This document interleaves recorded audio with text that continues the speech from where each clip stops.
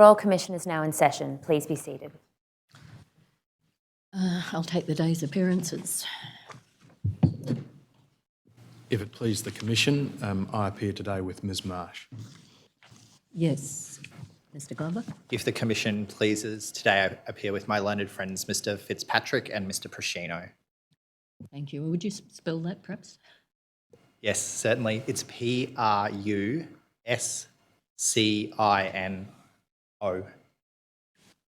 Thanks very much. Yes, Mr Gregory? Yes, Commissioner. Today there will be 4 witnesses, the first 2 to be called before lunch from the Australian Taxation Office. Firstly, Mr Tyson Fawcett. Secondly, Mr Michael Kerr-Brown. The witnesses after lunch represent the Community and Public Sector Union. It's convenient at this point if I tender the material to form the exhibits for the day. There should be a draft exhibit list with you, Commissioner. Yes, there is. Commencing at 2302 and concluding at 2490, although it contains some additional references to exhibits tendered earlier. I tender the bundle. Yes, those documents numbered 2302 through to 2490 are admitted bearing the exhibit numbers contained in the schedule. Thank you. Thank you. Mr Tyson Fawcett is present. Yes, Mr Fawcett, would you prefer to take an oath or an affirmation? Affirmation, please. All right, can you stand up for a minute while that's administered? Response is, I do. Do you solemnly declare and affirm that the evidence you will give will be the truth, the whole truth, and nothing but the truth? I do. Thank you. Take a seat. Yes, Mr Gregory? Yes, thank you. Mr Fawcett, you received a notice to give evidence and produce documents NTG-0087 dated 21 November 2022 and produced a statement in response dated 30 November 2022. Is that correct? That's correct. And do you have a copy of the notice and your statement there, or at least your statement? I have a copy of my statement, yes. Thank you. All right. As you indicate in your statement, you were first employed by the Australian Taxation Office in May 1990 and have continued for a little over 32 years with the ATA. That is correct. You're currently the Senior Director, which is an Executive Level 2 in the ATO Smarter Data Program, Data Management Team. That is correct. And who do you report to currently? So I currently report to the Assistant Commissioner inside of the Smarter Data Program referred to as Peter Phillips. And back in 2015 and 2016, who did you report to? Again, reported to then at the time an Assistant Commissioner. Back in about 2015, it would have been Paul McKenzie. And do I understand that you've held that role that you're currently in since 2015, is that right? Yeah, that would be correct. The responsibilities of the Smarter Data team include advising on data sharing within with key government agencies, which includes Services Australia. That is correct. Was that always the case? That is back in 2015 and 2016 as well? To the best in relation to what I can recall back in 2015 would largely be yes, it did, and it still continues today in relation to working closely with Services Australia. I might only add that there are other parts in the Australian Taxation Office that also deal with Services Australia as well. The focus of this inquiry is on the introduction of the manual compliance program and the online compliance program in 2015 and 2016. You were involved to some extent in the dealings with Services Australia during that period of time in respect of that program? That is correct. Who was your primary counterpart at Services Australia, then the Department of Human Services? In 2015 and to my memory at the time, Ben Lumley was one of my key counterparts in the Department of Human Services. To a lesser degree, Scott Britton and Jason Ryan also, but there may have also been others who I came into contact with, but to the best of my memory, they're the people I can remember. In paragraph 1.19 of your statement, you identify that sometime between September 2013 and mid-2015, you became aware that there were arrangements whereby the ATO shared data with Services Australia, and that had been a process which existed, at least to the time you became aware of it, for a number of years. Do you recall the circumstances in which you became aware of that? Between 13 and 15, that is. Yes.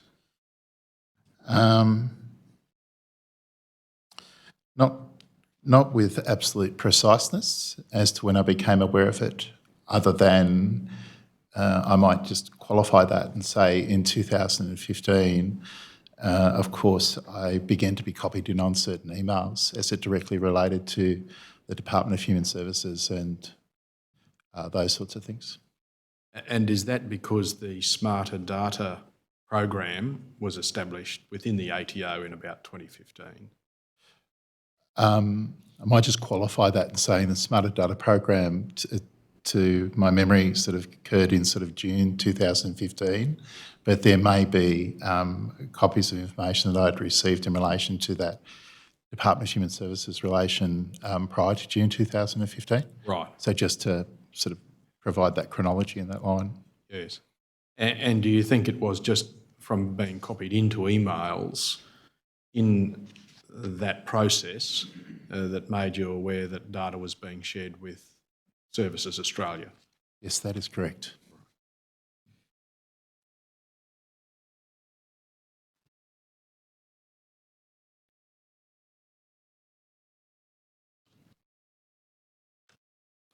Now, you came to know Mr. Michael Kerr-Brown about 2014, 2015. Yes. What role did he have within the ATO in relation to your role?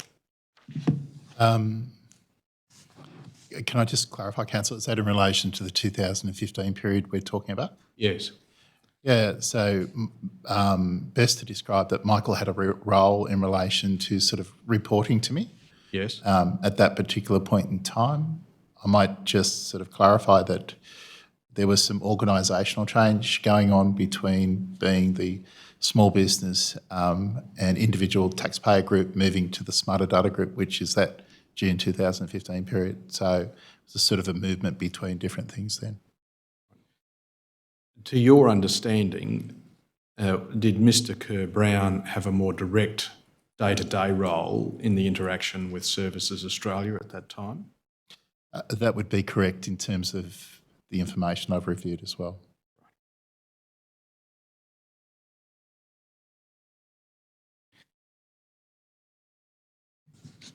You refer in paragraph 1.24 to two forums, the Data Management Forum and the Consultative Forum. Were you a regular attender of either or both of those? Yeah, I might just provide some clarity around both forums just for people. In relation to both forums, they're actual senior executive forums. In relation to the Data Management Forum, that's a senior executive role of a Band 1. In relation to the Consultative Forum, that's a Band 2. In relation to my attendance at either of those forums, it would often be, it could be in an ad hoc basis because I'm not a senior executive officer. So those forums are directly run by those people. But from time to time you attended, I gather. Sorry, to answer your question, that is correct. And was that on the basis that you were invited to speak to a particular issue or address the forum in respect of a particular matter? That would be correct. Generally speaking? Yeah, generally speaking.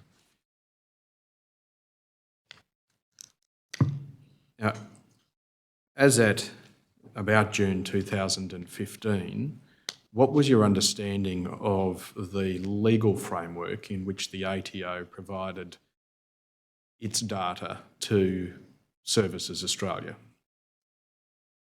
So, to the best of my memory at the time, it was and from documents I've since sort of reviewed, the mechanism of exchange was the data management program, the data matching program, up until at least in that July 2015 period. That is the Data Matching Program Act. That is correct. Apologies. Right. And is that because the data matched with or provided by the ATO to Centrelink or Services Australia was through the identification process, which involved tax file numbers?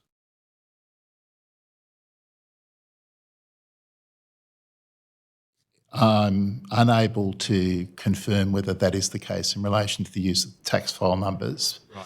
But just generally in the context of data being shared under that Act as it related to the Department of Human Services then at the time. You say based on documents that you have referred to since, that's your understanding, or rather your memory and documents that you have referred to since. Have you located any documents from the ATO perspective, any documents which bear out its own assessment of the basis on which ATO data was shared with Centrelink? In reference to the 2015 period onwards, is that the period Yes. you're referring to? Yeah, there's been a location of a number of documents referring to data being shared back with the Department of Human Services in that period of time. A number of the documents you refer to in your statement are emails from Mr Lumley, Correct. who indicates an intention to move away from the Data Matching Program Act as the framework under which the data was supplied. That is correct. Apart from his assertion that there was a need to move away from the Act to a less limiting process, have you identified any purely ATO documents, that is not emails, but ATO records, policies, procedures which deal with that proposition, the provision of data under the Act? No, I haven't. So is it fair to say that the basis of your recollection that data was provided by the ATO to Centrelink, that is up to that mid-2015 period, is based really on assertions contained in emails from Mr Lumley to the ATO, which you've reviewed in the preparation of your statement? That would be correct. Does that suggest to your mind that the basis on which the ATO shared data was really guided in large part by the nature of the request from Centrelink?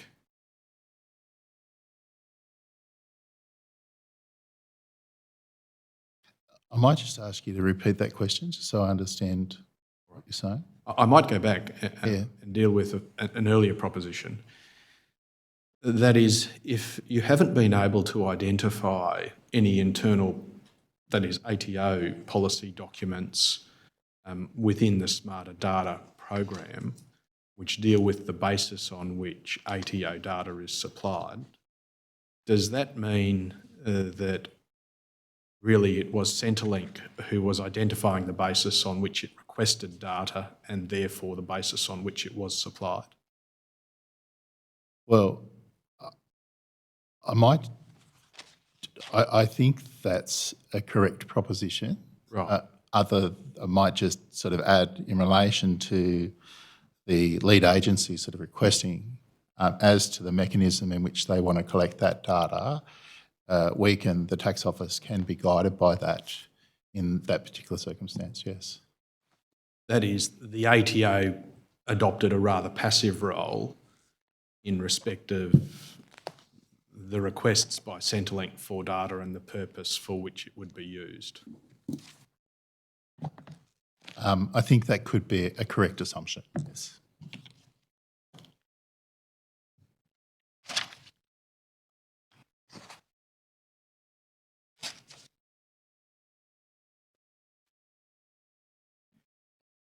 In paragraph 3.7 of your statement, Identified by at least 18 January 2016 and possibly earlier, you were aware that the exception contained in section 355-65 of Schedule 1 to the Taxation Administration Act permitted the ATO to share taxpayer information, other than tax file numbers, with Services Australia where the disclosure was for the purpose of administering social security law. And at paragraph 3.8,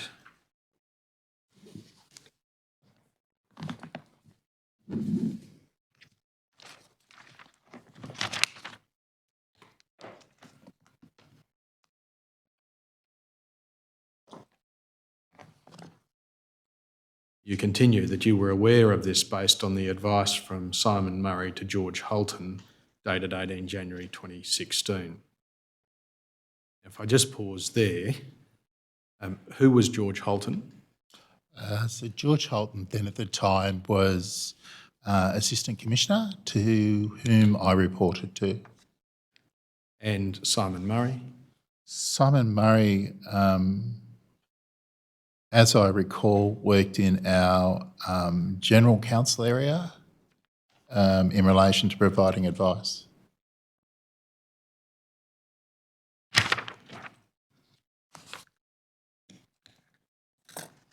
We might just go to those documents.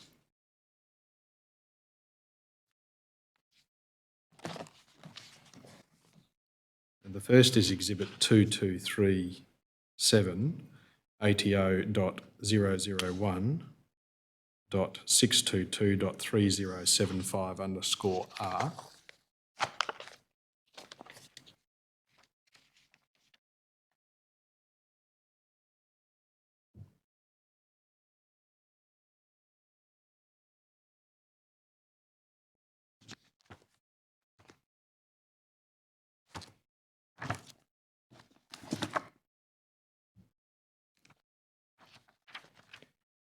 This is the advice that you're referring to. That would be correct, I believe. All right. You just go to the bottom of page 1, you can see an email from George Holton to a number of people, which include yourself, dated Thursday, 19 November 2015, which refers to a summary below and accompanying draft instruction items resulting from Monday's workshop with DHS. You can see that. Yes, I can. And if we go over to the next page,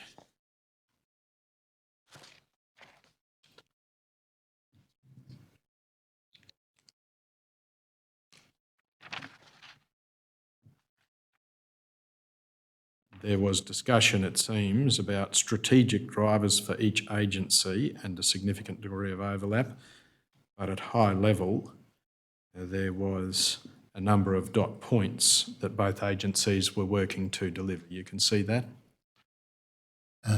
Yes, I can, Councillor. I just haven't read it complete, that's all. No, that's okay. And please don't hesitate to ask for some additional time if you'd like to read a document. Sorry. I take it, though, that this is one of the documents you reviewed in the preparation of your statement. Yeah, it would be a document that I'm copied into. As to reviewing it, it should have been a document that I should have seen. Yep.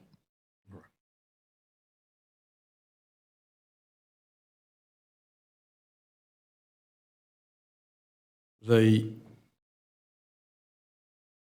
summary of action items agreed to at the end of the workshop, which had been conducted that week, included point 3, and that was that each agency needs to develop and implement internal policy and business process that ensures there is a single coordinating point for the management of exchange of information, and that there would need to be a document, I think, or a document of process in respect of agreed interagency policy that covered collection, management and exchange of data.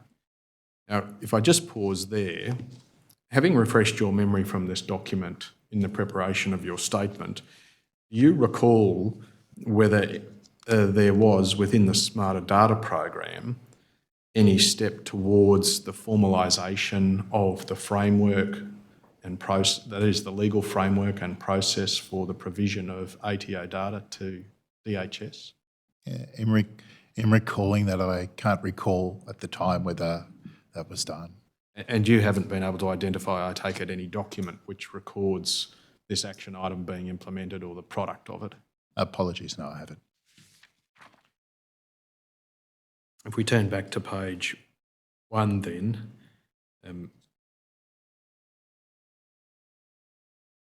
we can again see that you are, in the middle of the page, sent the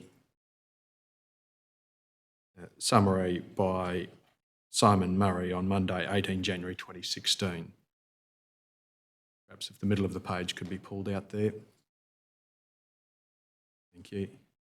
Yes, that's correct. And that's the date from which you make the reference in your statement that you were aware of these things as at that date. That's correct, Council. Yes.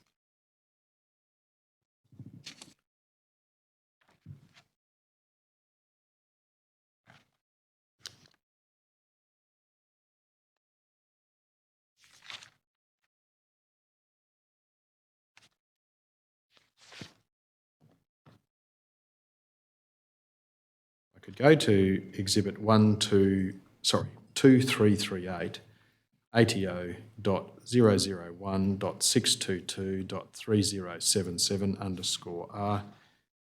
For completeness, Mr. Fawcett, I'll just refer you to the attachment, and this is, again, I guess, the formal advice from Mr. Murray to Mr. Holton dated 18 January 2016, which was attached to that earlier email.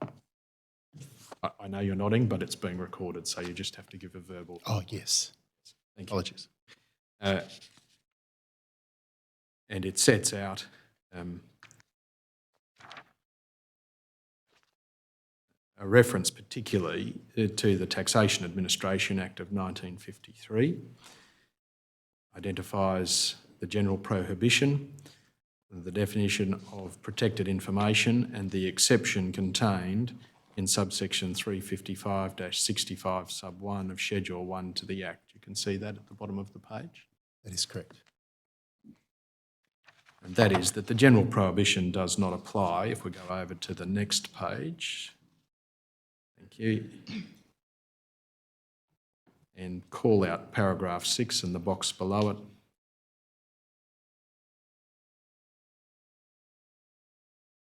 Sub 1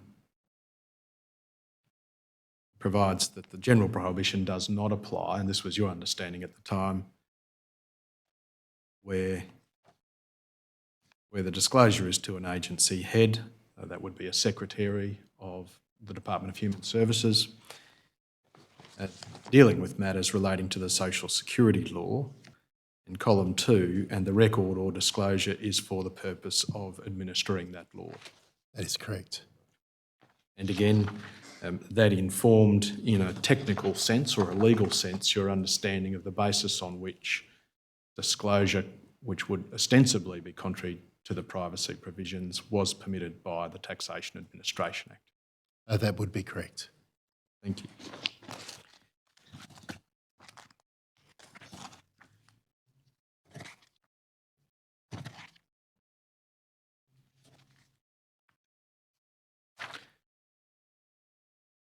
In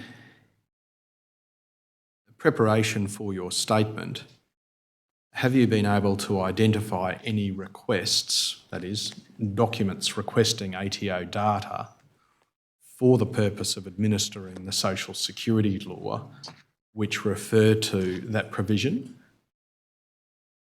Not that I can recall. No.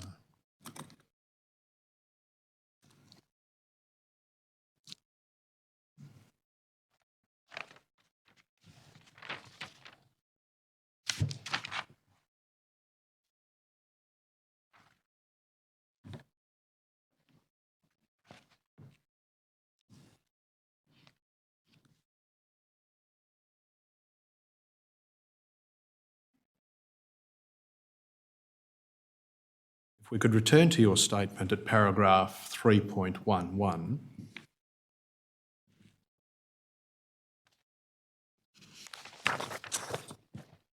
It might be convenient to bring it up on the screen. Exhibit 2303.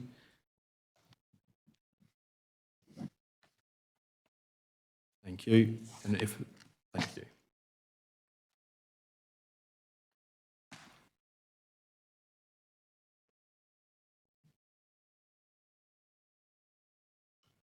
Again, Mr. Fawcett, you set out your understanding or your awareness of the data sharing process between the ATO and Centrelink as at December 2015 in this paragraph. That is correct, as much as I knew, yes. And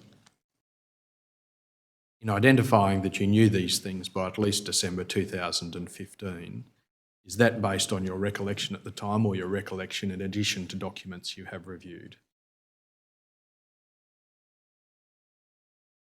It would be based on my recollections and documents I've since been able to discover, Council. Yes, all right. And you identify there that Services Australia provided a file to the ATO containing a list of individuals and information, or identifying information in respect of those individuals, which would then be applied or matched within the ATO to ATO data relating to those individuals. That is correct, yes. The way in which Services Australia provided a file, that was electronically, I presume. To the best of my memory, I wouldn't have the preciseness of that or couldn't even recall that. Okay. Yeah, Paul. And it might be that Mr. Kerr-Brown is in a better position to identify some of the intricacies of this process. I think that would be correct, be more precise.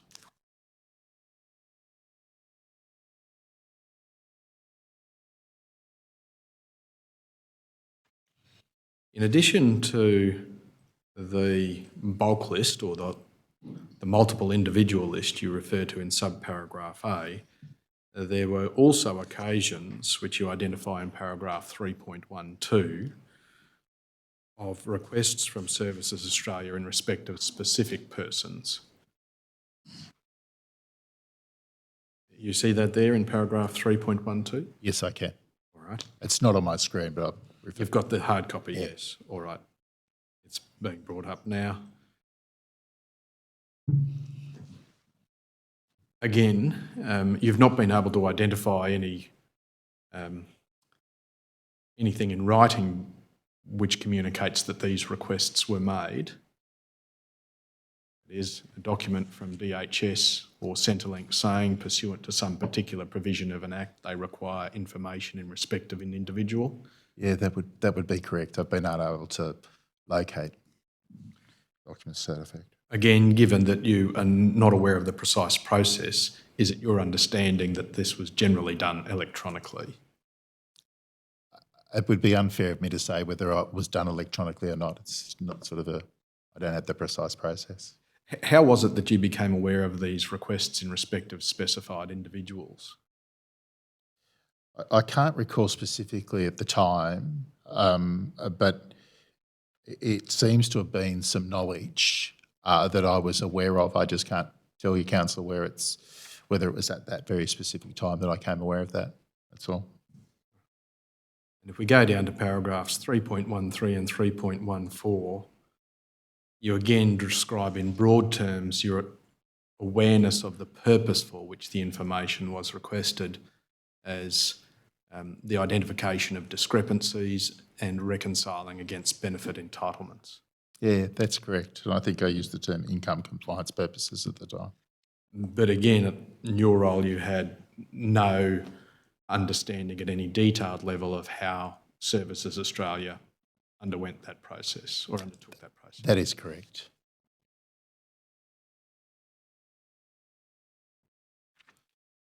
If we go to paragraph 3.15, which spans the next 2 pages, thank you, and call that out.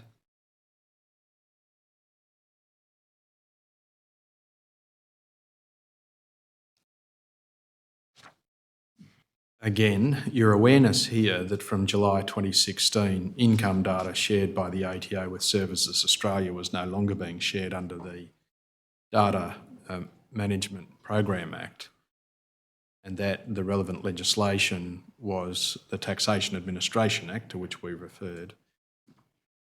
Is that awareness, again in very broad terms, from emails which you've identified came from Centrelink or the Department of Human Services? Yeah, that's correct, Council. Those earlier 2015 emails, and it talks about the DMP. That is, there was a communication from Mr Lumley primarily that the Department of Human Services wished to move away from the Act, the Data Management Program Act, and move to a more flexible arrangement. That is correct.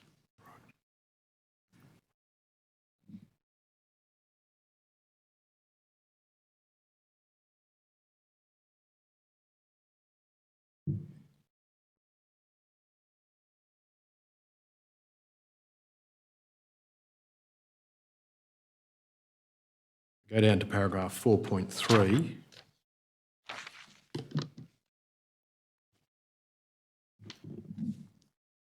This is again a reference to July 2016. The data which you understood to be provided by the ATO as PAYG data was being shared twice a year with Centrelink, That is correct. and it was data for the whole of the financial year according to your understanding. Yeah, that's my understanding, annual data. And your understanding is based, correct me if I'm wrong, on two things. One, what you've been told, and two, your understanding that the Taxation Office collects PAYG information from employers for a financial year. That's correct. We collect financial year data. Yep.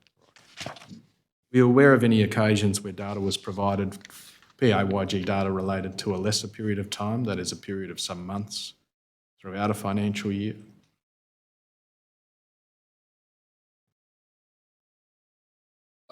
I'm probably unable to recall whether that was the case back then. I just can't recall anything.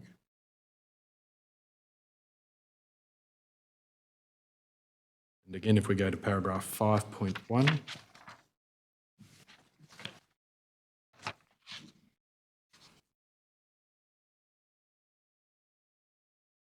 thank you. The question was, provide for each framework relevant examples of the requests made by the agency, that's Services Australia, formerly DHS, to the ATO to initiate the process. But you've not been able to identify a file from Services Australia requesting data from the ATO or the return file from the ATO responding to a request. Yeah, that's correct. Again, does that suggest a very high degree of automation in the transaction? An online request by Services Australia and an online response between various computer programs. I'm unable to advise on that. I'm unable to recall or if there was anything that was advised to me on those things. Another possibility is there isn't a request, it's just automatically sent across, but you don't have that kind of information. No, I don't, Commissioner. Apologies. At any point through to about mid-2016, did you become concerned about the legal basis on which the ATO was providing data to Centrelink in respect of the online compliance program?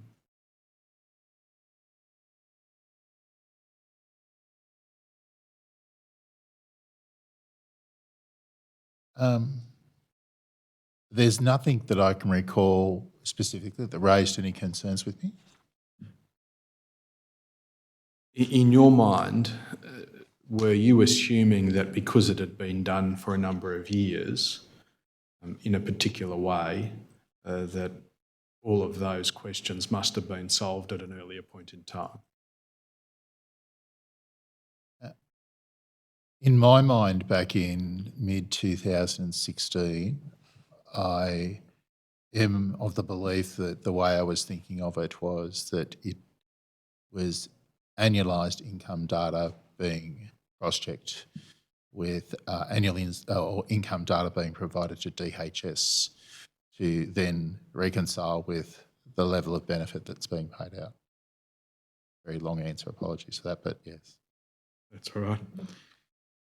But what about the basis on which it was done? Did you think about that or not? The legal basis, I mean. Commissioner, as sort of a long-established relationship with Department of Human Services, of which I continue to carry over. But so the answer is I don't recall whether I turned my mind to those things at the time. And what Mr. Gregory had suggested to you was to the effect that since it had been done for a long time, did you assume that somebody must have sorted out the basis on which it was done? Commissioner, I don't know whether I turned my mind whether someone had sorted it out, so apologies, but I think I was thinking it had been a long-established process, as you said. All right.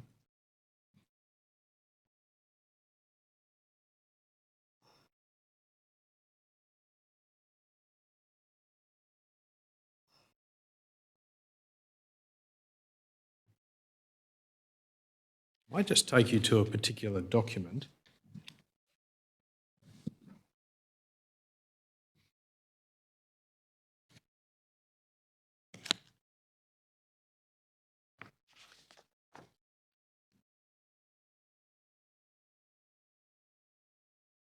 Exhibit 314, ATO.001.957.0908_R.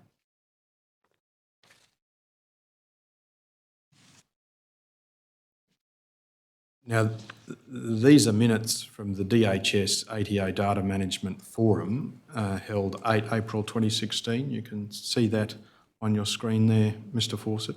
Yes, I can. And this was a meeting that you attended. You can see the list from the ATO. Yes, I can see my name listed as an attendee.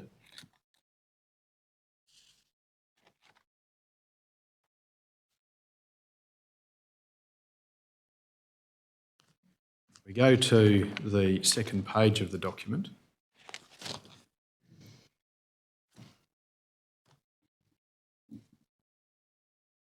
The debrief, which was agenda item 3, if that could be called out.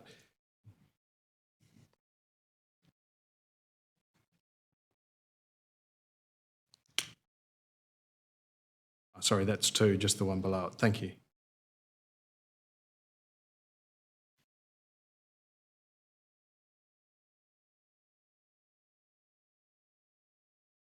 You're describing the consultative forum debrief, that's the other forum, and you updated this particular forum on that forum's discussion on 19 February, that's 2016. Milestones to date, the program of work, the work complete required by July 2016.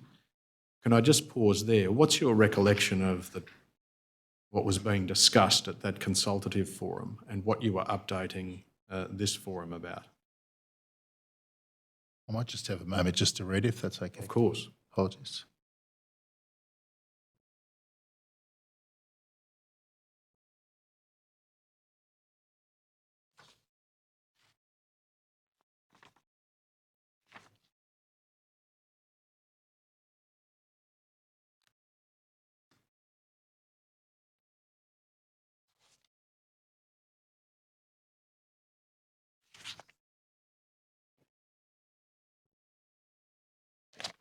Apologies. Can I have the question again, Council?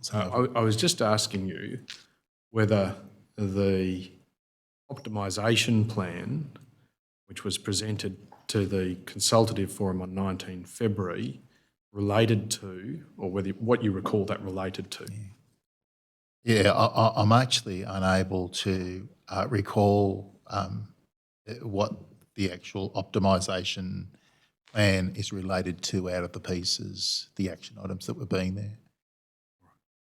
The suggestion that work was required by July 2016 indicates that there was something which had to happen. I agree with that, yeah. Did this relate to the online compliance intervention program? Again, I'm unable to recall whether it's actually related to that, but as you say, it looks a lot like that it's relating to the bulk data exchange of July 2016, to the best of what I can see. Because your understanding was at this point in time that the ATO required bulk data exchanges to start the OCI process. Sorry, DHS required to get bulk data exchanges from the tax office to be able to start that program.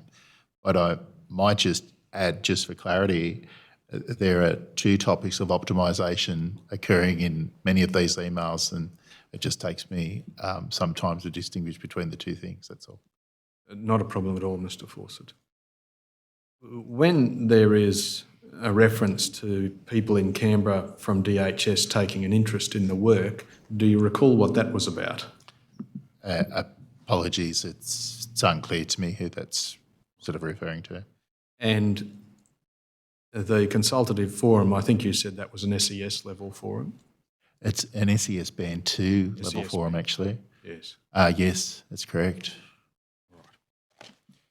We could go over to the next page and call out agenda item 4.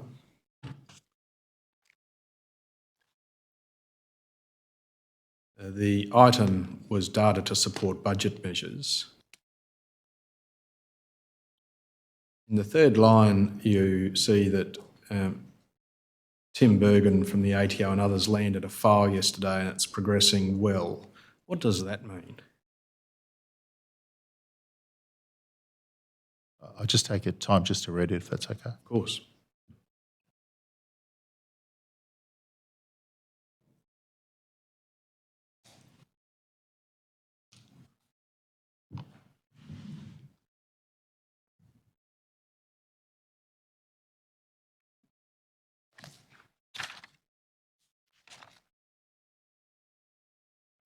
Sorry, the question again, Councillor? What does landing a file yesterday, which is progressing well, mean? I have no specifics about precisely what occurred at that time, but just reading that, it indicates to me that it was the transmission of a file from the tax office to DHS.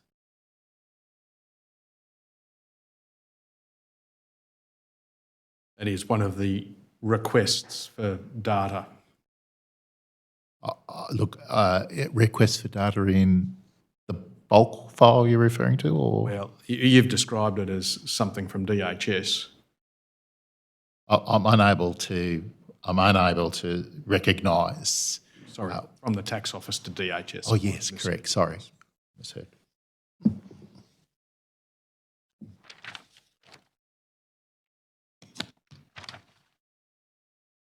It was clear at this point, though, that your understanding of what was being proposed was the provision of a large sample file without tax file numbers. Yeah, what I can read from here, it provisions for the landing of a file without tax file numbers. But that's quantified by the reference to 100,000, the number 100,000. Yeah, again, I can only reference what I see in front of me here. Yeah. You're noted as questioning whether legislative change was being sought. Why did you ask that question? Without understanding, not having the preciseness of what occurred at that time, it only leads me to believe it was a question more related to use of tax file numbers and amendments around that. But again, I don't have preciseness around what occurred at that time. It appeared to be a discussion also in respect of, or one which related to the privacy rules. You can see that? I can. And that appears to be attributed to Ben because there are two sentences, Ben advised, and then it flows into looking for the ownership of privacy rules and believes it's a barrier to overcome. Do you recall Mr. Lumley saying that the privacy rules were a barrier to overcome or something similar? Yeah, look, I'm unable to recall whether that was the nature of the conversation then. Okay.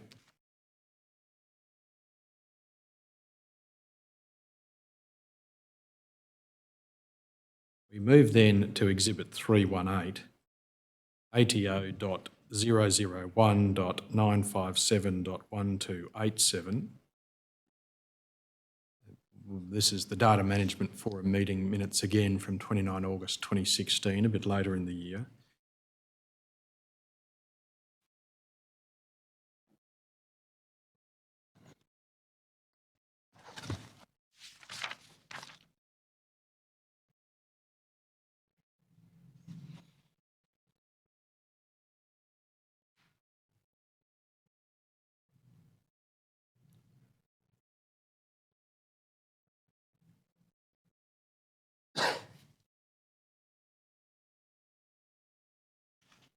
You go to the bottom of page ending 1289, agenda item 4, and call out that document. Again, Mr. Fawcett, this is a reference to the Data Sharing Optimisation and Management Plan. I'll let you read that there.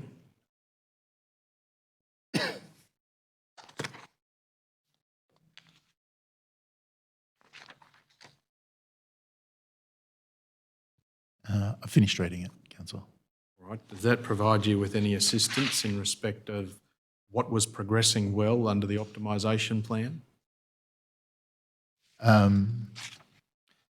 Provides no precise clarity in relation to what was being spoken about, but I make this observation that this is an example of where we're talking about the term optimisation being used in two different contexts. In this particular example, it's making reference to all the different exchanges that go on between the agency, and probably, from what I can read, is the speaking of rationalising those. So it's more of a strategic piece around that, if that makes sense, compared to how optimisation is used in other documents that I've been able to see. Okay. Please go to the next page, .1290, and call out agenda item 6, data to support budget measures, and the response. Thank you. You were aware by this time that the PAYG proposal was part of a budget measure to be implemented by the Department of Human Services. That would be correct. I think I knew about that as early as somewhere in 2015, I think it's to be. Then, and that's Mr. Lumley, thanked the ATO for providing data and understanding the pressure to deliver the budget measures, which had to proceed quicker than originally thought.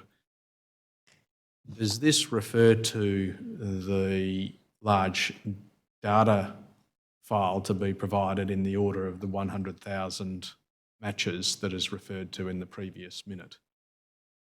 I'm unable to confirm whether that is actually what it refers to, but it seems that it's referring to the bulk data file extract in that July 2016 period, I believe.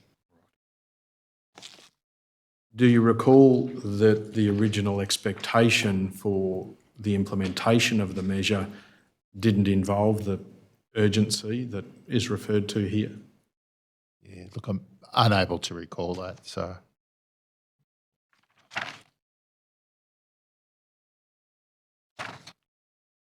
Towards the end of 2016, you became aware of significant media interest in the online compliance program. That is a couple of months after this reference.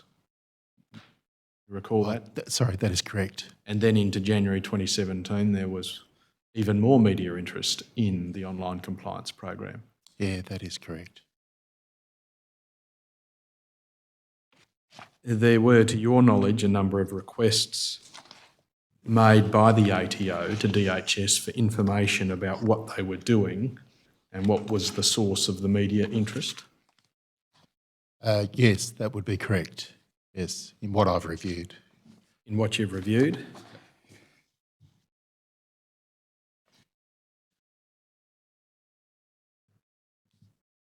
And particularly you understood by the time of early 2017 that there were circumstances in which a DHS was using the ATO data to calculate debts where there was no other information available by averaging that over a particular period.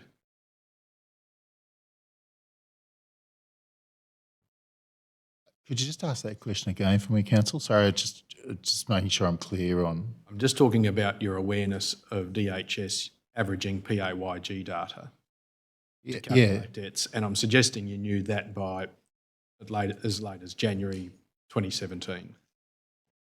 That would be correct. I think it might have even been a bit earlier in my statement. I've made May that. have been December. Yeah, through media Yes. and different things. Yes, that's correct.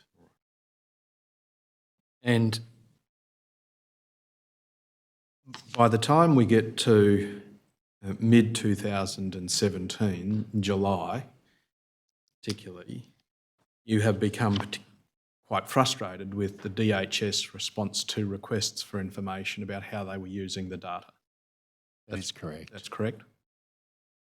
Can you describe to the Commission why you became highly frustrated about the DHS response or lack of it? As best as I can recall, the frustration emerged out of the media reporting in relation to tax office annual data being used in an averaging environment. So in terms of that general media, and also in relation to, I think, the level of engagement with DHS to engage with the tax office in relation to the use of the data. And that level of frustration existed even though you knew that the ATO was putting out media releases in January or February of 2017 saying it was happy with what DHS was doing? I'm unable to recall the second part of what you've proposed there about pushing out messages. It was more to do with continually seeing messages being published referencing the tax office and the tax office's role in there. That is, questions about the role of the tax office in the provision of the data for use by that's correct. Department of Human Services to calculate debts. That is correct. And when you expressed frustration about the level of engagement with DHS, do you mean they didn't warn you what they were doing? To the best of my memory, Commissioner, I was unable to recall whether I was seeing the preciseness in relation to what they were doing, and it's only through the review of information that I can't say whether I had that strong sense of precisely how it was being used, other than for income compliance program, the detail. That is prior to the media alerting the public to the issue of income averaging in December 2016. DHS had not informed the ATO, to your knowledge, that it was proposing to use the data that way. In relation to the preciseness of that way, yes, that's correct. And it was the media interest which triggered questions of DHS by the ATO about the use of the data. That would be correct, and provide that my statement.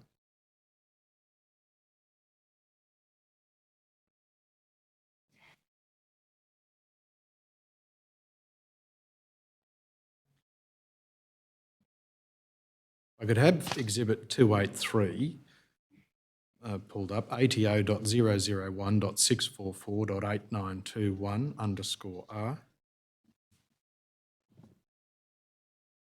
This starts with your email of Friday, 7 July 2017, Mr Fawcett. You're nodding, I appreciate you're familiar with it. Oh, so yes. Yes. It hasn't come up on my screen yet, Councillor. That's all. It will shortly. Okay.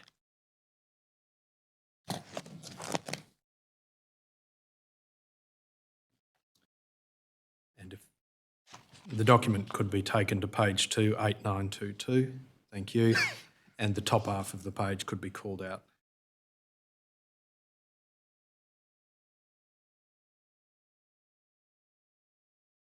Mr Fawcett, this is an email to Ms McRae, who was then at DHS. Yep. She was the branch manager, I understand, of Debt Strategy and Analytics, the Compliance Risk Branch in the Customer Compliance Division at DHS. Is that your recollection? Look, I'm unable to recall the exact title of what she was, but if it is that she's signing that as a signature block at the time, then You refer to a DHS ATO operational meeting today. Now, that's different to the management forum and the consultative forum. yeah, I do believe it is. It's a third forum that is a real working group of Yes. things. That's how I understand it. In preparation for your statement, have you been able to identify any minutes of that meeting, or is it a more informal meeting? I've been unable to identify any minutes or other nature of that. Yeah. What about your recollection? Do you recall what was discussed from reading the documents and preparing your statement? Yeah, I'm unable to recall exactly what occurred back then at that time. Yeah. Well, what you say is that, as discussed, it's important that the ATO and DHS revisit the ATO/DHS optimisation program to discuss what parts can be agreed as priority, and ask that you schedule the next data matching meeting as soon as Ben returns after 17 July. Was there, the way in which you use optimisation in this email relates to the delivery of the process for the OCI program, the delivery of data rather.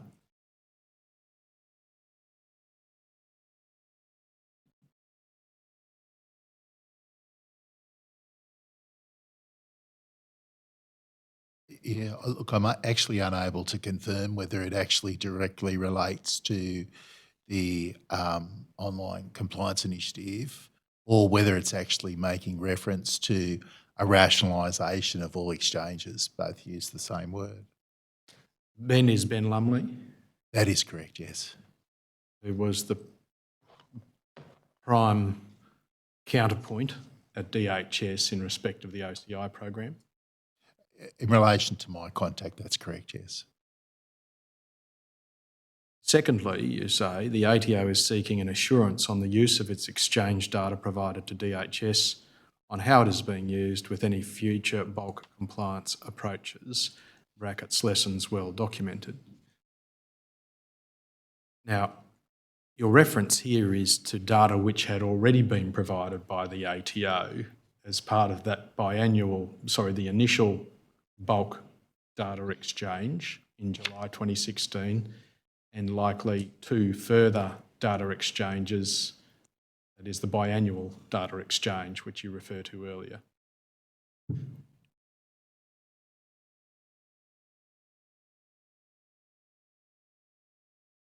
I believe that to be correct in what I read. It's referring to a level of assurance around, in effect, the data sets being exchanged, yes. And particularly the fact that the ATO had already provided large amounts of data to DHS, firstly in the bulk exchange around July 2016, and then probably 2 further exchanges in late 2016 and the first half of 2017. Yeah, that would be correct. That would be correct. That is, the data had been provided without any assurance from DHS about its use up to that point. To the best of my memory, I agree with that proposition based on the long-standing relationship with DHS and the data sets themselves having never changed in their elements. So yes, I agree with that statement. It may be more accurate to say whatever assurances had been provided by DHS up to July 2017, you considered it to be inadequate. Sorry, I missed the last part. You considered those assurances to be inadequate at this point. It might be best to describe that I required more assurance around what was being used in relation to that, the data. Now, the brackets of lessons well documented, what are you referring to there? Again, I'm unable to recall precisely what I was referring to back on the 7th of July 17. This was a particularly significant email, though, in respect of your involvement with DHS in relation to the OCI program. Yes, it is probably a significant email in relation to that. But I might just add at the time, I never thought it to be a significant email then. Well, you use very strong language, Mr. Fawcett. You wouldn't normally use this type of language, would you? Oh, no.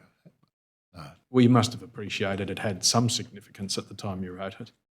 It was a stronger level of language that I was using, yes. And you were aware of, as you've said, all of the media interest and the various statements by ministers to some extent up to this point in time in respect of the program? That is correct. Aware of media, aware of some comments in that media that may have been comments by more senior government officials, yes. And aware that there were criticisms of the ATO's role in respect of the program? At the time of when that media was happening, I would have been aware of that, but at present, today's times, I'm unable to recall back exactly what the detail of that was. There must have been something that triggered this email by you in the discussion with Ms McRae earlier that day.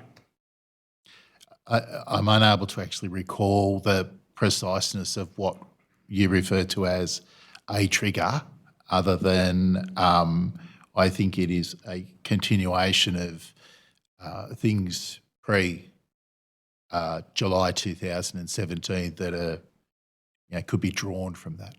Yeah. It is the questions raised by the ATO about the use to which DHS was putting the PAYG data had not been satisfactorily answered. I think that it would be a fair inference from what I'd written here, yes. The lessons well documented, are you referring to the adverse media attention in December, January, and through an ombudsman's investigation and those sorts of things? Yeah, again, I'm not able to recall whether at the time I used those words where it was directly referencing that, but the history of the information leading up to this might draw out that it's a possibility that I was thinking of those things, yes.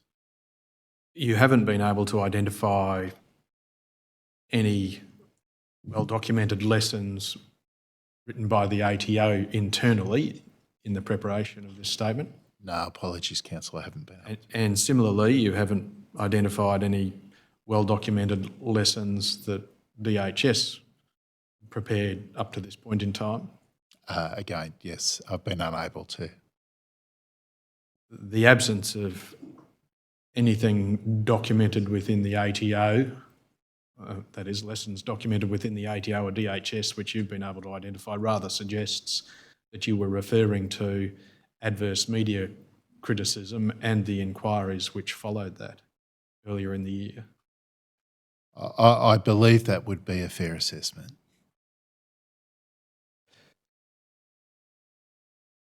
Although you spoke with her that day at the DHS ATO operational meeting, you sought an urgent discussion and you said next week at the latest on this. Again, I take it whatever you discussed that day didn't satisfy the issue that you had raised with Ms McRae. I believe that it can be drawn from the emails, but I actually can't recall, what was it that sort of triggered me to be able to write that. This email is sent by you at about 11 o'clock in the morning. Yeah. That is, you've had a meeting with her and perhaps others, which doesn't appear to be documented, and within a couple of hours at the most, the issue is so significant in your mind that you decide to commit it to writing and request another urgent meeting, or request an urgent meeting. I believe you to be correct in that chronology of events, yes. And it's not just that you request an urgent meeting, it is that you advance a position in respect of what can be done in the Robodebt scheme. You might just say that question again for me, Council, sorry. Well, you continue. Otherwise, I ask that you cease and desist the usage of the data until we have your assurance around the data use. That is, you want an urgent meeting, and if they're not going to agree to it, that is, DHS won't agree to an urgent meeting where they will give you assurance about it, you want them to stop using the data. I'm unable to recall precisely the events of what occurred there, but what you infer is a likely scenario. It's the only reasonable one, isn't it, from the last sentence? No, I don't disagree with that, Council. And you understood that what you were suggesting or asking of DHS was a very significant thing, because you were representing to DHS that the ATO would not permit the scheme to continue without the assurance that you required. When you say the scheme, you mean the data transfer process? I'll re-ask the question. You appreciated the significance of your statement to Ms McRae involved a request from the ATO, that is from you, that DHS stop the use of the data which had been provided for the online compliance intervention program and its successors. Yeah, I think from memory, in relation to the level of detail that you provide around that statement, I actually cannot recall, but reading in relation to that last paragraph, it was that I was wanting much stronger assurance around what was happening. But it wasn't just that, Mr Fawcett, it was request which was followed by a big stick, a request to cease and desist in the absence of that assurance. It most definitely uses language to that effect, yes. And you understood that really what you were saying was that on behalf of the ATO, you were prepared to request the cessation of what came to be known, or was then known, as the Robodebt scheme.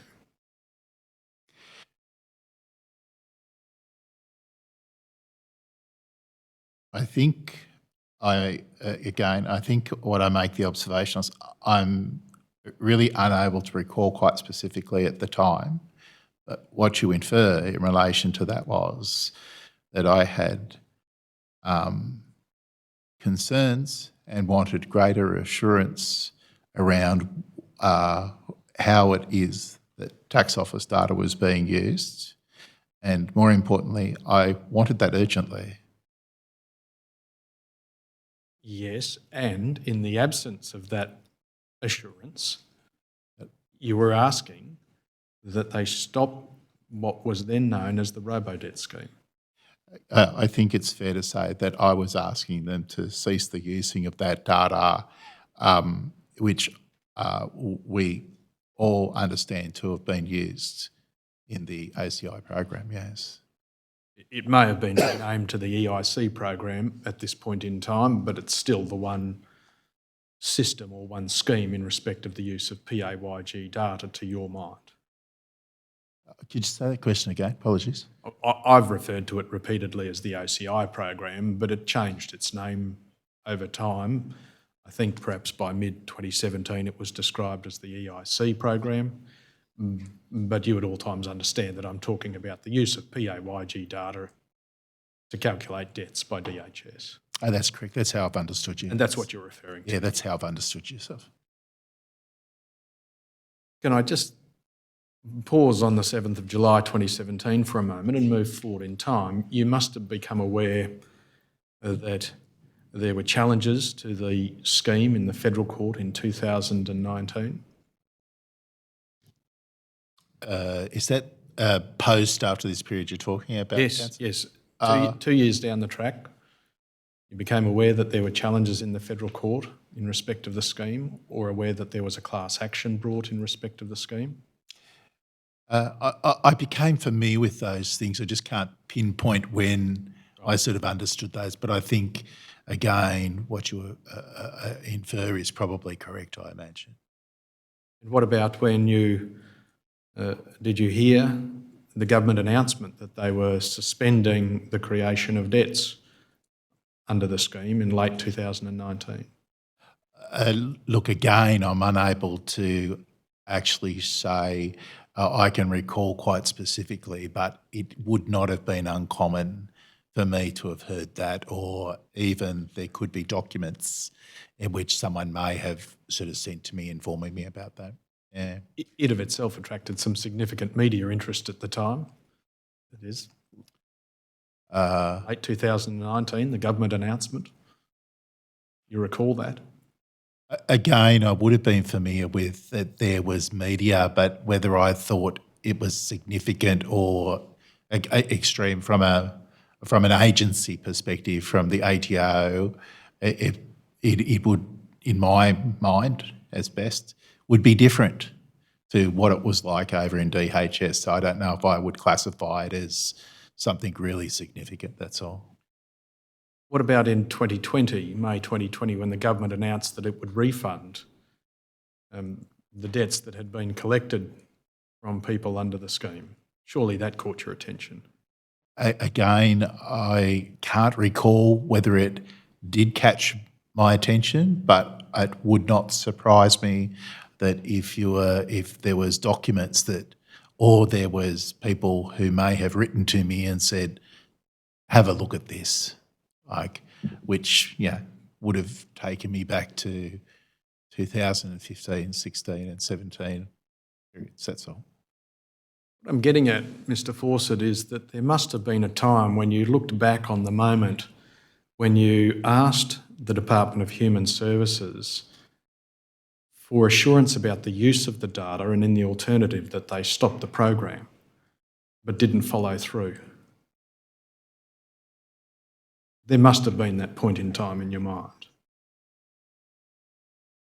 I respond in saying that I think in assisting with this commission, when I have reviewed back on things, that has been something that I've reflected on, yes. That irrespective of those at higher levels within the ATO and the position they adopted, you adopted a very specific position on the 7th of July 2017, didn't you? I can only say that on that particular day, and without recalling precisely what it was I was thinking, it would seem, on reflection, that I took a very strong position in relation to our conversation with DHS.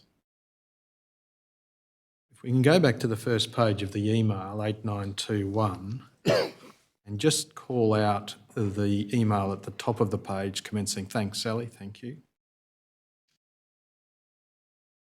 You can see the paragraph commencing the Australian Taxation Office there, Mr. Fawcett. Yes, I can. You use this phrase, ensuring the data is shared is done so in accordance to the law. I just pause there. Again, do you accept that the nature of your concern or the assurance that you were seeking in your email of Friday, 7 July, related to the lawful use of the ATO PAYG data?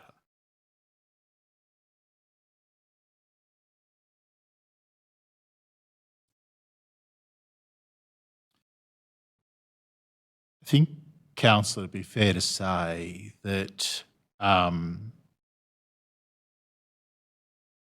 can't recall precisely why I was using the word law and whether, in a strict sense of how law is interpreted, or whether I was referencing a more generic, more general application of the use of the word law. I'm unable to recall. So that's probably the best I can recall at this point.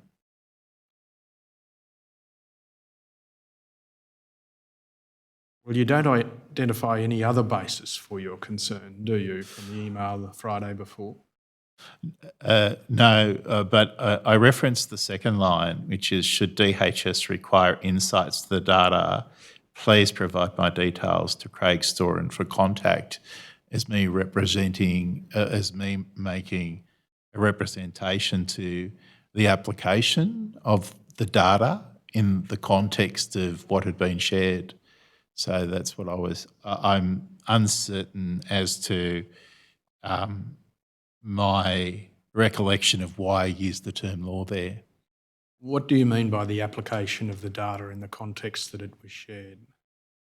So, and yourself has touched on this, the tax office was sharing annual data Yes.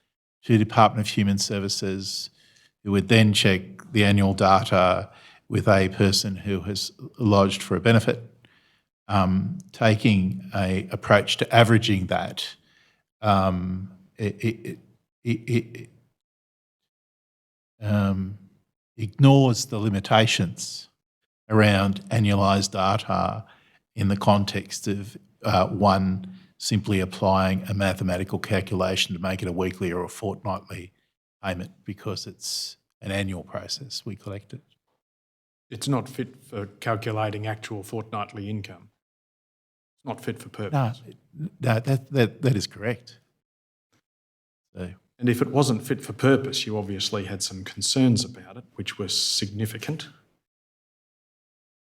well, I think that's a fair assessment. If it's not fit for purpose, it's about drawing out the limitations around that data and informing someone about that. That's correct. So irrespective of whether it was, in your mind, a legal question in the context of the Taxation Administration Act, that phrase, for the purpose of administering a social security law that you identified earlier, or whether it was a factual question that the data was limited to the point that it couldn't be used to calculate actual fortnightly income, the result was the same in your mind? That it really should stop, the process should stop? I might just get you to repeat that question for me, Councillor. I think what I agree in parts with what you say, All right. and there are other parts that I probably might describe differently in my words, that's all. All right. That sentence, the first refers to the law, the second refers to the application of the data, as you've just explained, That's correct. using the term law in the sense that it's described of the exception to the privacy provision, which you identified earlier in your statement, as a legal question, and using the second sentence as a factual question, that is about the limitations on the use of the data to the point where it couldn't calculate actual fortnightly income, irrespective of whether you are talking about law in that legal sense or in a broader sense to encompass the application of the data. the result is the same in your mind, that is, without an assurance about either the lawfulness or the validity of the process, DHS should cease and desist the program.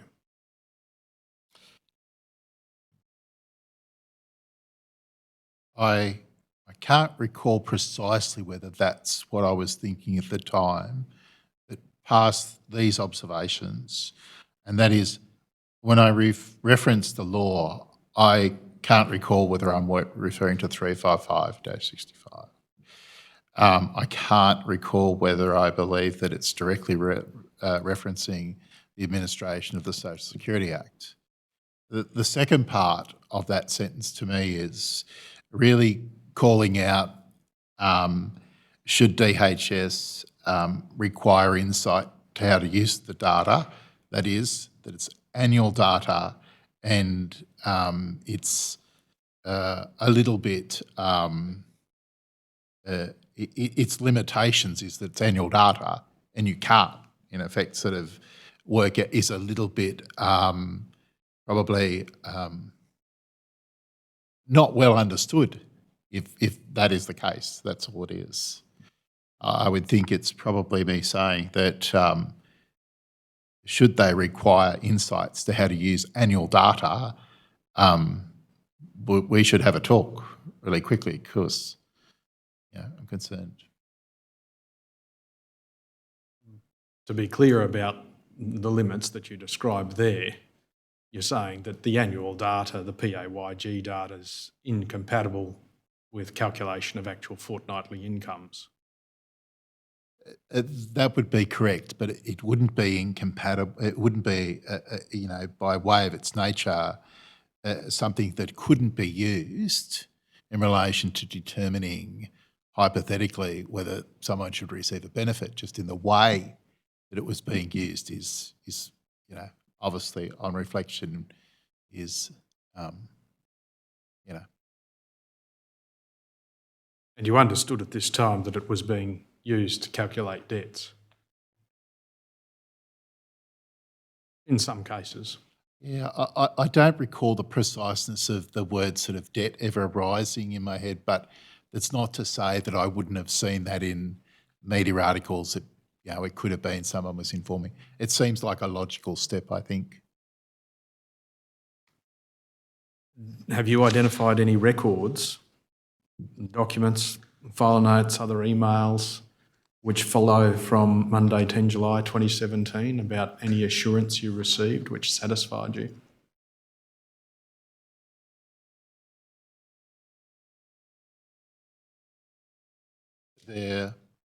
There's nothing that that I can recall, or have I been able to sort of reflect back on whether there was some confidence provided in relation to providing a level of assurance to me. If we go to the email between your first and last email, that is at the bottom of this particular page. Mm-hmm. In preparing your statement, you've again perused Ms. McRae's response. Yes, I have. How would you summarise her response?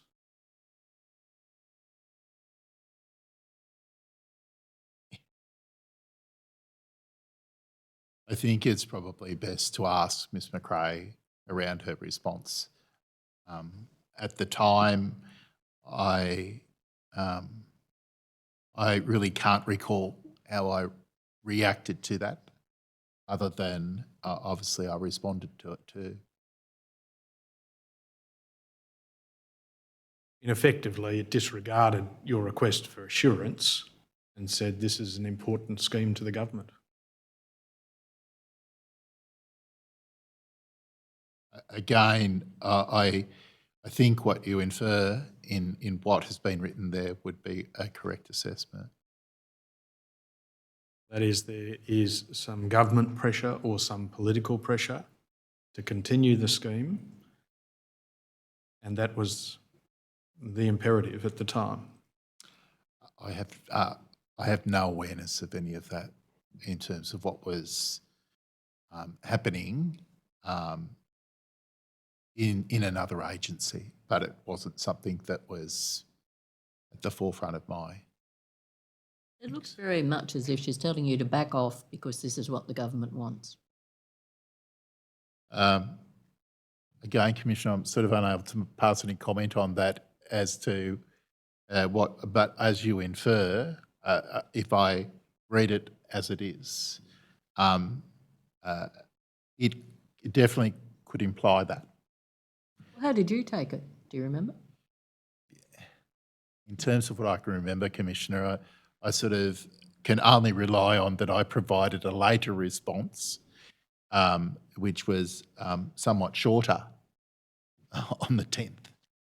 Well, you stopped saying cease and desist and started saying, I can explain to you what the problem is, effectively, didn't you? Sorry, I missed that. You stopped saying cease and desist and instead said, I can explain to you what the problem is if you can't grasp it. Is that a fair characterisation or not? That would be a fair categorisation, I think. Yes.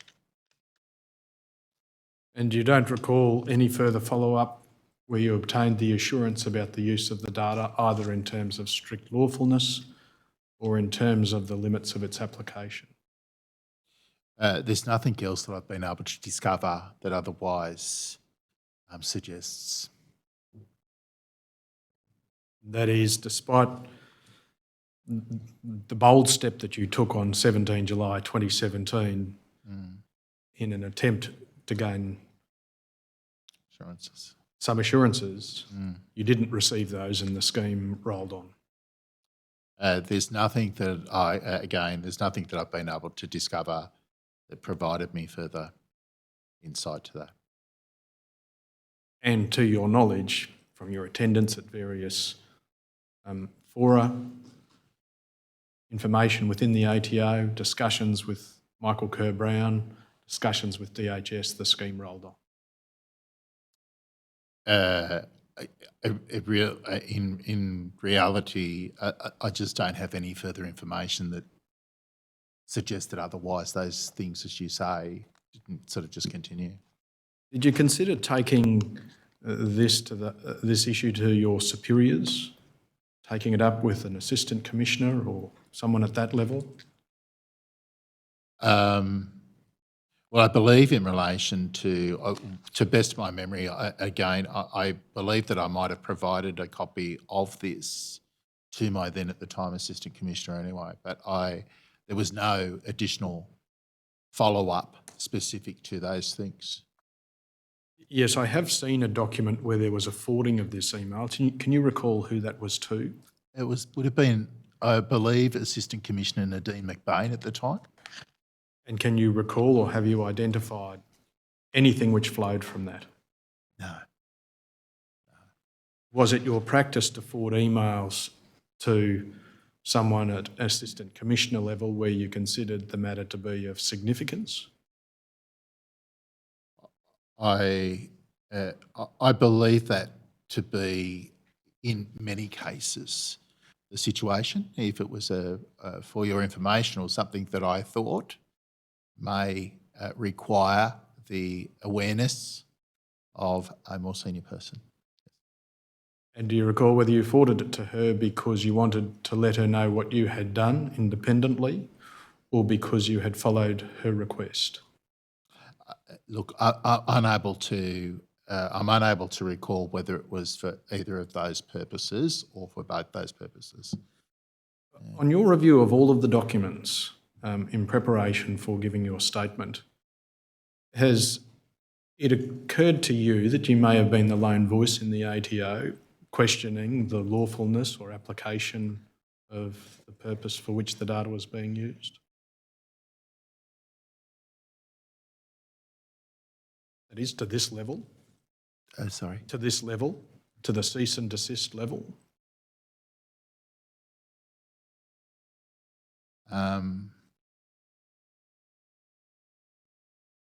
Look, I'm really unable to comment in relation to whether I think that proposition is correct, other than, from the documents I have reviewed and provided, and I can't recall whether I had provided other documents to more senior people. I haven't been able to discover that. So I think, I really can't recall.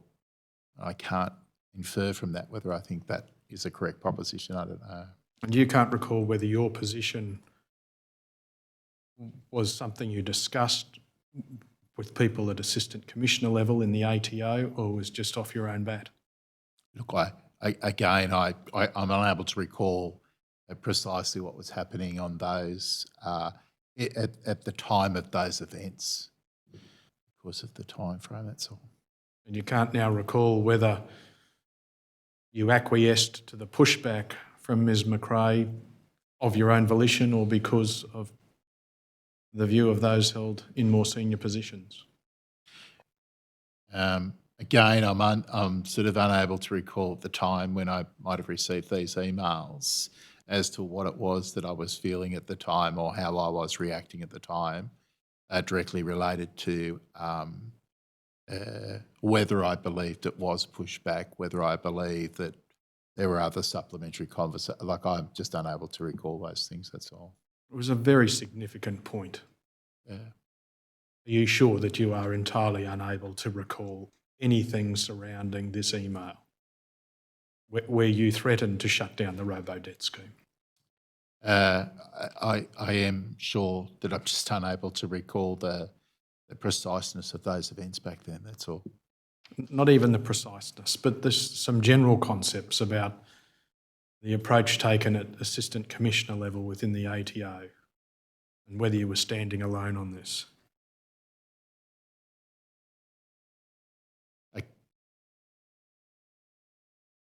Again, Councillor, I'm just unable to recall those things. I've done my best to review all the documentation and to look for a sense of the chronology around those times.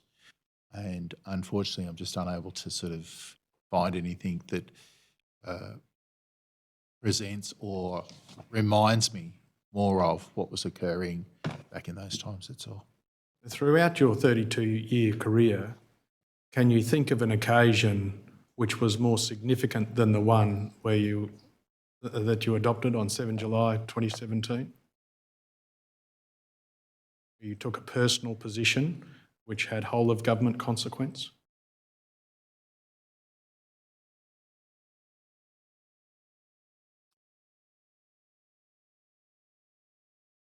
I think it would be best for me to say that there have been events in a career that long, but this is most definitely an event that I suppose stands out in relation to the taking or the reading of information like this on reflection. But not independently as a point in your memory? No. You're still employed in the ATO. Yes, I am. Are you feeling any pressure to adopt a sense of loyalty to the ATO in giving your evidence today? No. I feel a sense of loyalty about being able to share with the Commission what it is that I can remember in relation to these events. Which is nothing apart from the content of the documents, it seems. I think by the nature of the length in time around these, I think the reality is that is the best that I can do. How involved were you in the drafting of your statement? In terms of? Drafting your statement. Significantly involved. Reviewed all the documents in the process? Yes. Personally satisfied yourself of the language you used in the statement before you signed it? Yes. Yes, I put my signature to it, yes. Thank you, Commissioner. I just have one question. That data matching protocol of Services Australia, it's a protocol, so it involves two parties. But the 2014 one, 2004 one, you recall? Yep. You say you didn't get it till 2017. Was it not a document that people at the tax office were familiar with? To the best of my memory, that would be correct, Commissioner. And in relation to drafting a protocol, if I might say that I can't recall whether at the time it was a manner in which another agency would consult or to share with another agent, because it is fundamentally their protocol. So I just can't recall whether there was that level of cooperative dialogue that was occurring, that's all. Well, it seems to have come as a surprise to you in 2017. I think I do make that direct reference in my statement, yes. Or I make the reference that is the first time that in 2017 I'd actually seen them, but it may have been someone maybe did send me a copy of it. I was just unable to locate earlier. Okay, but given that it's supposed to govern the conduct of two parties, there seems to be one party who is largely oblivious to it, that being the tax office. Again, I think what you infer is correct in that I've been unable to discover whether there was a level of cooperation between the agencies, noting that Services Australia is the ultimate agency who will publish that protocol. But I do make reference to that. I think that's a point of improvement and assurance moving forward that one should think of. Okay, anything from that, Mr. Gregory? No, thank you, Commissioner. Mr. Glover? No questions. Thank you, Commissioner. Can Mr. Fawcett be excused? Yes, Commissioner. Thanks, Mr. Fawcett. You're excused. We'll take the morning break now until midday. Thank you. All rise. The Commission stands adjourned until 12 o'clock.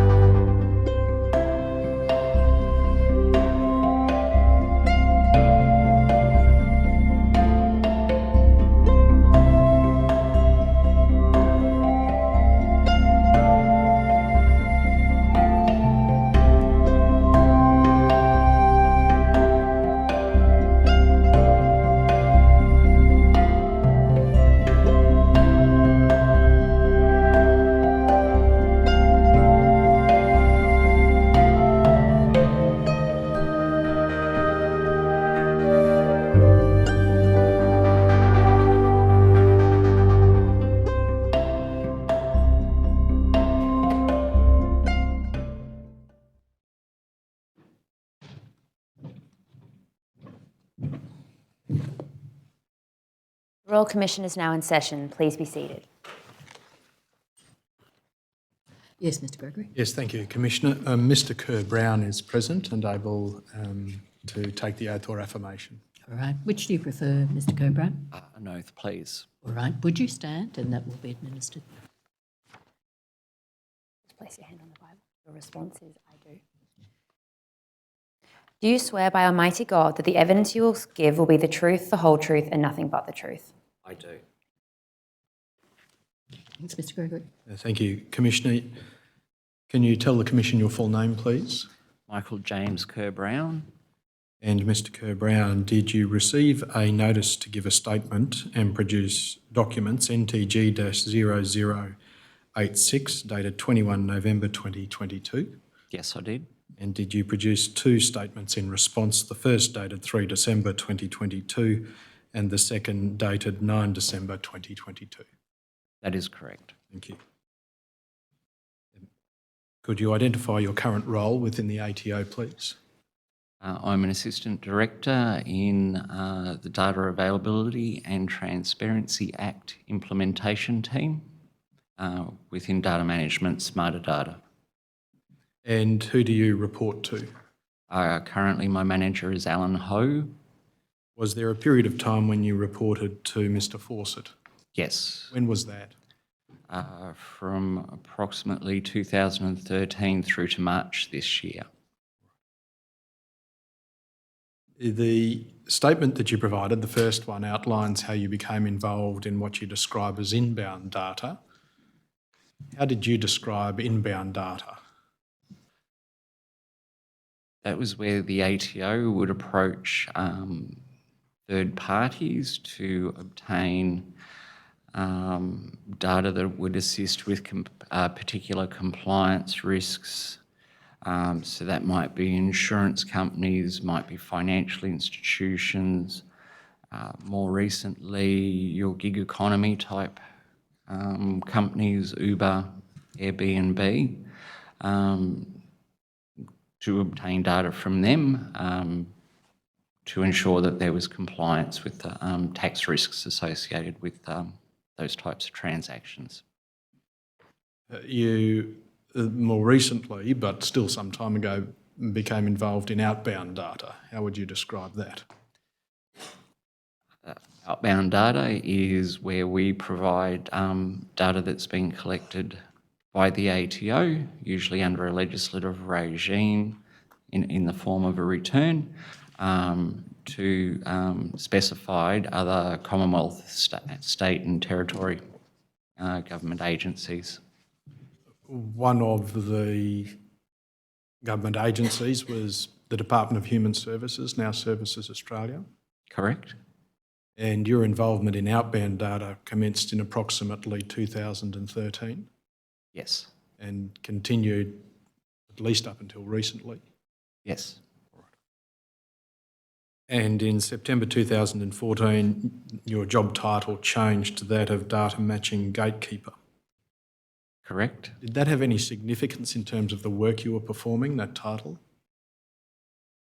No, It was just a change in title? just a change in title. And I gather that wasn't the last change? No. You've changed now to Executive Advisor, but the role is very similar. Correct?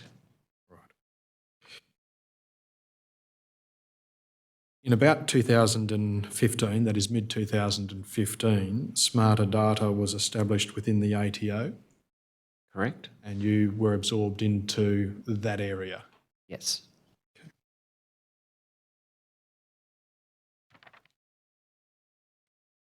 Now, the tasks that you identify as ones that you undertook, if we could go to your statement, the first statement, Exhibit 2398, MBR-99, thank you. Particularly paragraph 1.20 at the bottom of the third page over to the top of the fourth page, subparagraph A.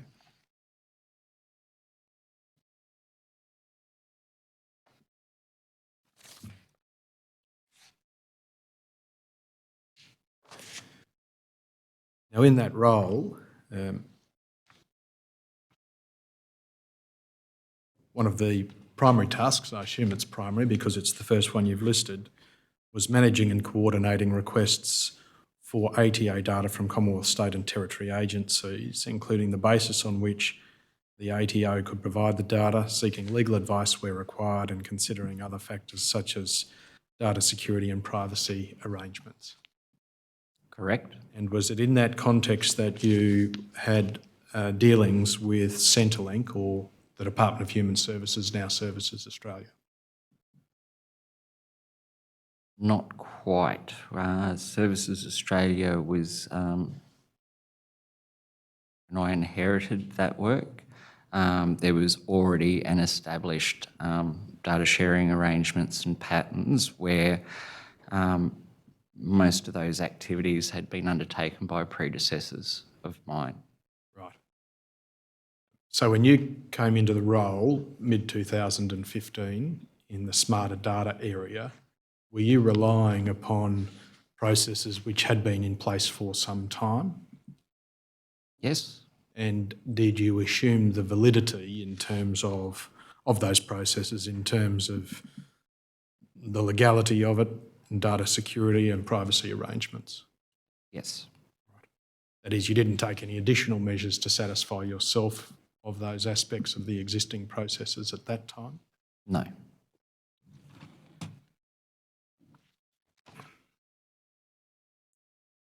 Go over to page 5, paragraphs 1.24 and 1.25.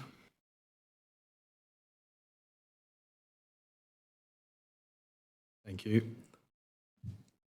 You say you're not directly involved in the receipt of processing of data, that is, you never directly handled it, but you were involved in oversight and management of the arrangements for data sharing. In a practical sense, on a day-to-day level, what did that mean? There were various agreements between the agencies that I had oversight of that established schedules of data exchanges. So having oversight and making sure that we met those obligations, and if there was going to be a variance, to negotiate new timeframes.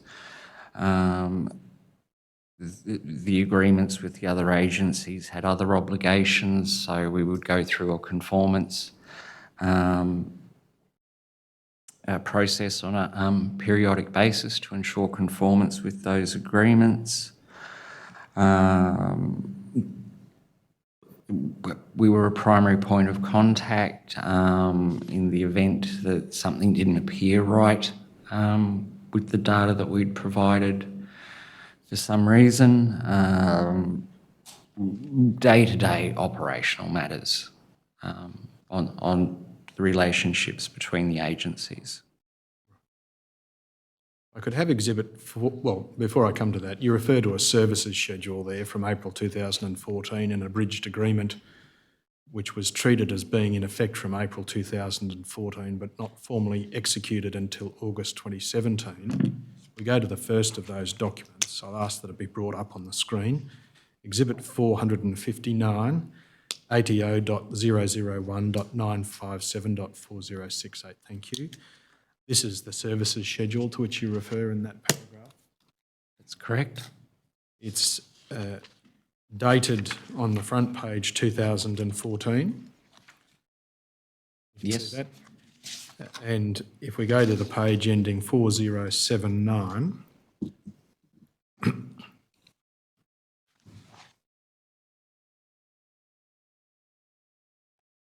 the parties or the signatories to the schedule are Mr Withnell, 14 April 2014, from the Department of Human Services, and Steve Vesperman, a Deputy Commissioner from the ATO. You see that? Yes. Now, this document predated you being absorbed into the smarter data area within the ATO, but did you have involvement in the document, in preparing it? Yes, I did. You did, okay.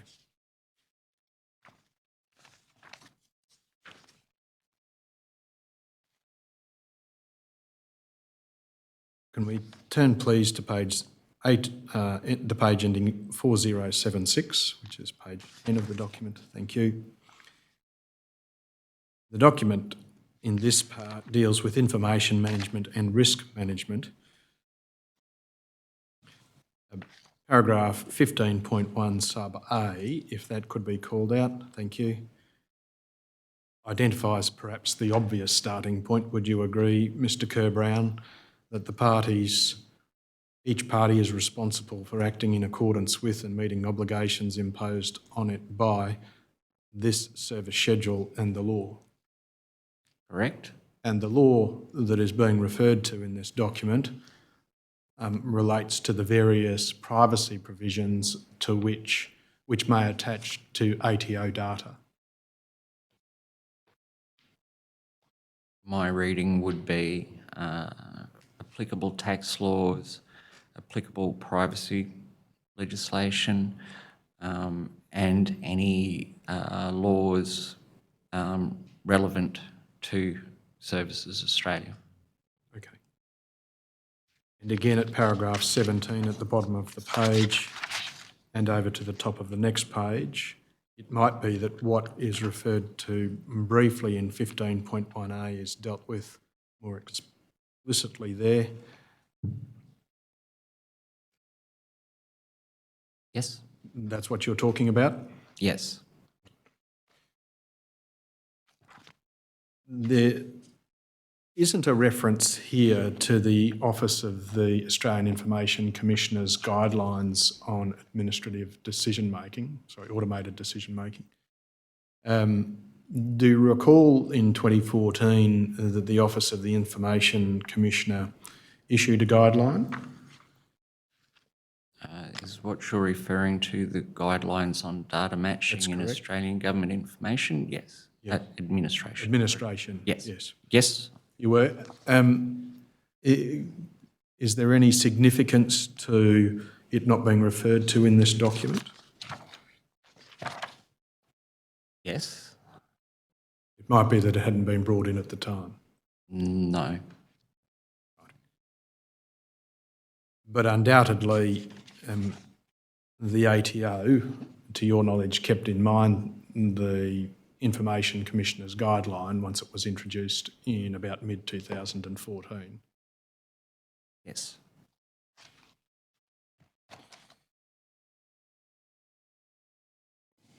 We could have Exhibit 461 brought up.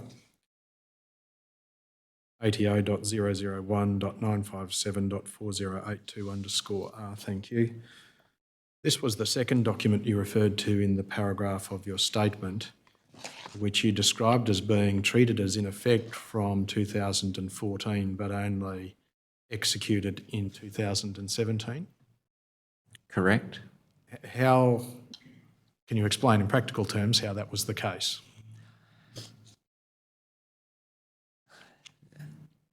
There was one set of clauses that our ICT security area took some time to clear before giving their consent that we could execute the document. Clauses in this document that the ATO ICT area took some time to consider? Yes. Which were they? It was the channel that we would use to exchange the data, so the technology platform, and in particular that it met the relevant security requirements required under Commonwealth policy. Okay. If we go to page ending 4084, please. Paragraph 8 addresses the ATO data to be supplied as documented in Annex A, and the data is to be provided for the purposes and at the frequency as documented in Annex A. We'll come to Annex A shortly, but can you recall why this assumes some significance in this document? That is why it wasn't something addressed in the 2014 document? The 2014 documents, so the services schedule established what I describe as the broad and inalienable principles that applied to all data sharing arrangements between Services Australia and the ATO. This is what we referred to as an abridged agreement, which dealt with specific data exchanges, and this is one of perhaps a dozen abridged agreements that deal with data exchanges. Was it introduced in response to the online compliance program established by DHS in 2015? No. Right. It pre-existed that in practice? Yes. Okay. The contact officers referred to below the called out passage are Ben Lumley from DHS and Michelle Smith from the Smarter Data Program. Did you have direct dealings with Mr. Lumley? Yes. And when did they commence? Around 2013. For completeness, if we go to page 4085, it was Mr. Storen who executed the document on behalf of DHS and Mr. Williams who executed the document on behalf of the ATO. Correct. And the next page is Annex A. Data from the ATO to DHS in the first line, if the first row could be called out.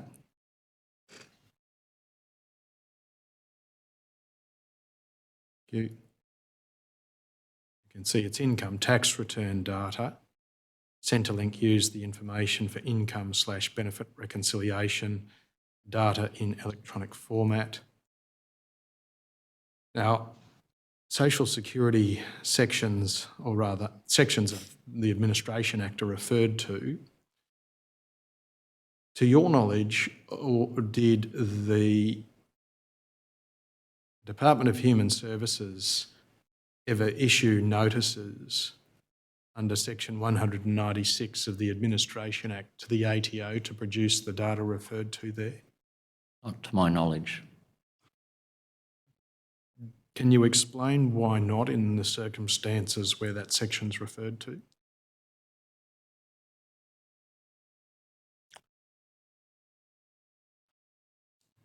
No, the legislative references there are missing a reference to what's referred to elsewhere in my statement as the section 35565 exceptions of the Taxation Administration Act that separately gave us authority, legal authority, to disclose this information to Services Australia. Right, well, that's referred to a little below, but were you involved in the preparation of this document? Yes. And did the references to the Social Security Administration Act become included under your oversight or with your involvement?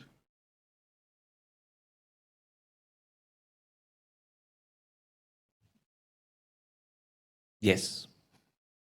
Do you know what role they had to play then in respect of the exchange or the provision by the ATO of income tax return data? I was aware that they were compulsive powers that Services Australia had to compel the ATO to provide the data.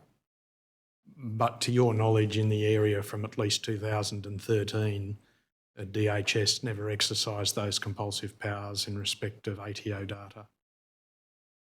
No. That's correct? That's correct, yep. Okay. We could go then to the second last row, and I'll deal with all but the last column first, and then we'll come back to the final column. This category of data or information being transferred is the PAYG withholding information and the various categories which are included in it. It's said that the frequency is biannual and the channel or media is Optus Evolve. The channel or media column is the one you referred to earlier, which the ATO ICT area wanted to clear, or took some time clearing before the document could be executed. That is correct. All right. The biannual frequency of the data, to your knowledge, when in the year did that occur? We would do the first exchange towards the end of October, early November, and then we would do a second exchange late February, early March the following year. And to your knowledge, was it this category of data which was relied upon by DHS for the online compliance intervention program? It is my understanding this was the primary set of data that they relied on for the OCI. What we can see in this document is that there were a number of data sets provided by the ATO to DHS. Correct? And to the extent that they relied on data beyond this particular category, you're not able to speak to that. Sorry, could you repeat? Well, you said it was the primary set of data relied on by DHS for the OCI program. Do you have knowledge that they relied on other data sets as well? I do not have specific knowledge that they relied on other data sets, but it's a possibility. Right. We can call out then the final column. Thank you. And the authority for the data exchange is set out here in respect of the PAYG and other categories. And the reference is to 355 of Schedule 1 to the Administration Act. See that? Yes? That was the one that you thought was omitted from the first row? From that first row, yes. Okay.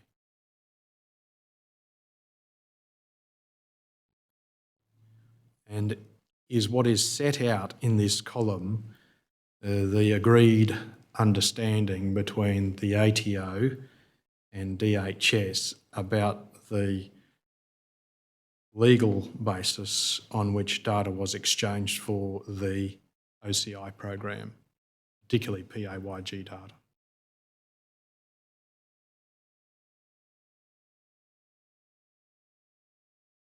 Sorry, again, could you repeat the question? In respect of the OCI program, is what is set out here the legal basis agreed between the ATO and DHS for the provision of the PAYG data? That first paragraph relates to the ATO's authority to disclose the PAYG data to Services Australia. The next section is Services Australia's authority to disclose to us information about persons of interest that they wanted PAYG data for. What role, to your knowledge, did the Data Matching Program Act have to play in respect of the OCI program? My understanding is that after the first data exchanged after the 1st of July 2016, the Data Matching Program Assistance and Tax Act had no role. And why is that? We'd considered, it had been put to us by Services Australia that for various reasons they wanted to step outside of that act, and that based on the legal information that they had, or legal advice they had obtained, that we could still facilitate the exchange of the same data using other provisions within tax law and social security law. And those other provisions are Section 355 of Schedule 1 to the Taxation Administration Act, primarily? That is the authority for the ATO to disclose to Services Australia, yes. To your knowledge, did DHS ever disclose the advice that you just referred to? Not to my recollection. To your recollection, did anyone in the ATO ask for it? Not to my recollection. Does that reflect the ATO simply accepting the assurance from DHS that that was the case? No. Or does it reflect the ATO having its own advice to that effect? Yes.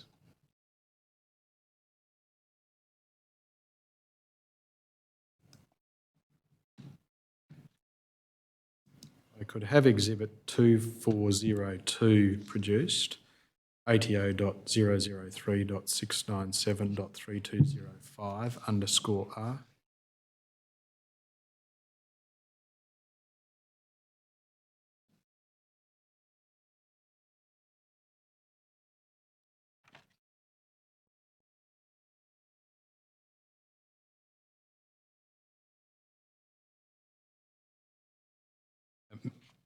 Mr. Kerr-Brown, this is a short email exchange in which you were involved in January 2017. You can see that? Yes. We go to the second page, .3206. It commences with your request on Friday, 13 January 2017 to Katrina Horinko, EST Enterprise Data and Analytics. That's the ICT area or IT area of the ATO dealing with this. Yes, that's correct. And you refer to briefing the Second Commissioner Neil Ollison on the current media attention being given to the current DHS compliant program and the Second Commissioner's high satisfaction or being very satisfied that we had everything correctly, so no worries on that front, but there were supplementary questions about how many files were sent across where the TFN was not used as an identifier and how many client records were passed across. And her response is at the bottom of the previous page and the top of the next page. Yes. All right. Turn to page 3. Thank you.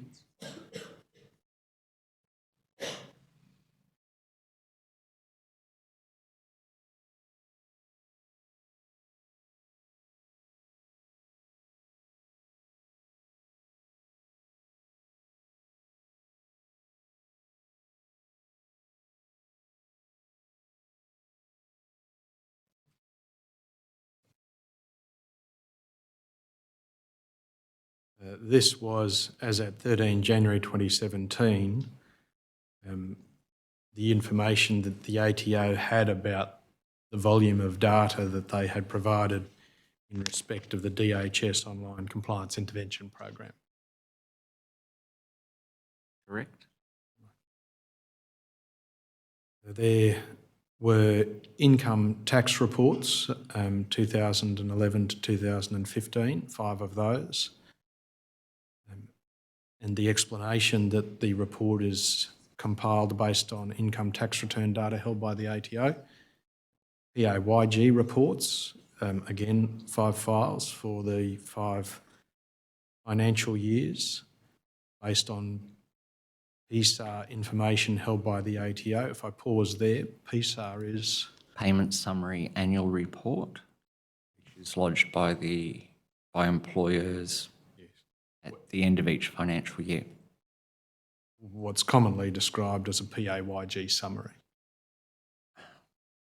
The payment summaries are what the employer issues to the individual employees The payment summary annual report is a consolidated report of all of the payment summaries that that employer has issued to their employees.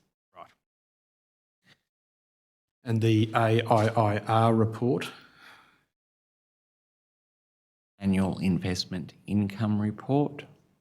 Again, 5 files, one for each financial year from 2011 to 2015. Yes.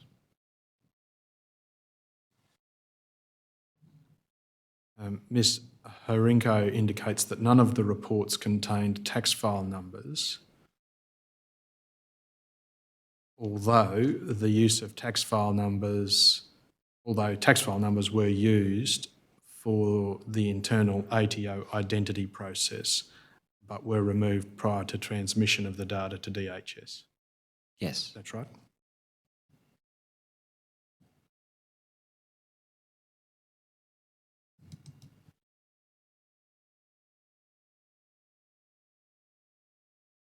So in summary, for each of those categories, Ms Horinko identifies there were approximately 4 million records of income tax reports, 4 million PAYG reports, and 17 million, sorry, what did you say?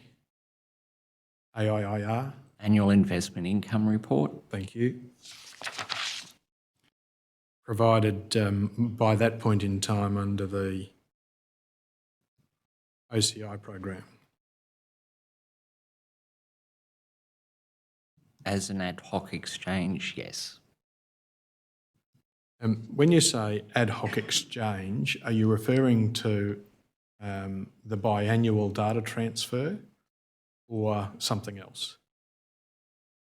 These 15 files were in addition to our normal biannual exchange. And insofar as the legal framework or authority for the transfer existed, do I understand your evidence to be that the document executed in 2017 was in play at the time this information was transferred, although not formally in play? Correct.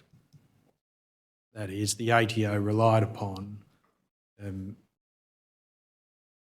the provision in 355 of the Tax Administration Act. Correct. By this time, of course, the guideline on data matching in Australian government administration had been produced by the Office of the Australian Information Commissioner. Correct. What role did that play in the transfer of these millions of records? Okay. In addition to the taxation laws and the social security laws that applied to this exchange, both agencies also had obligations under the Privacy Act 1988.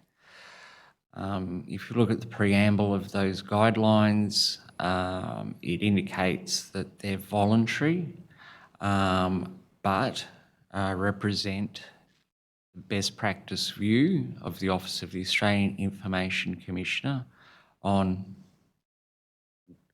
complying with our obligations under the Privacy Act, and in fact says that it sets a benchmark higher than the Privacy Act actually requires. But if we comply with those guidelines, we have discharged or met our legal obligations under the Privacy Act. So the focus of those guidelines is purely centred around compliance with the Privacy Act, operating separately to social security law and tax law. Yes. The Privacy Act was referred to in the 2014 Services Schedule, I think. We saw that before. Yes.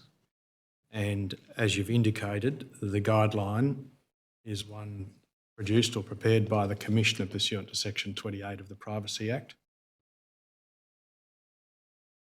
Or Section 12, possibly. I can't remember the exact legislative reference. It's a practical guide to everyone involved in data exchange or data matching programs. Commonwealth government agencies that are subject to the Privacy Act.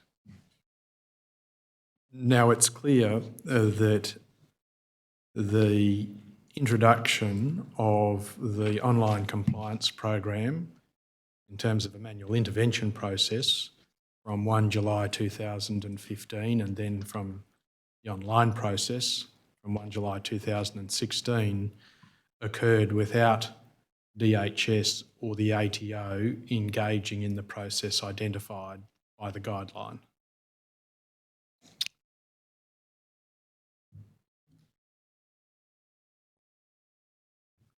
We viewed the data exchanges to be an extension of existing data exchanges. We exchange, other than this one-off ad hoc file, which replicated data that we were providing under our biannual exchanges anyway. It had been something that it was a data exchange that, to the best of my knowledge, had been going on for 20 years plus at this stage. Well, the data exchange that had happened for 20 years plus at this stage was under the Data Matching Program Act, I think you said. The income tax return data set. My recollection is that the PAYG and the AIIR data was exchanged under the 355 exception and its predecessors. Right. Was there any reason why, given that this was a new program, at least from 1 July 2016, the ATO didn't engage with the Information Commissioner's guideline?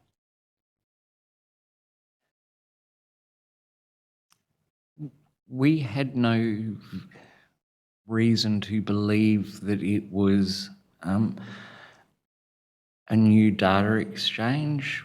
We'd been informed by Services Australia that they had, and as was evident in the budget papers, had simply been given some more funding to do more of what they were already doing. So again, I didn't consider it to be a new data exchange. The thing that I was appreciating is that Services Australia would be undertaking more of the same. Was there a time at which you changed your view? Several times. When did you first come to consider that the guideline had a role to play in respect of the scheme undertaken by Services Australia? My view as to the application of the guidelines per se did not change. And in fact, there were protocols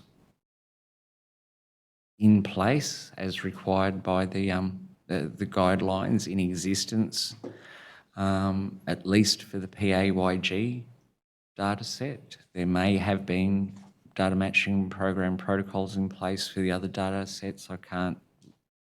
It might be in my statement, I just can't recall the sequence of the protocols being published. But again, I was being given assurances that they weren't doing anything different with the data. They were just doing more of the same with the data. Right. But is that just something you took their word for, or did you satisfy yourself somehow about what Services Australia was doing with the data? Initially, I took their word for it. At what point did you satisfy yourself that the purpose to which the data was being put, that is what they were doing with it, was the same?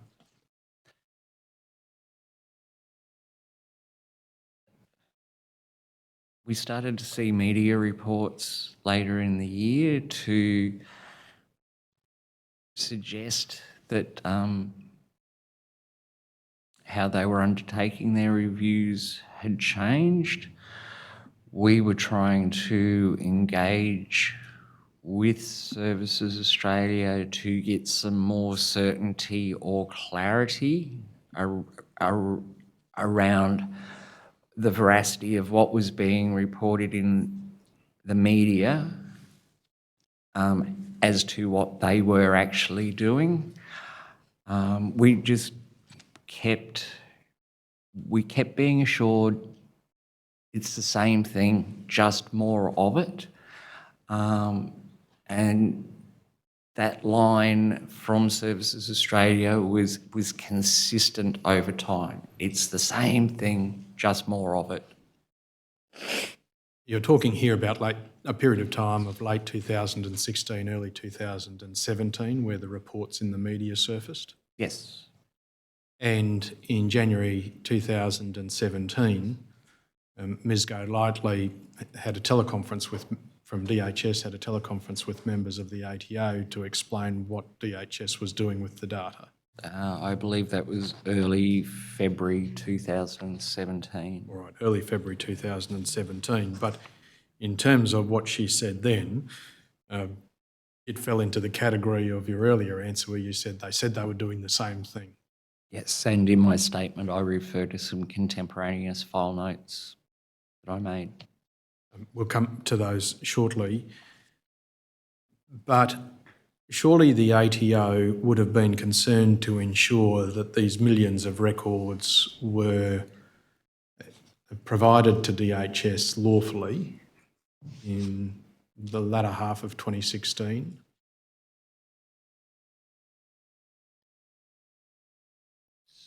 Sorry, what was that question again? Well, you see on the screen in front of you, there is a reference to the very significant volume of taxpayer information communicated from the ATO to the DHS outside of the biannual basis which existed up to that point.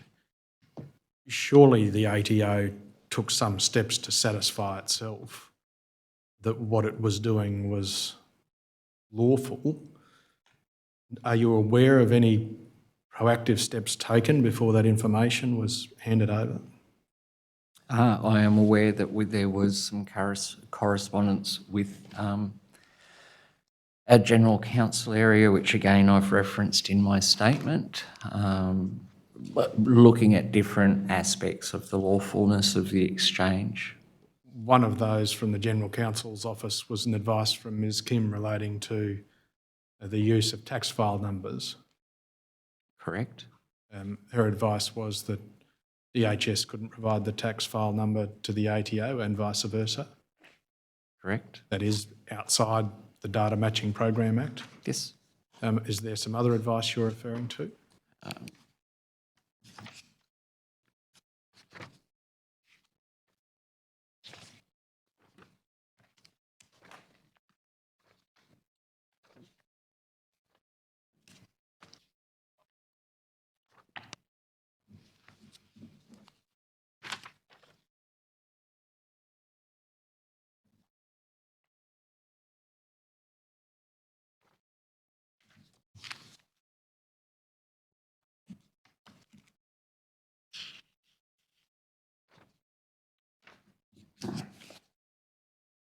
Sorry, I'm just trying to locate. There is a chronology in my statement somewhere.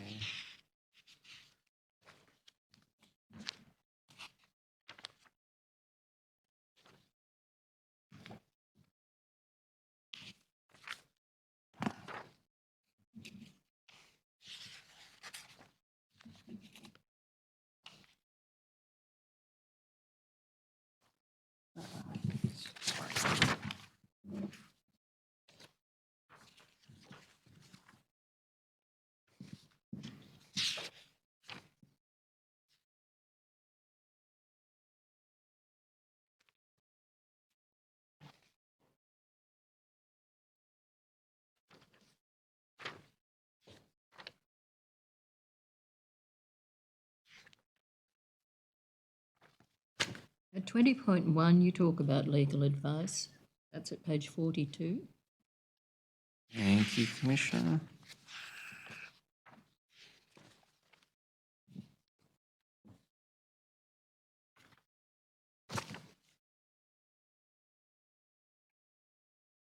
Yes, sorry, that's what I was looking for. Thank you very much for that, Commissioner.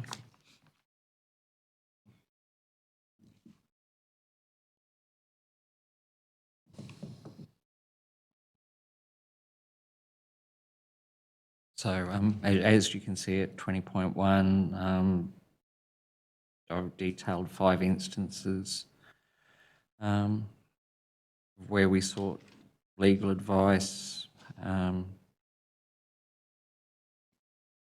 from General Counsel.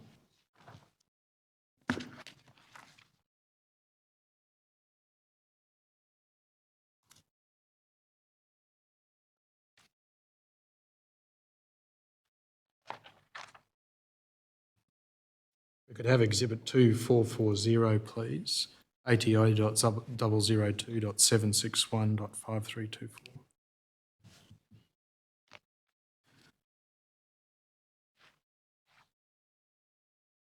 Subparagraph A was an advice identified as 18 January 2016. You can see that. Yes. We'll just have that brought up.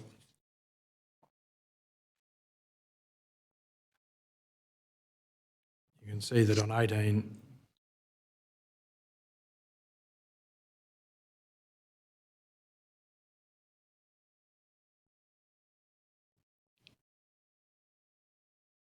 It's not the document I was after.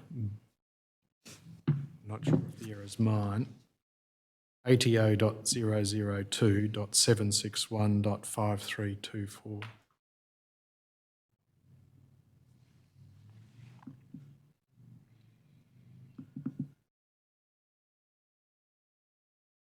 Thank you. This is the advice you refer to in subparagraph A. Yes. And this identifies the exception in section 355-65 sub 1 of the Taxation Administration Act.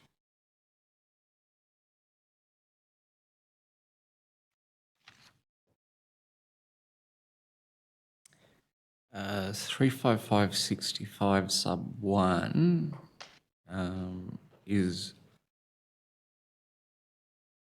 needs to be read in conjunction with 35565 sub 2.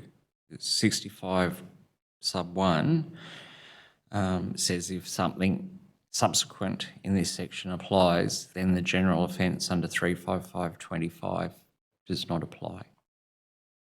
So the specific exemption that we were relying on is in 35565 sub 2.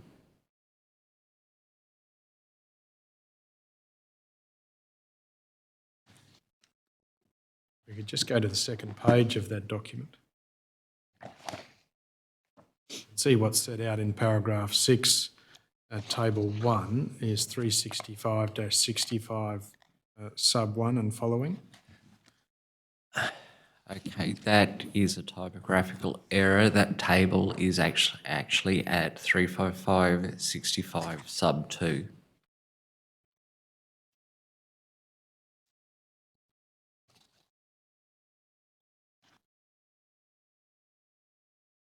And is sub 2 the part that you intended to specify or that you intended to convey in the 2017 abridged arrangement?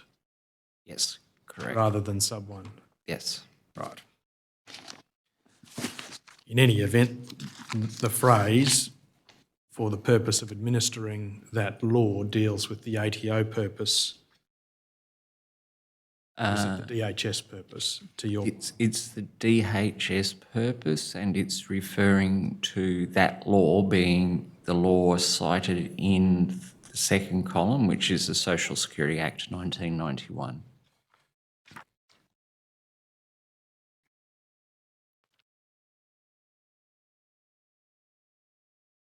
Now,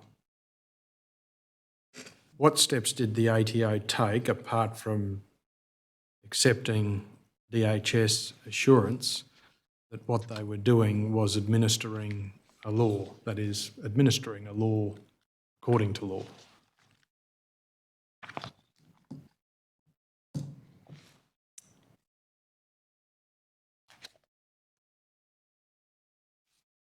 having a basic understanding of the welfare system without needing to be an expert in social security law.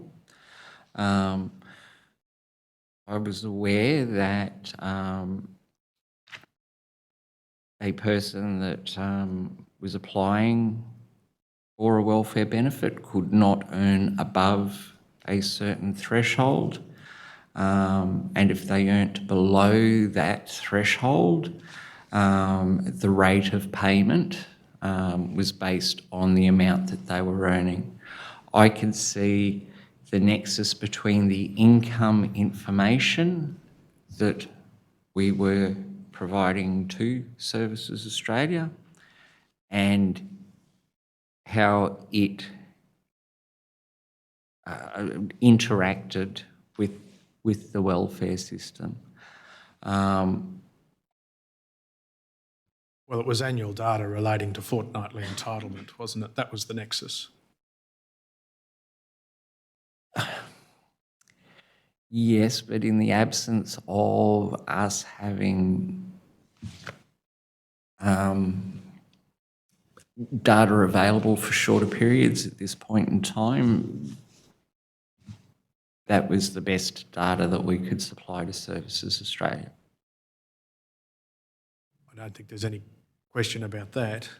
The question is whether it was of sufficient quality for the purpose to which DHS were applying it. The data was not just being shared for OCI purposes. If you look at some of the other exceptions in that table, the annual data is very relevant to family assistance payments. It's not, family assistance is not calculated on a fortnightly basis, it's calculated on an annual basis. So the data was being exchanged for more than one purpose. So tell me about the fortnightly calculation purpose. It was an indicator. My understanding was that it was an indicator of potential underreporting, but that it was not definitive in and of itself as to fortnightly earnings. Your view on that would have changed following the information from Ms Golightly, which in January or February 2017, which confirmed that it was being averaged to calculate actual fortnightly income where there was no other information.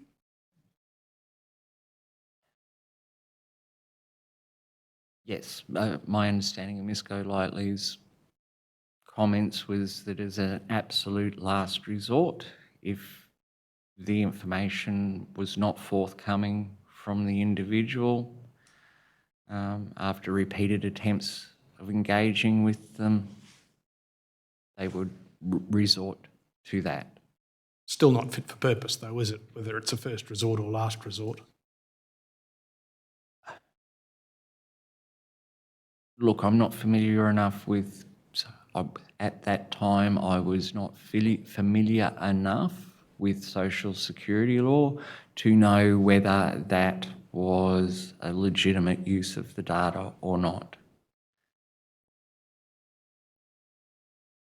But nonetheless, you didn't cause a halt to the provision of the data for that purpose once you became aware of averaging, or draw that to the attention of a superior to this issue.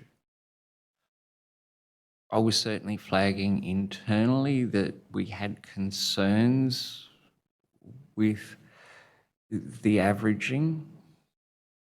Who with?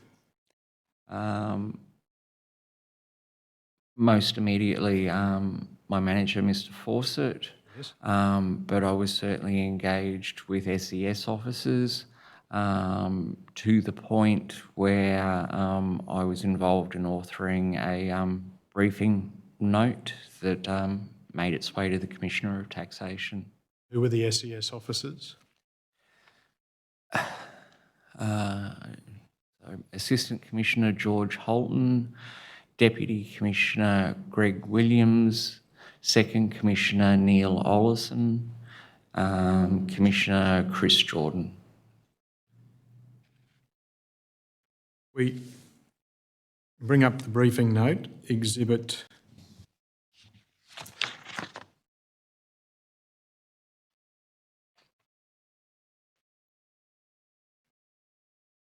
263, ATO.001.635.7642. This was the briefing note to which you refer, Mr. Kerr-Brown? Correct.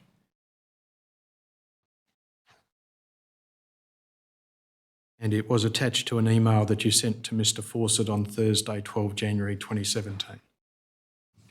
I believe that's what the chronology I've established in my statement, yes. Thank you. I can bring up the email if you want to double check that. Look, I know it was in that time frame. Thank you. I'll trust you, counsel.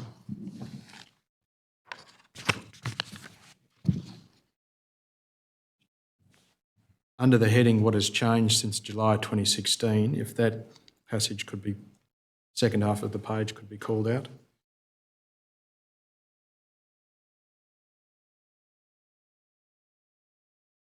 You identify the step away from the Data Matching Act and its strictness,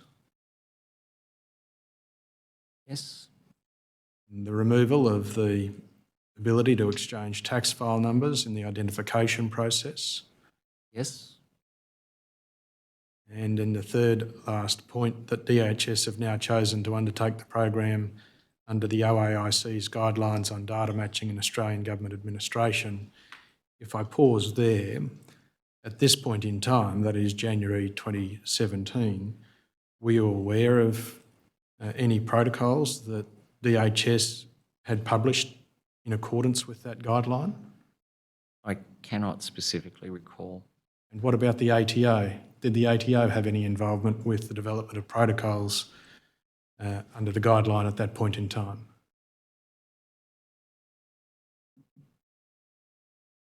The obligation to prepare the data matching program protocol in accordance with the guidelines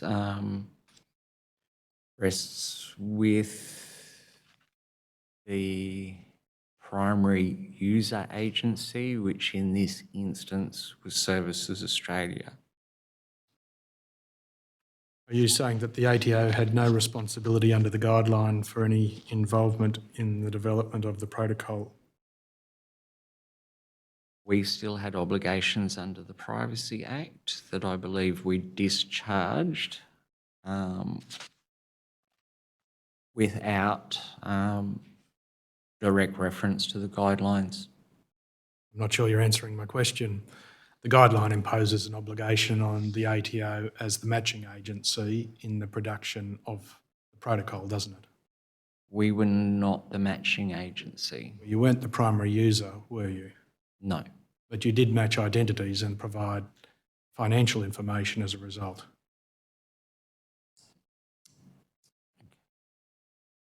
The guidelines themselves, define the term matching agency, which did not apply to the ATO in how this program was being conducted. We'll return to the guidelines after lunch, but I think the effect of your answer is the ATO had no obligation under the guideline. It was all DHS. Yes. Right, if we could go to the next page. What issues has the ATO identified with the program? You can see there that the second last paragraph identifies this issue.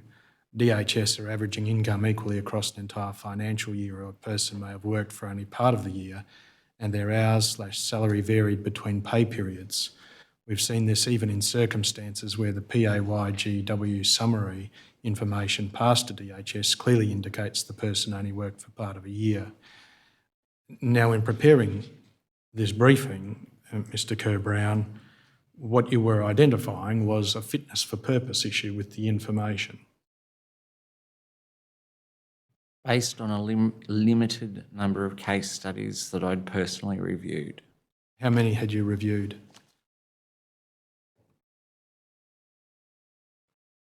Less than 20, and this may have been an issue in 3 or 4 of them at that point in time. This followed complaints from people to the ATO about the data matching process and debts that had been raised against them. Correct. All right. So 3 or 4 out of 20 is not an insignificant proportion, is it?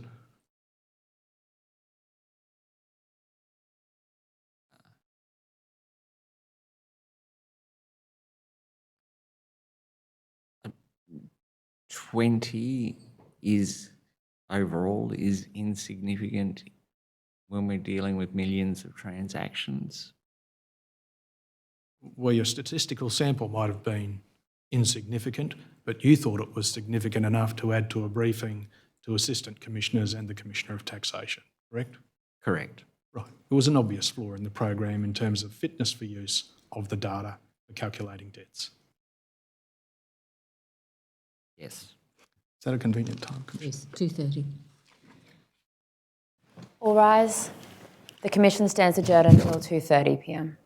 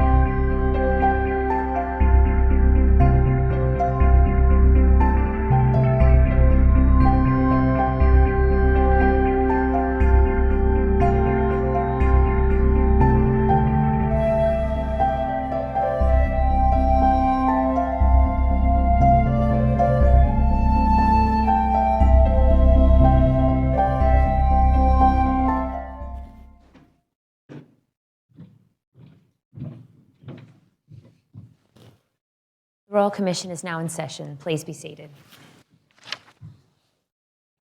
Yes, Mr Gregory. Yes, thank you, Commissioner. Mr Kerr-Brown, before the lunch break, I was asking you about the briefing you attached to your email to Mr Fawcett on 12 January 2017. Do you recall that you attached to that briefing a list of more than 50 media articles that were prepared as background? Yes. Those media articles were between 1 December 2016 and 12 January 2017. Yes. You attached the links to those in the attachment to the briefing. Yes.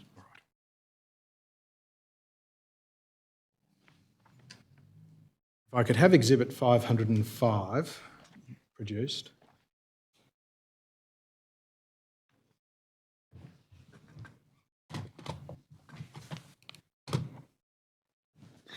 Mr Kerr-Brown, this is the guidelines on data matching in the Australian Government Administration prepared by the Office of the Australian Information Commissioner, dated 18 June 2014.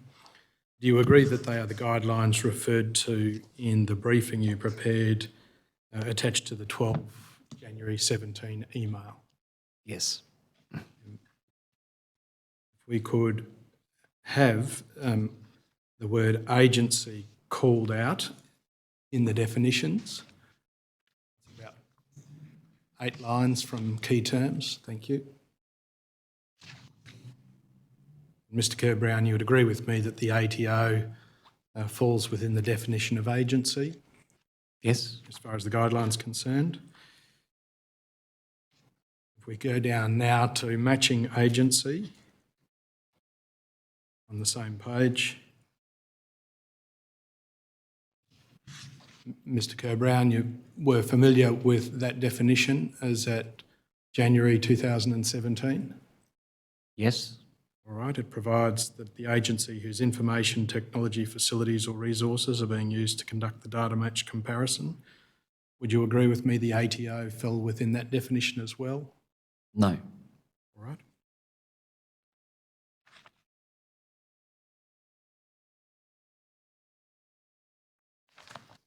Would you agree that the guideline applied to the data matching program undertaken by DHS?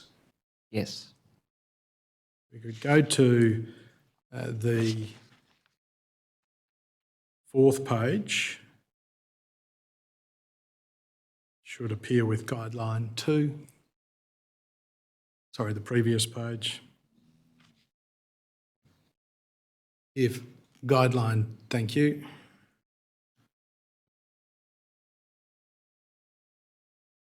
Brown, you can see guideline 2 summary and paragraph 2.1. When deciding to carry out or participate in a data matching program, an agency should take into account, and some matters are specified there. Now, this applied to the ATO's decision to participate in the DHS data matching program. Yes.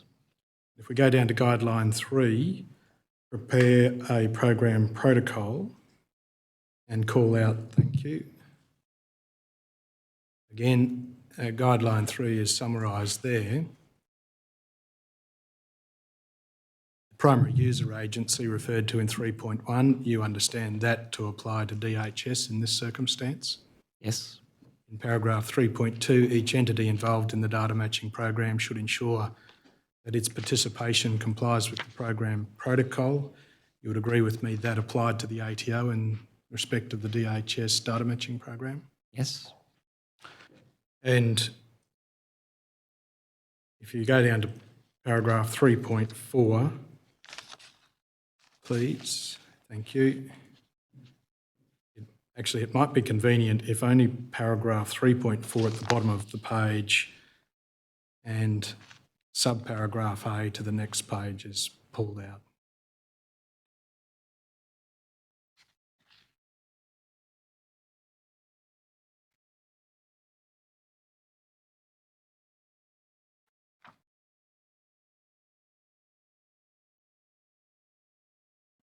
You agree with me, Mr Kerr-Brown, that the program protocol should provide the following.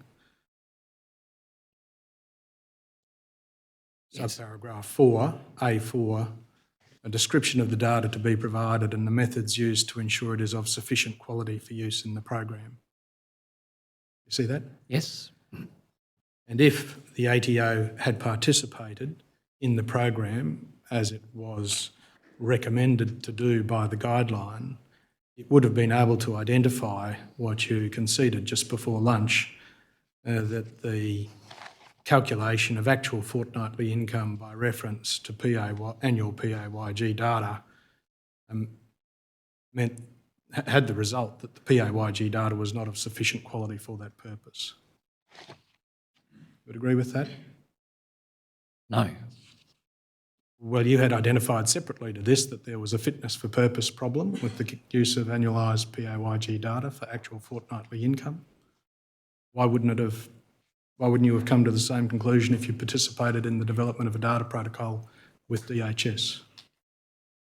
I formed the conclusion that the data was fit for purpose for indicating there might be grounds for Services Australia taking administrative action, but in and of itself it wasn't sufficient for raising a debt. Yes, and if the ATO had participated with DHS as the guideline provided for, that would have been identified in a formal way between in the consultation process. At all times, Services Australia indicated that averaging was a methodology that they had used for identifying potential discrepancies and that it was not something new. If the ATO had participated with DHS in the drafting of the protocol under the guideline, it would have identified the issue you conceded before lunch.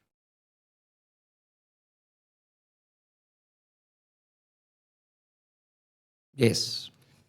And in fact, you referred to the ATO as a matching agency for the purpose of the program in internal communications, didn't you? Exhibit 2425 could be brought up, ATO.001.635.5276.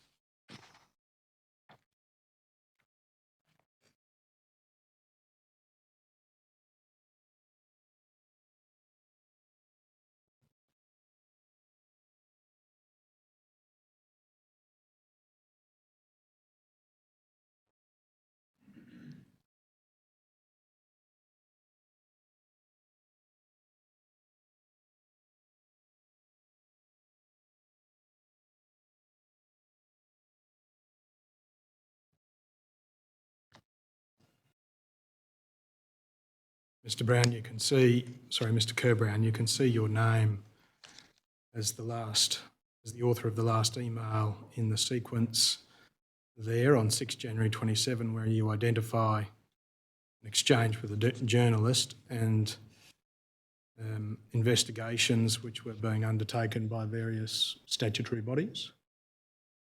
Yes. At the bottom of the page, earlier the same day, you sent an email to Karen Ernst, read DHS Data Matching Program Protocols. If we go to the top of page 5277,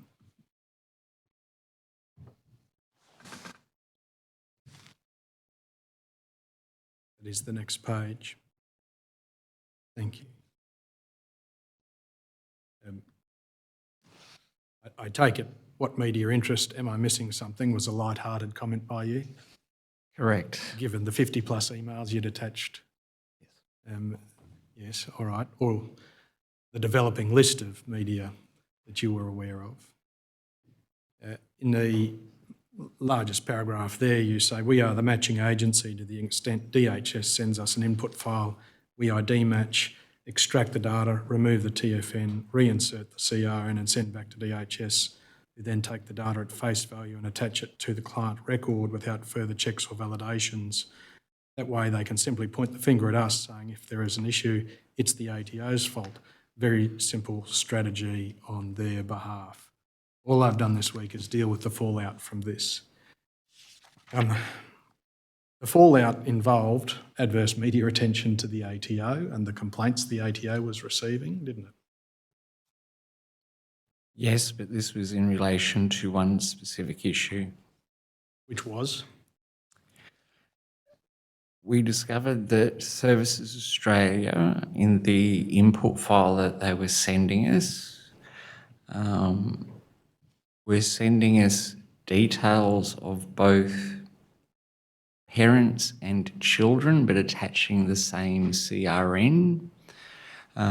We would match on either the parent or the child, extract the data accordingly, attach the CRN back, and in some instances, for instance, we may have identified pay-as-you-go income for a child,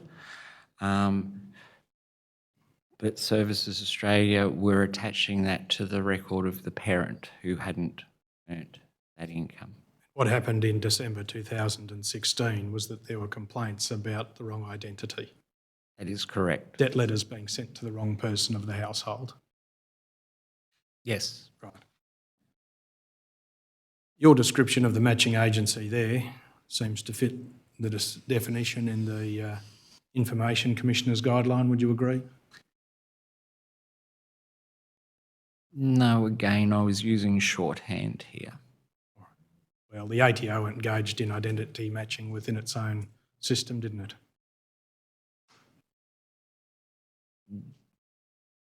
Yes, identity matching, which I distinguish from data matching. The guideline doesn't draw that distinction, does it? It does in a convoluted way. Well, we can read it for ourselves. As a result of the data of the identity match, the ATO sent millions of individuals' data back to DHS. Would you say that was a data match? No, the data match was comparing the financial information that we provided to the financial information that Services Australia held and that we did not have visibility of, and drawing an inference from that. What you're doing is you're saying the only data matching undertaken in the entire program was at the DHS end. That's your position. Yes. All right. Suggests that only a contorted reading of the guideline arrives at that view.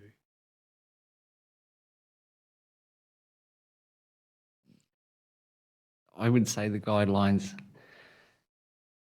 I've corresponded with the Office of the Australian Information Commissioner on this very issue, and they have confirmed my reading of the guidelines that identity matching is a form of identity matching, but not a form of discrepancy matching. Did you mean to say identity matching is a form of data matching, but not a form of discrepancy matching? That's correct. Okay. In any event, was it the ATO's considered decision that it shouldn't engage with the guideline, or did it just fall through the cracks? As at 1 July 2016. There was a protocol in place from 2004 in relation to the PAYG data, but I have no visibility of our involvement in contributing to that data matching program protocol, nor the exact recollection of when I first saw it, although there's instances that I've alluded to, well, I've put in my statement where I did see it subsequently. In your briefing, which went to Assistant Commissioners and ultimately the Commissioner, you refer to the guideline as the framework under which DHS are conducting the data matching program, correct? Or the income tax return data set.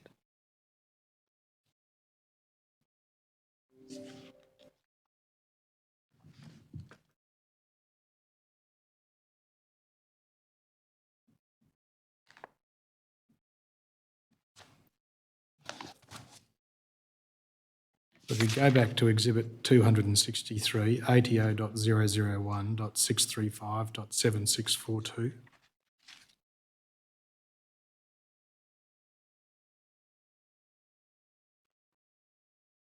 And go to the second page, please. And call out the first paragraph. Thank you. DHS are averaging income equally across the entire financial year where a person may have only worked for part of the year and/or their hours or salary varied between pay periods. We've seen this even in circumstances where the PAYGW summary information passed to DHS clearly indicates the person only worked for part of a year. It's not the income tax return data match, is it? No. No. And we go back to the first page, you can see that the third point from the bottom indicates that DHS chose now to undertake the program under the guideline, correct? Yes. It's from 1 July 2016. That's what you were representing in your briefing. Yes. All right. So, given that the ATO was captured by the guideline and had an obligation to participate in the development of the protocols, did the ATO make a conscious choice not to do that, or did it fall through the cracks? It fell through the cracks. And even as at the time that you were drafting the minute in January 2017, there still was no protocol developed by DHS in consultation with the ATO under the guideline, was there? There was in existence a 2004 PAYGW protocol that was developed before I became involved in 2013 with these exchanges. And even at the time you were drafting the minute in January 2017, there was still no protocol developed by DHS in consultation with the ATO under the guideline, was there?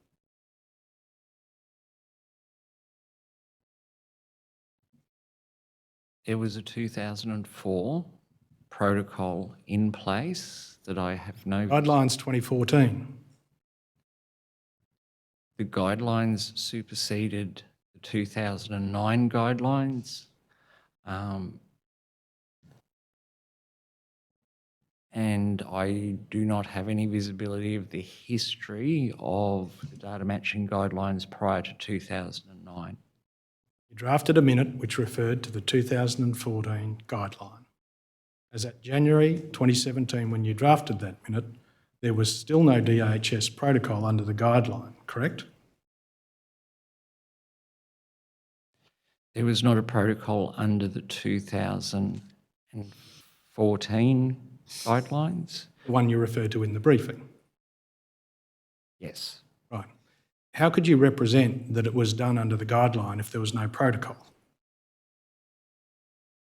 We were of the view that it was Services Australia's responsibility to prepare that document. And I've taken you to some passages which indicate that the ATO's got a responsibility in the development of the document. How could you represent that it was done under the guideline when there was no protocol as required by the guideline?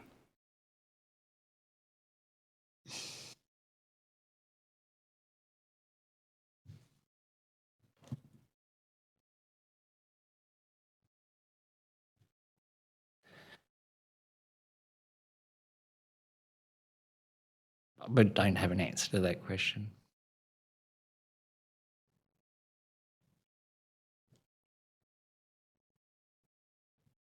I could have Exhibit 2450 brought up, please.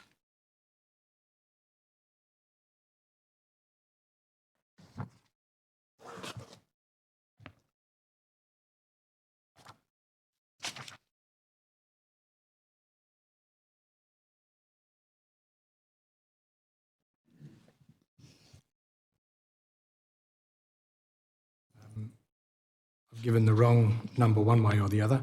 ATO.001.637.0437.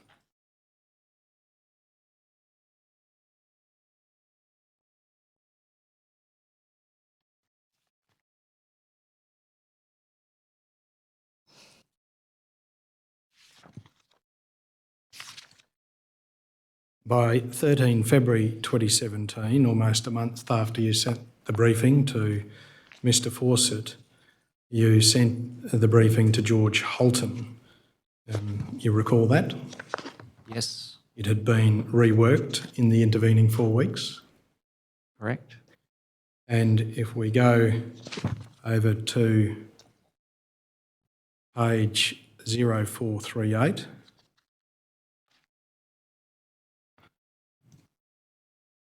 you can see the third arrow down, the representation about the OAIC's guideline remains, Yes, again without any foundation.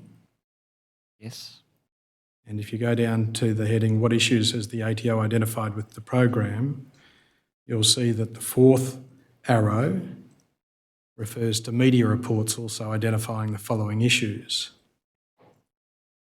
The first of those is DHS averaging across a 12-month period. DHS denies this and advises they only do so when the welfare recipient is unable to provide information to demonstrate their fortnightly earnings, or the person fails to contact DHS in response to the correspondence.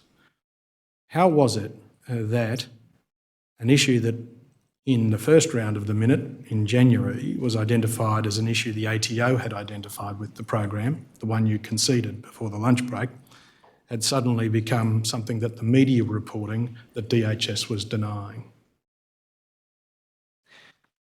In relation to that particular issue, while I'd seen 1 or 2 instances of that happening with the complaints that I was dealing with, we had since been briefed by senior executive members of Services Australia who advised that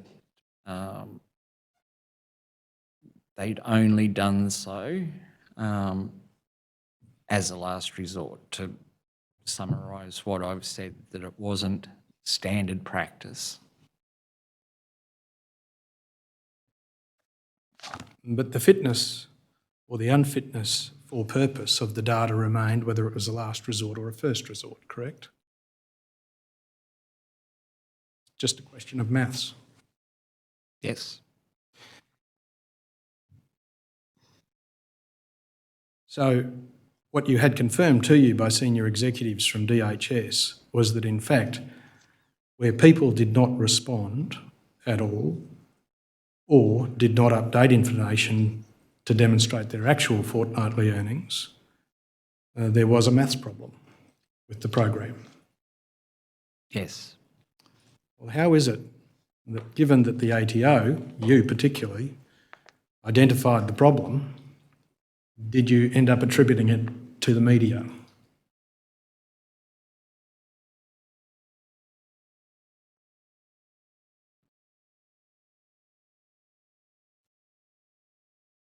The media reports were indicating that this methodology was being used in all instances where the additional information provided by DHS indicated that it was being used in exceptional circumstances as a last resort. So it wasn't their standard practice. Was there standard practice to use it in circumstances, as you understood it, where someone didn't provide information to demonstrate actual fortnightly earnings, or they failed to respond? Yes. Right. And so, was that somehow less of a problem from a maths perspective? The mathematical problem still remained, but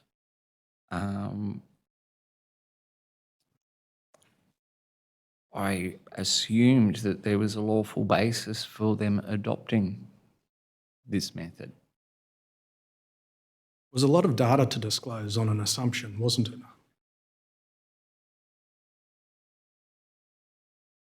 Yes, but we'd been disclosing the data for many, many years. Not under the guideline, you hadn't, had you?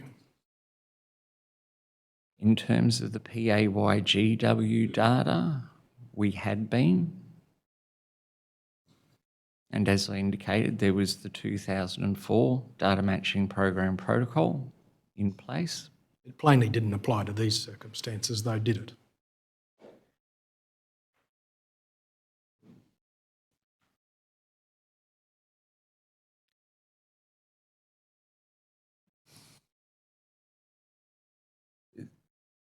The Data Matching Program Protocol spoke about how they would use the data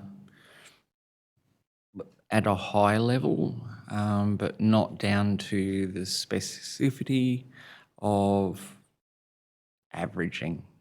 You see, the difference was that under the OCI program, the data was not being used merely to identify a discrepancy, but there was a default component of it which calculated debts. And that became apparent over time. Well, ATO had actual knowledge of that in January 2017, didn't they?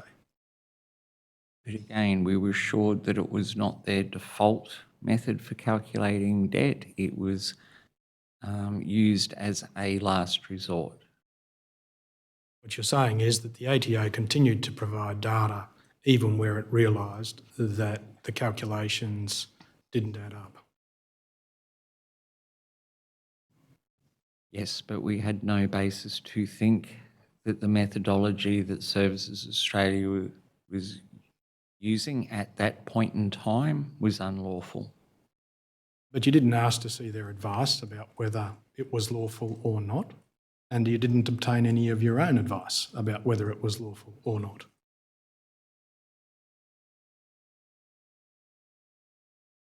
Correct? Correct. If I could have Exhibit 2428, ATO.001.635.7482, please.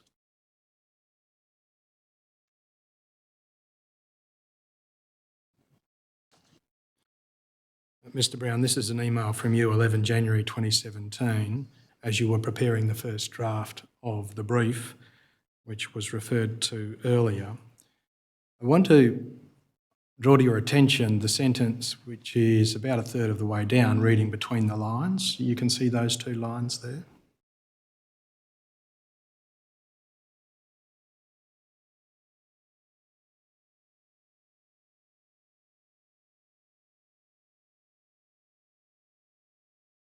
Yes. You suspect that the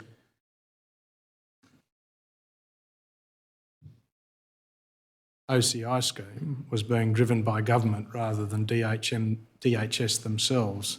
They were told to deliver savings in a short time frame. What did you gain that impression from?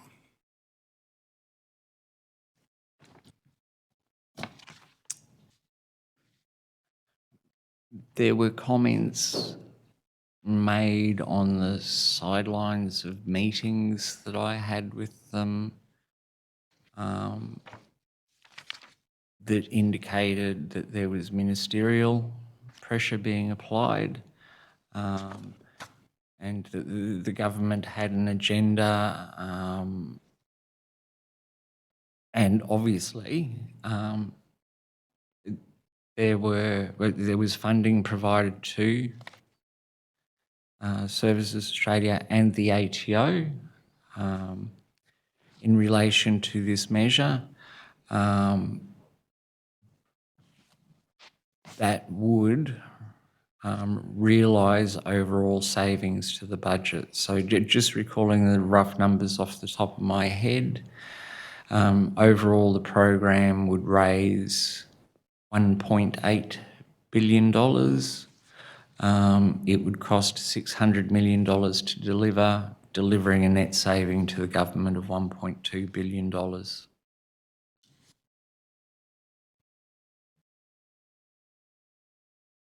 Did that make it more difficult for you to speak directly in the briefing minute about what you perceived was the fundamental mathematical problem with those numbers?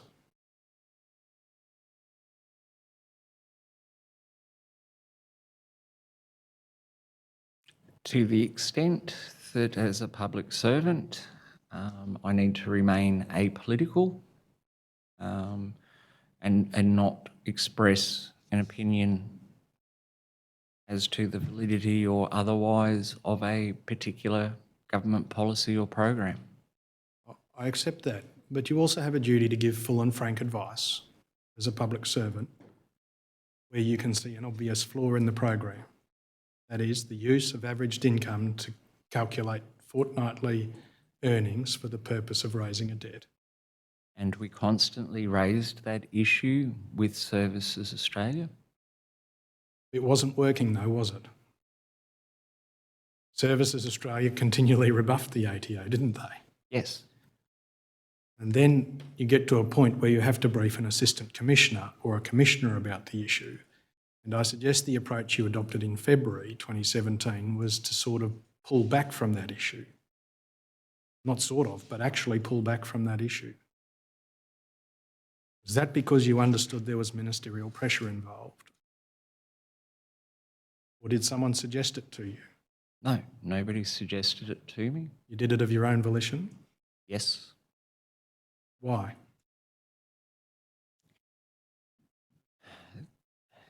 The ATO is a statutory authority as opposed to being a government department with a secretary. The Commissioner is at arm's length to the Minister and reports to Parliament. So I wasn't briefing the Commissioner with the expectation that he would then raise it with a Cabinet Minister. It was an internal advice that if the Commissioner was asked questions by the media or in a Senate estimates hearing, he was appraised at least at the highest level of the situation. It was a briefing which allowed the ATO to step away from the issue it knew to exist in the program and allow the program to continue. Yes. And that was the approach adopted by you in response to a series of media inquiries in January 2017 as well, correct?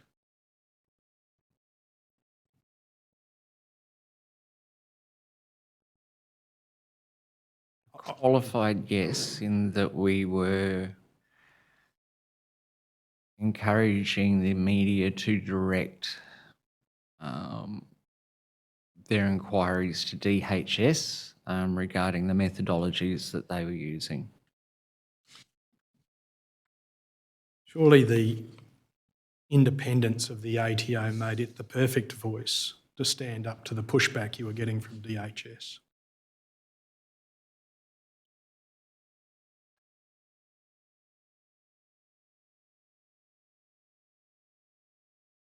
Yes and no. Are you sure you did all of this of your own volition? Yes. Exhibit 261 could be placed on the screen, ATO.001.571.7124. Mr Kerr-Brown, this is a lengthy email trail which commences with an inquiry by a journalist from The Australian, followed by an inquiry from a journalist with The Guardian, followed by an inquiry with a journalist from the 7:30 report, all directed to this very same issue. And on each occasion, the ATO language in response doesn't answer any of their questions. Would you agree? Yes. We could go to the last page, ending 7131. This is an email to you from Elizabeth McAnulty, who was a media advisor within the ATO. It is dated 4 January 2017, and the inquiry from Mr Butler from The Australian is set out there in italics, if that could be called out.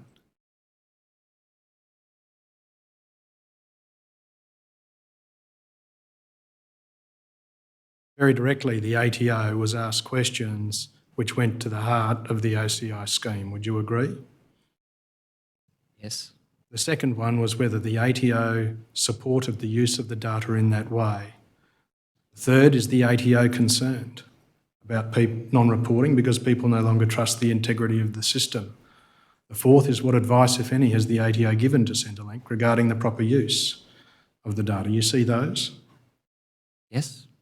The proposed response as a result of your conversation with Ms McAnulty is set out below under the heading proposed response, if that could be called out.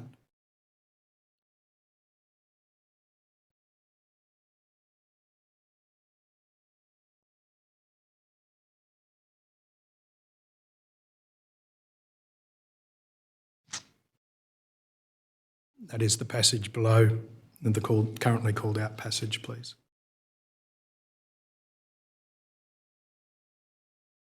Yes, proposed response. Thank you. The ATO has a range of data matching arrangements with other Australian government agencies to help identify risk of either incorrect personal financial assistance payments or tax evasion.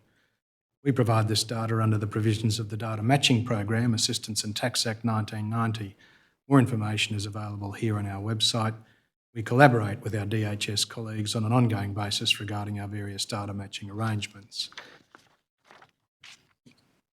Your response is at page 7130.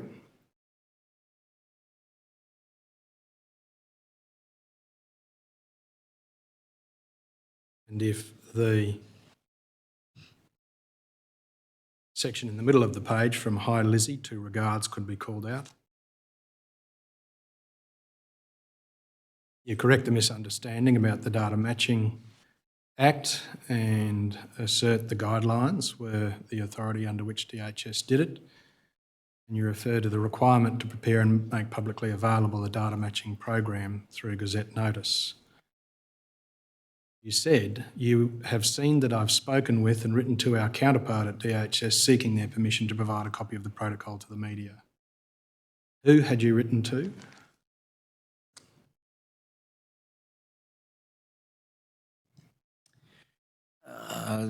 This being early January 2017, I believe it would have been Mr. Ian Stanley, who was acting in Mr. Ben Lumley's position while Mr. Lumley was on Christmas leave. And was he the same person you spoke with?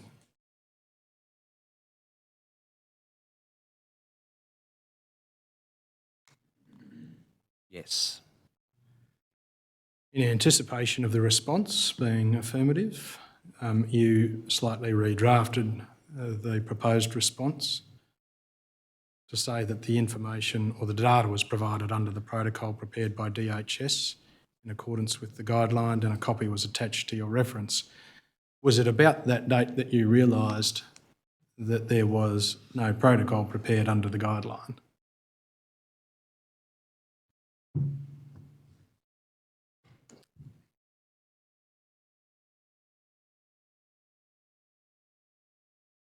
I accepted that the 2004 protocol that was published satisfied the requirements of the 2014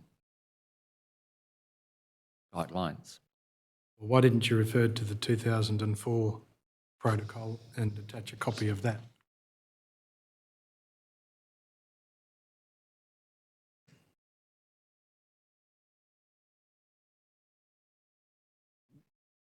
I have sought permission from DHS to provide a copy of that protocol to the media. Go then to the bottom of the previous page.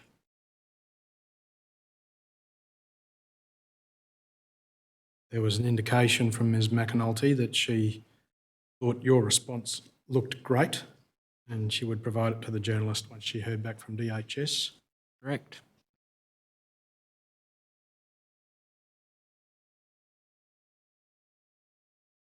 And as you indicate in your response to her a little later at the middle of the page, you reset out You cut and paste the response for her to pursue the necessary SES approvals. Who at SES level approved media releases?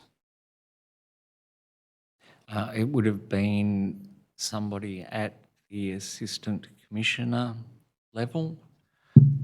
Again, this being very early January, my recollection is that of the 5 Assistant Commissioners in Smarter Data, 4 were on leave for the balance of this week, and Mr. Richard Collis was the Assistant Commissioner on duty. And indeed, he's referred to in the sequence of the emails. Yes.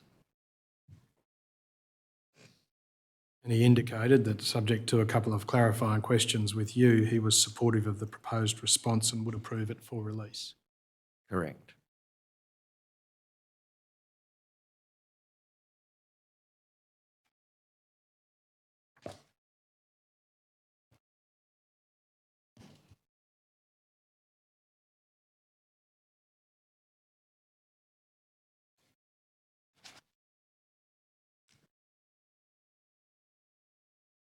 I might just ask you a question at that point. Earlier you said that, or you were asked whether the ATO wasn't the perfect voice to stand up to DHS pushback, and you said yes and no.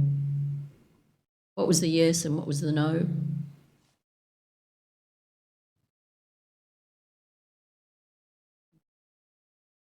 Again, as a statutory authority answerable to Parliament rather than a minister, we, in terms of the public service, have a degree of independence that's probably not available to departments that have secretaries. But I was also mindful that the government had provided us funding through the budget and my EFO processes, which made it then problematic for us not to provide the data for the specific budget measures. So how is that problematic? You've got this funding. Is it likely to be clawed back, or what will happen if, having got the funding, you say this just isn't working, we're not doing it? Because the funding was over multiple years, it just meant that we wouldn't have got the funding, and we wouldn't have needed that funding if we weren't providing the data. But the implication of that is that the Commissioner can then be accused of making a unilateral decision to cost the budget bottom line $1.2 billion. Well, as it turned out, he might have saved the bottom line quite a lot, but I suppose you weren't to know that.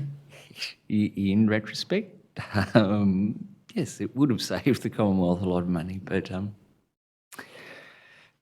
Okay, thank you. Surely that's the Commissioner's decision to make based on you identifying the problem?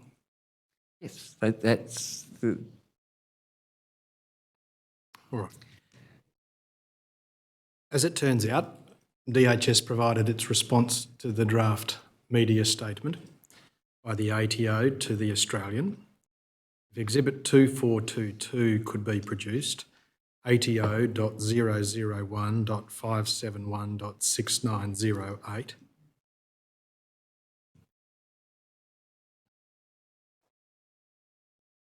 and the bottom half of the page could be pulled out.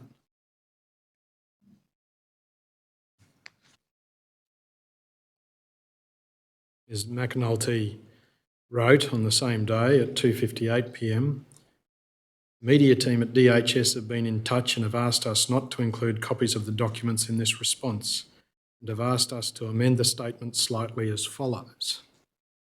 And then there is the redrafted response by DHS. You can see that. All it did was direct people to the Office of the Australian Information Commissioner's website without identifying any basis on which it was lawfully using the information, on which the ATO was lawfully providing the information.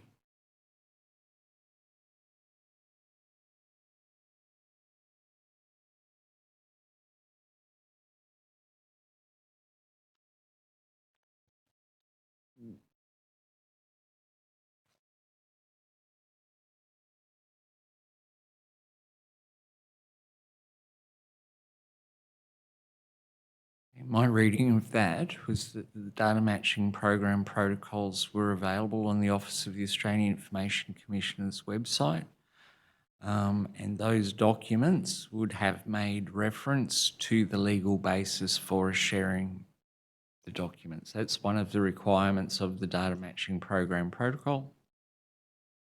What was removed by DHS from the ATO media statement was, we provide this data under the data matching program protocol prepared by DHS in accordance with the Office of the Australian Information Commissioner's guideline on data matching in Australian government administration. Copies of these are attached for your reference. That's what DHS removed from the ATO proposed media statement. Yes. How is it that the ATO is content to let DHS draft its media statements? In effect, it's a media statement on behalf of the Commonwealth. Were you concerned with the removal of those paragraphs which suggested that the information was not in fact being provided under the guideline because there was no protocol?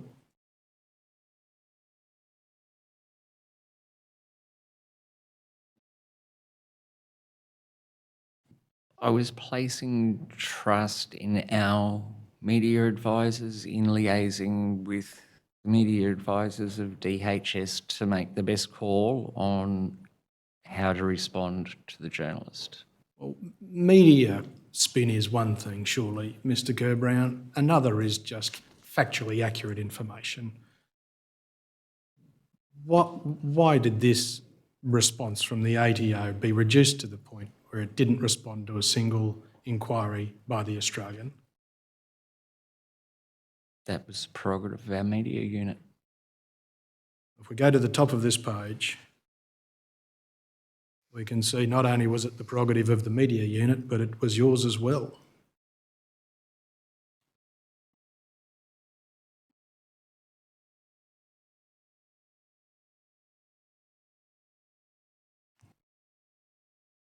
You see that? To me, there was nothing factually incorrect in what we were responding. There's no way the ATO could know whether what it was doing, there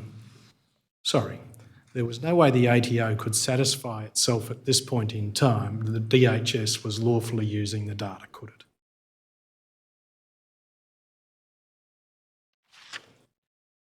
We had no basis to believe that they were not using the data lawfully.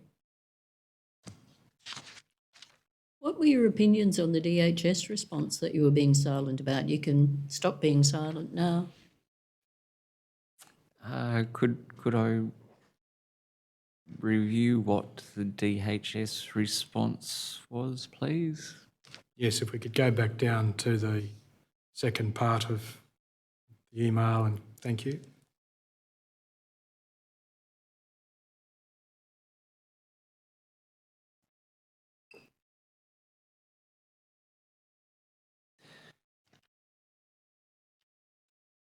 I think that comment is what comes after the colon, after the word separately. So if we could go down to the next page, please. Would be right.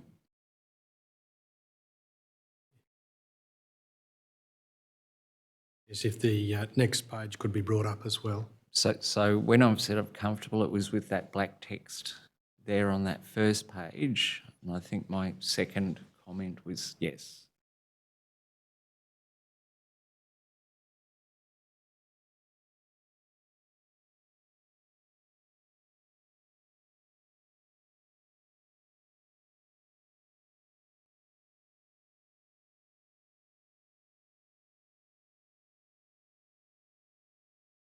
Yes, so that second sentence in at the top of this email chain was a no comment on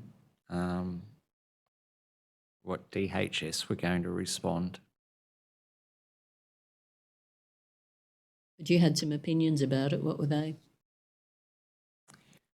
Again, this was before we'd received the briefing of from Miss Golightly at Services Australia. So again, I was relying on the limited evidence that was available to me, a couple of complaints and consistent media reports that indicated that there were perhaps broader issues with what they were doing.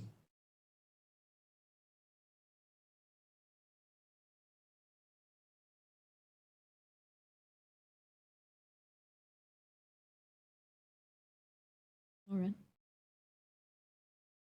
You thought that the representation about the methodology for assessing and calculating a debt had not changed, might be inaccurate.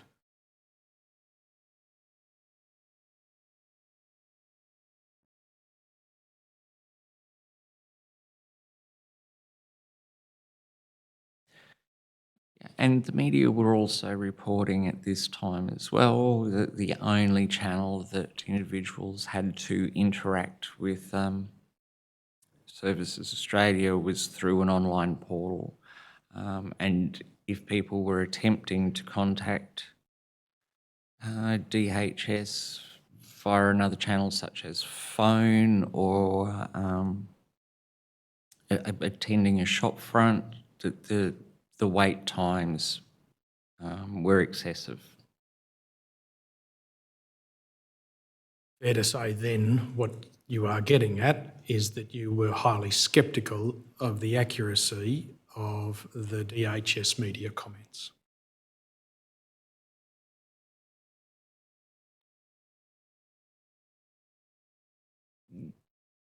Yes, I thought there was spin in this answer. Have Exhibit 2424 ATO.001.635.7914 placed on the screen, please. Mr. Kerr-Brown, do you recall that that same day, 5 January 2017, the next day, 5 January 2017, the journalist, Mr. Butler from The Australian, came back with a follow-up question and it was deflected to DHS. But the question was, does the ATO think that it's appropriate that its data is averaged across 26 fortnightly periods? Now, this is a question which only the ATO can answer. How does it end up, to your understanding, being deflected to DHS to answer?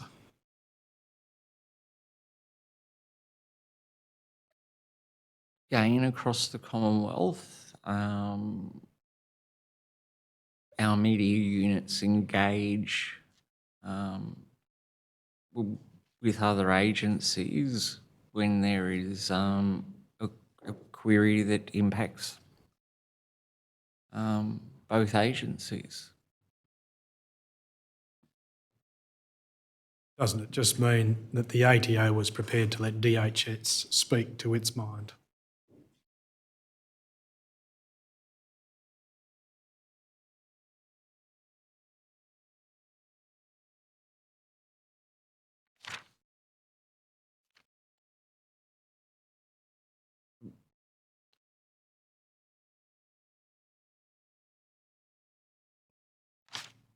Are you still thinking, or Yeah, I'm still thinking, yeah. Look, this appears to be, well, it was a decision of our media unit. I really can't comment on why they landed at this position. All right.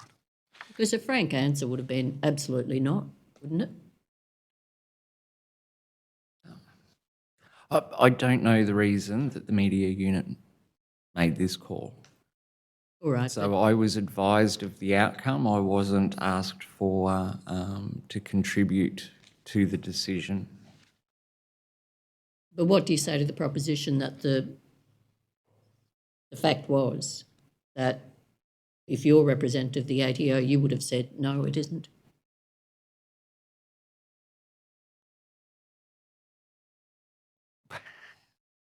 Yes, that is Okay. correct, Commissioner. We could go back to Exhibit 261. This is the lengthy email trail with the journalists, or the inquiries by 3 journalists.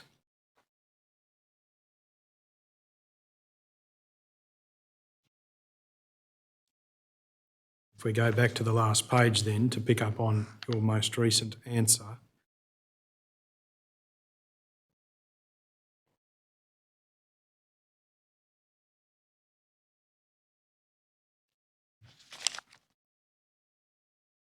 Sorry. ATO.001.571.7124.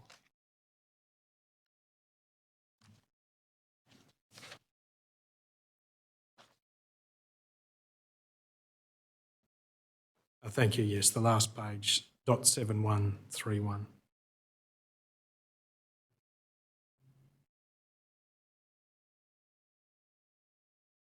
And so, Mr Kerr-Brown, the first question, can you please advise whether the ATO supports the use of its data in this way? Would you agree that despite your view, by letting DHS answer for it and providing the media response in the form that it was provided, the ATO, by acquiescence, supported DHS's use of the data that way?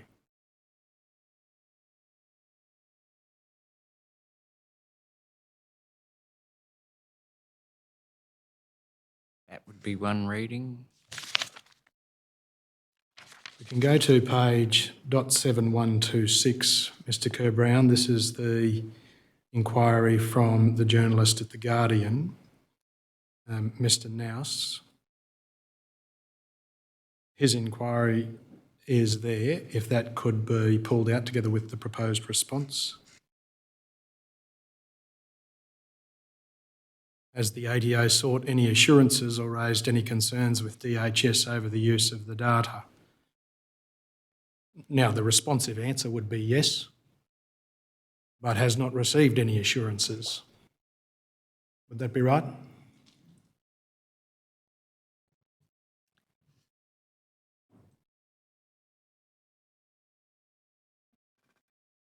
The assurances that we were receiving were very high level and were consistently, this is not a new thing we're doing, it's something that we've been doing for years. Under an Act, but not to the point where debts were calculated on average data, only where it pointed to the potential discrepancy, correct? You knew that that statement from DHS was not accurate.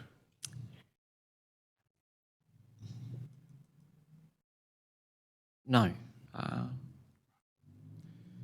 The proposed response is in the same format as the Australian received, Yes. a non-responsive response. Yes. The next question was from the 7:30 report, a journalist, Andy Burns. Bottom of page 7124, thank you. And over to the top of 7125, thank you.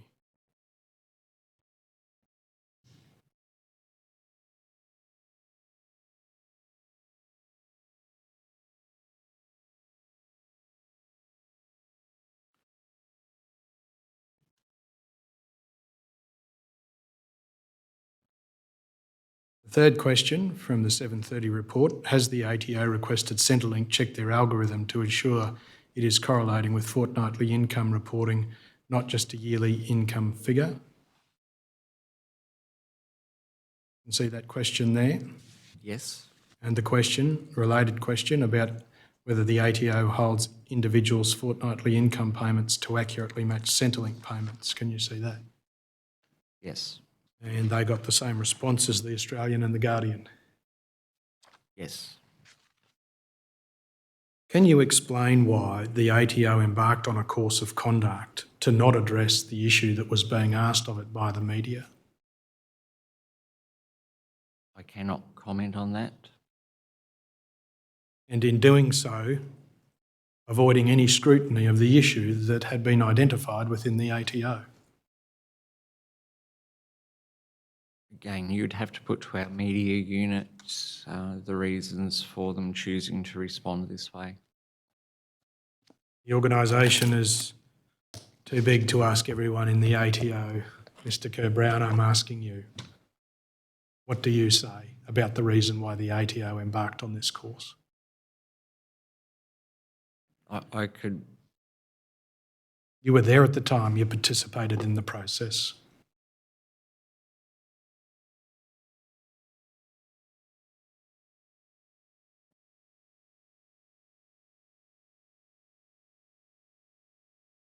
We were making a consistent response across the Commonwealth. Even though it was inaccurate.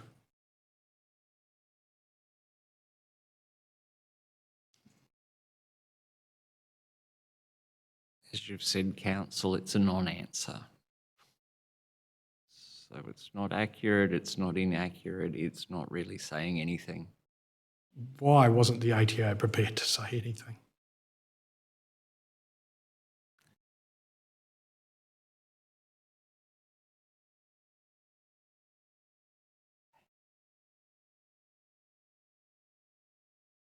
It's not our remit to advise Services Australia on how to conduct their business. And I would be offended if Services Australia approached the ATO and told us how to administer the tax system. But it was the ATO's business to decide whether or not, under a voluntary guideline, it would disclose the data to Centrelink. Correct? Correct, but the data had already been released to Centrelink. It didn't stop the ATO saying no more once it just had actual knowledge of the problem in January 2017, did it? Or was it just too hard to stop and no one wanted to confront the issue? As I said, the data was used for more than just OCI, so there would have been implications for other programs that DHS have responsibility for that would have been impacted had we made that decision. And what's the problem with that if you're correcting the inaccurate calculation of debts on the scale of this scheme?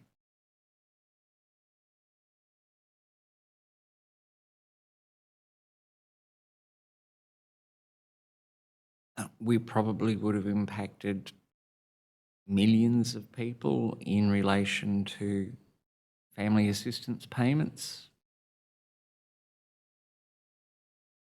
for example. The greater good, are you saying the greater good required you to continue to provide the information for a purpose which the ATO knew was being applied in a flawed way to create debts for hundreds of thousands of Australians?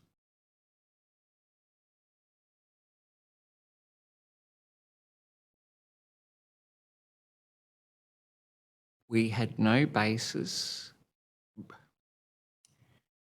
One way or the other, it would seem.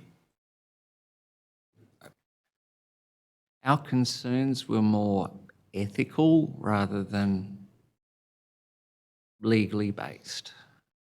Well, can you explain then why the ATO put its ethical concerns to one side and allowed the scheme to continue? We were raising our ethical concerns and kept getting fobbed off to the extent that the message was we'd been doing this for years already and it had never been a problem before. And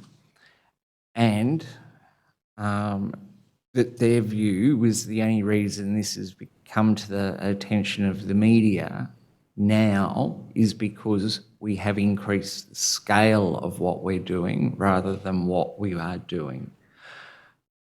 I'll go back to, we had no basis to believe what they were doing was unlawful. But you found a view that it was unethical. Why wasn't that sufficient reason for the ATO to speak up?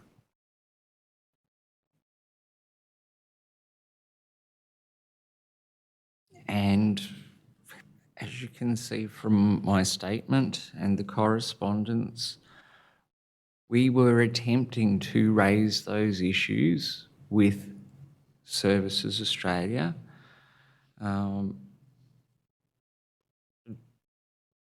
To the extent that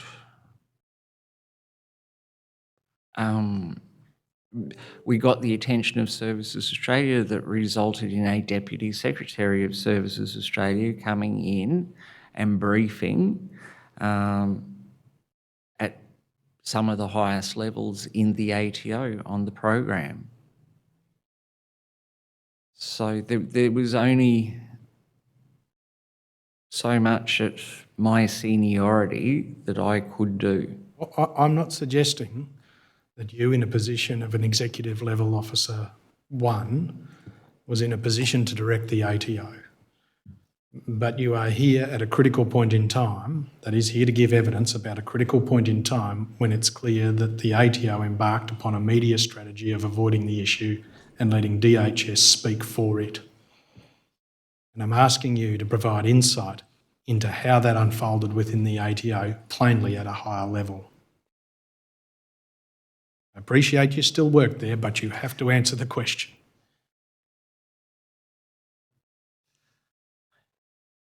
It is not uncommon for us to...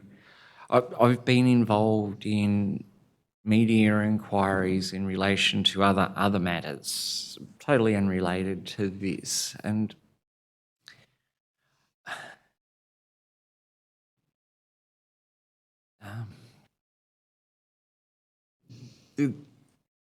my view is that the questions from the journalists are loaded in the first instance to elicit a response. So, and again, I rely on our media unit and their experience to look through the questions and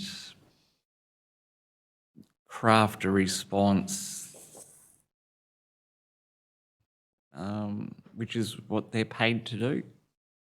You might anticipate they might say, we rely on EL1s with practical knowledge to tell us what's actually happening so we can craft our response. It's what you're paid to do, right? And as you can see in earlier exchanges, I did draft responses that may have been a little bit more informative than the final form that the media unit agreed to. I have no further questions. Mr. Glover? Just excuse me for a moment, Commissioner.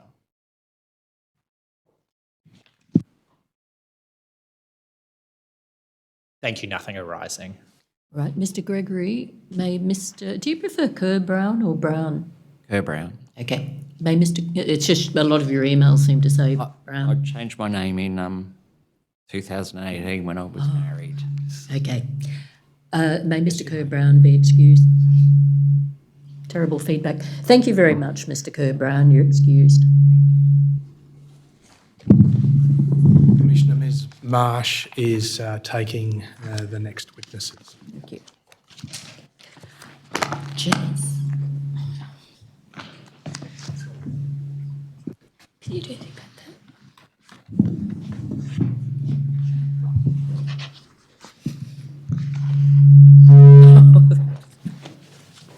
Don't touch anything. There you go. Thank you.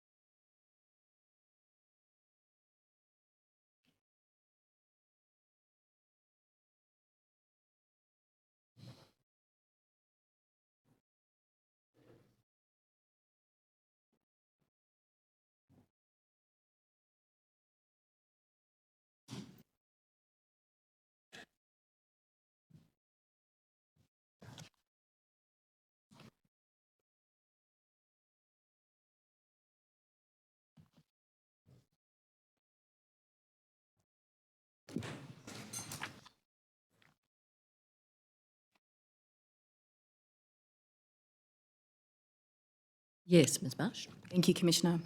I call Ms Melissa Donnelly and Ms Lisa Newman. Now, Ms Donnelly, would you prefer an affirmation or an oath? And Ms Newman? The same, thank you. Thanks, I'll administer that. So I'll get you both to stand up just for the purposes of that. Thanks. Your response is, I do. Do you solemnly declare and affirm that the evidence you will give will be the truth, the whole truth, and nothing but the truth? I do. Response is, I do. Do you solemnly declare and affirm that the evidence you will give will be the truth, the whole truth, and nothing but the truth? I do. Thanks, take a seat. Yes, Ms Marsh. Thank you, Commissioner. Ms Donnelly, you've been issued with a notice to provide information to the Commission, and you've provided a statement in response to that as well as some documents. Is that correct? That's correct. And the statement that you provided was dated the 24th of November, That's correct. and that is exhibit number 2453, and I will refer to that. Ms Newman, you've been summoned to give evidence to assist Ms Donnelly as well today. Is that correct? It is. Thank you. Ms Donnelly, can you please confirm your position at the CPSU and provide a history of your involvement with the CPSU? Certainly. I'm currently the National Secretary of the CPSU, a position I've held since October 2019. I have been employed in various capacities by the CPSU since July 2005, and I have been a member of the National Executive, which is the full-time elected officers of the union since January 2015. In that capacity, I did have direct responsibility for DHS from July 2018 to October 2019. Thank you, Ms Donnelly. And Ms Newman, can you please provide your current title and also the role that you had at the Community and Public Sector Union in the middle of 2016 until you left your time with the union? My current title is Manager of People and Culture at the Consumer Action Law Centre in Melbourne. My employment with the CPSU ended early in 2020, and I had 18 years employment history where I, like Melissa, held a number of positions. I was the national official responsible for DHS from 2006 to 2018, and that meant that I had day-to-day national responsibility for membership representation for workers in DHS over that time. Thank you, Ms Newman. And to confirm, that period covered about the middle of 2016 until you ceased in that role. That's correct. Thank you.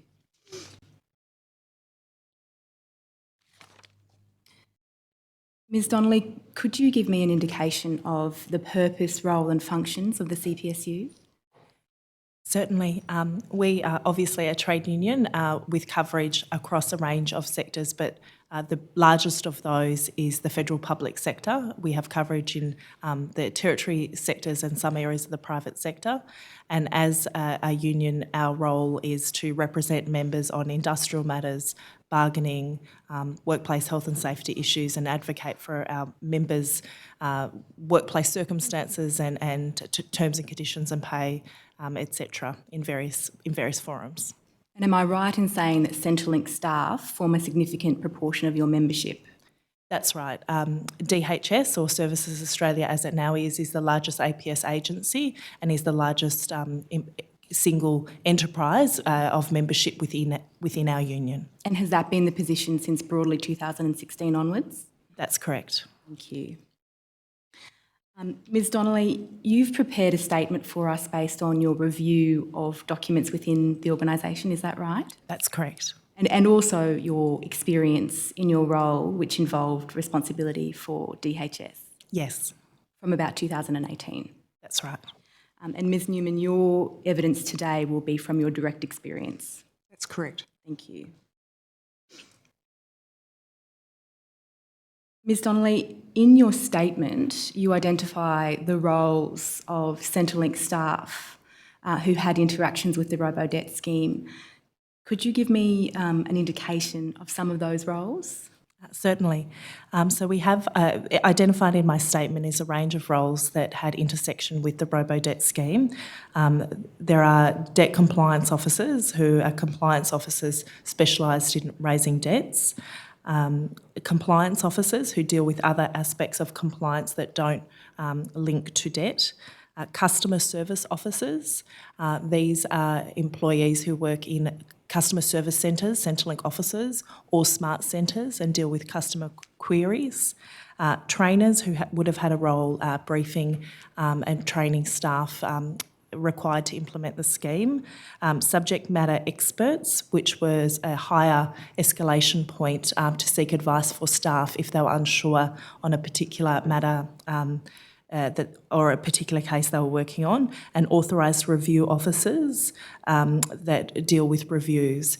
There would have been as well groups like social workers and the Freedom of Information branch as well that had work associated with the Robodebt scheme. Thank you, Ms Donnelly. And you received feedback from people in a variety of different roles from about late 2016, is that right? Principally, the feedback we started to receive was from early 2017, both anecdotally and based on surveys and other correspondence we entered into with our members, and that would have been across a wide range of roles. I think particularly when different functions came into contact with Robodebt and therefore started raising it with us would depend on the exact role they had in that system. Thank you, Ms Donnelly. And to give you an example of some of the surveys that you took, I might ask that Exhibit 2475, which is document numbered CPU 999900010024, be brought up onto the screen. Ms Newman, this might be a document that you can speak to, because if we go to the second page,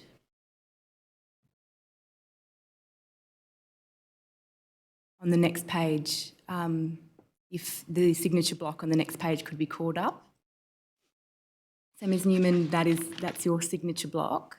And so the date of that correspondence is the 19th of January 2017. And if I could trouble the operator to go back to the first page, we see here that there is a DHS digest of that date. Is that a document that you recognise, Ms Newman? It is. And am I right in thinking that that's a bulletin issued to members to seek their feedback? That's right. And you'll see in the part of that document which has been brought up that a link has been provided for members to give their views. That's right. And am I right in thinking that this bulletin formed the basis of what became an open letter from the CPSU, which was issued on about the 25th of January? This would have been one of the sources of communication to our members, but not the only one. What were the other sources of communication? There would have been communication directly from workers that had come into contact with the Robodebt scheme and delegates in those workplaces as well. At the very end of 16 and at the beginning of 2017, we started hearing about the changes to how debt was being managed in the system, and this publication was in response to that anecdotal information that were provided by members and delegates. And was that anecdotal feedback being provided directly to you? It was, but others. We also have a section council that was the peak elected body, and some of those section councillors were communicating their concerns directly to me as well. And if I could ask the operator to bring up exhibit number 2476, which is CPU 999900010025.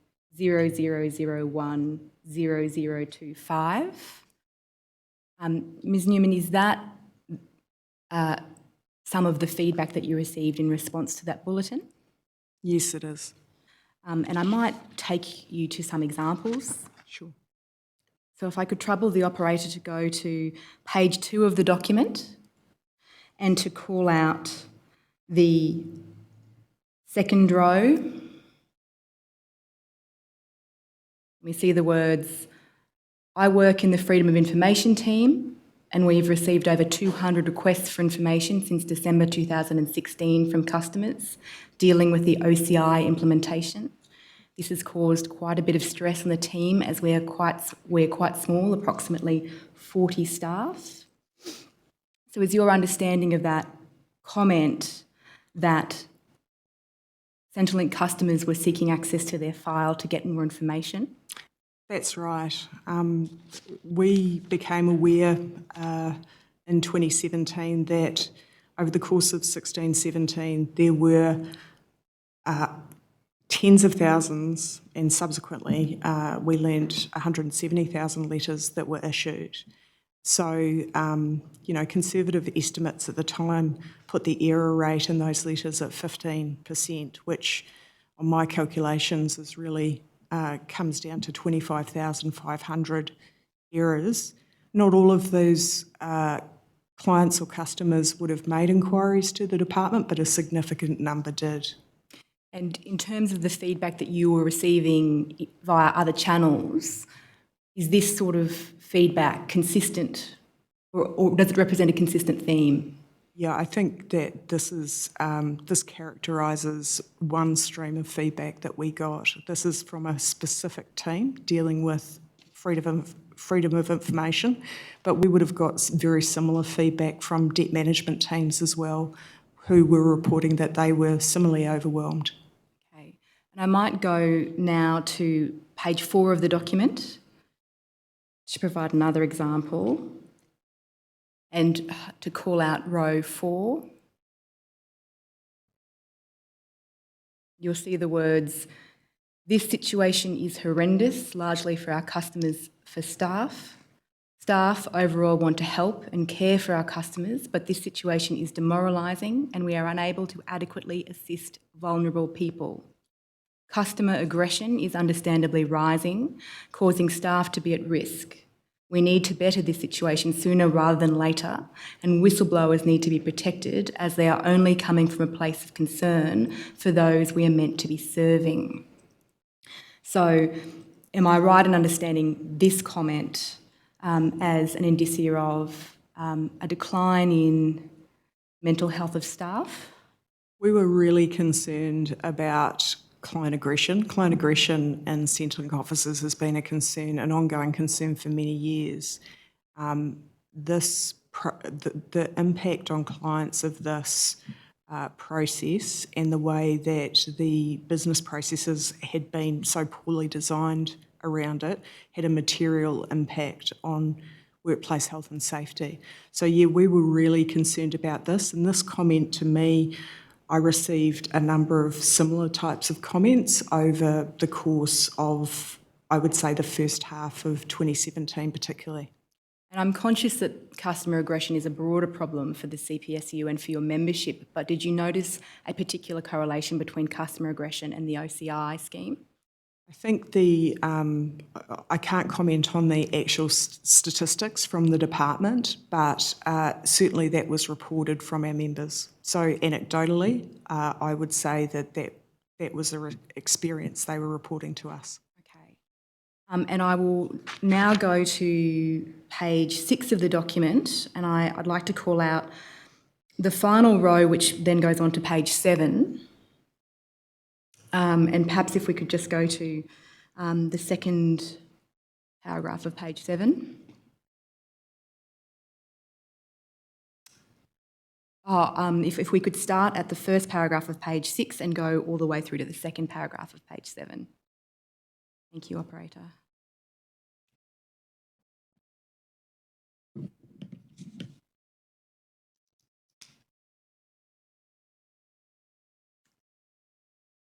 We now have quite a lengthy comment, which I'll extract some of.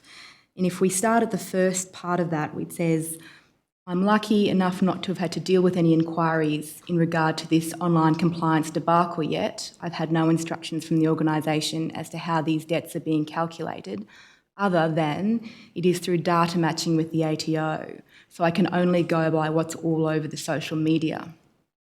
If the debts are correct, they need to explain publicly the process for the calculations.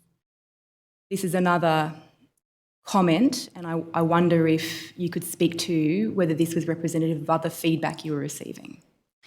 It was, and it's consistent with the survey results that we received in 2017, where staff reported that they were. Excuse me, I'm just referring to my notes, but the survey results indicated that only 7.3% of staff that responded to that survey felt like the purpose of the system was clearly communicated to staff, and 19% of staff indicated that they were confident about the instructions about how to respond when somebody was querying a debt. So this is entirely consistent with that. And did they understand the calculation of the debts?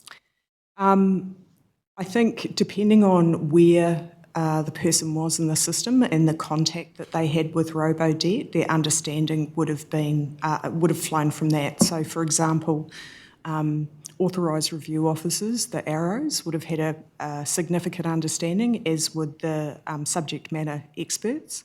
CSOs, or customer support or customer services officers, our experience was they had limited understanding. And were you receiving concerns about the methodology behind the calculation of the debts? Yes, we were, although the detail of the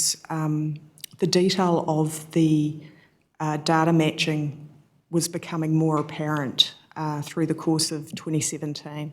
Certainly, I would have to say that it was not clear to us exactly what the data matching system was matching, but what we were getting reports of were the different types of errors that staff could easily identify, such as different names of the same employer being noted down on PAYG information.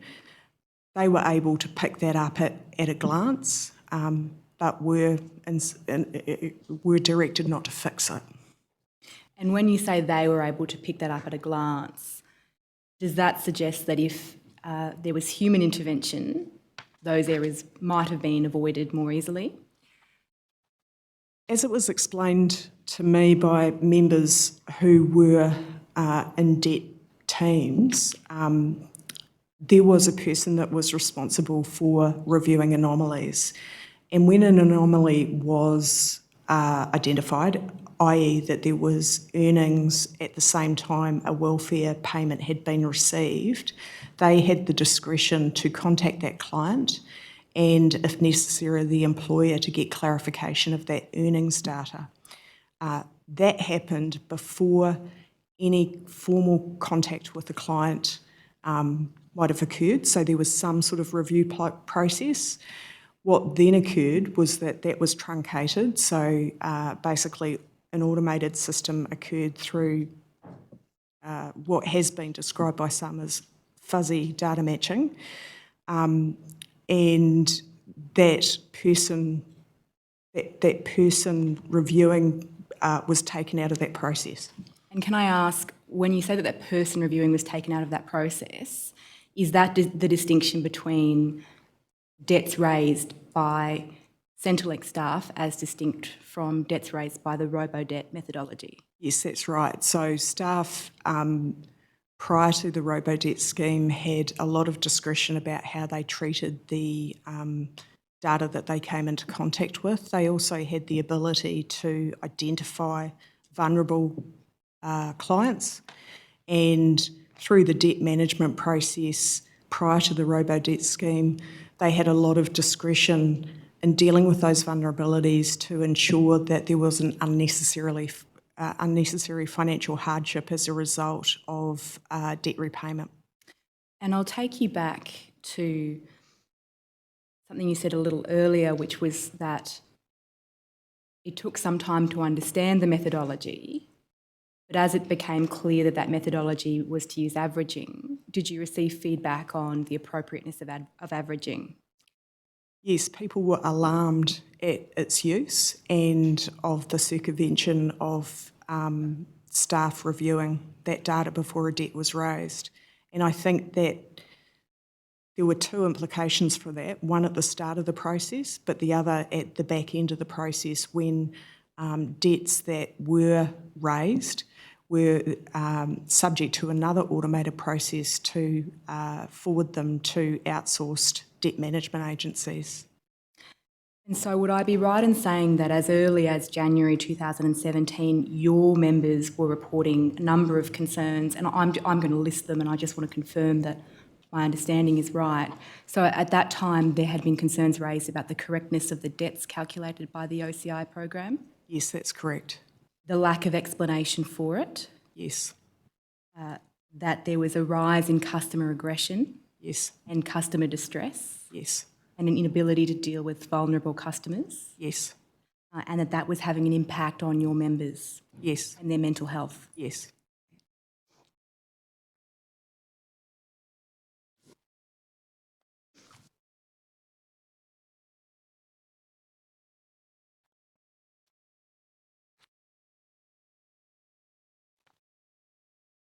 So in about January of 2017, obviously these concerns were being raised by your membership with you, and the CPSU took a number of steps in response to that.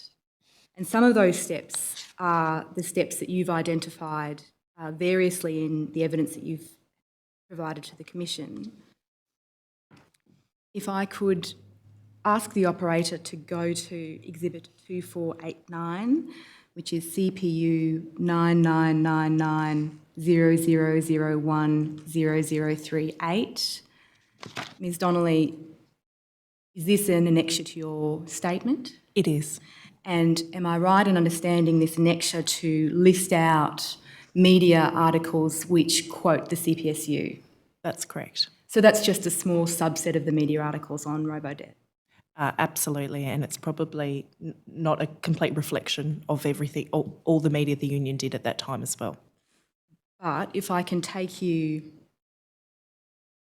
if we can look at the date column, you can see that all of those on the first page are in January of 2017. That's correct. And if we can go to the second page, we're still in January up until the 15th article. Yes. And then we're in February up until the 25th. That's correct. So there's about 25 media articles just that cite the CPSU in that early period of 2017. That's correct. And the earliest that you've identified on the first page, if I could trouble the operator to go back there, is on the 6th of January. Yes, that's correct. And if I could ask the operator to go to page 4 of 115, which ends in 0003 of that document. And that's a new Matilda article. And if I could go to the next page, 5 paragraphs from the bottom. We can see, and I'll call out all of the paragraphs from the Stories of Misery. We can see that they have filled up large swathes of the media, and there's a reference to a number of other sources of media, as well as social media, is that right? That's correct. And the new Matilda has in the third paragraph spoken to at least 2 Centrelink clients who have reported suicidal ideation in the wake of Robodebt. That's correct. And that's consistent with what you were hearing at that time. That is, yes. And then if I could go to the next page and call out the first 3 paragraphs. New Matilda has heard from multiple sources inside Centrelink that the system cannot distinguish between annual earnings figures provided by the ATO and the more granular fortnightly earning figures that most Centrelink payments are assessed against. The two data set measure different things, and they should not be used as interchangeable tests for overpayment. And so that's a very early indication of the difficulties with averaging. Absolutely.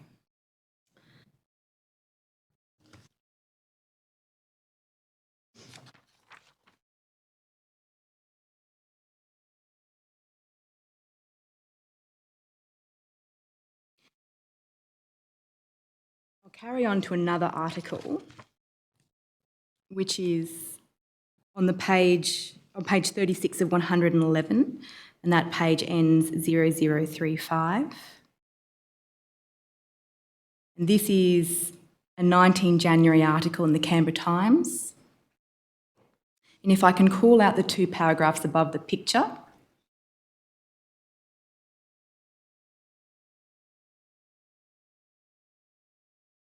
Ms. Donnelly, are you aware of the whistleblower incident that's referred to?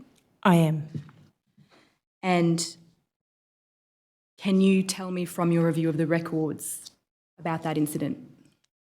There was an anonymous letter that was received by GetUp in relation to how debts were being calculated. That was shared with the CPSU for our view and expertise on the accuracy of it and so on.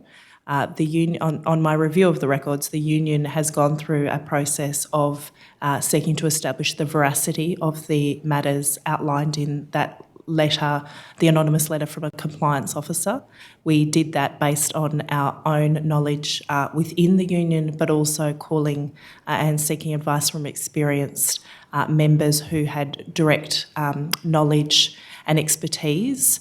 And on that basis, we determined that it was an accurate account of what was occurring.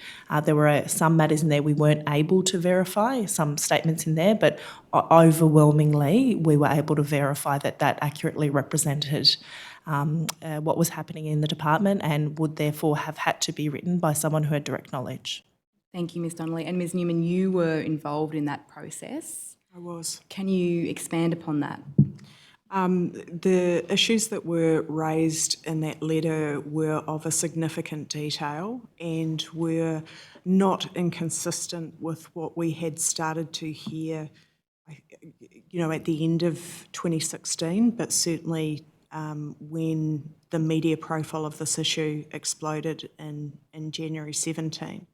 So certainly the delegates networks and membership were aware of this article as well and were confirming some of the details through their anecdotal experience of the system as well. So for me, it had to have been written by somebody that had a very detailed and concise knowledge of the Robodebt scheme. Thank you, Ms. Newman. And I'll call up Exhibit 1993, which is not a document which has been provided by the CPSU, but it is CTH.300100336563, and the operator has beaten me to it. Ms. Newman, take the time that you need, but from your review of this document, and I can take you to each page if you'd like me to, is this the letter? Go to the next page. Yes. Operator, can we please go to the next page? You've also got it on the screen next to you, whichever is easiest for you. Do you prefer the bigger one? My new bifocals aren't serving me well at this time, so I'm that does look like the letter that we dealt with. And can I trouble the operator to go back to the first page and to call out the second paragraph?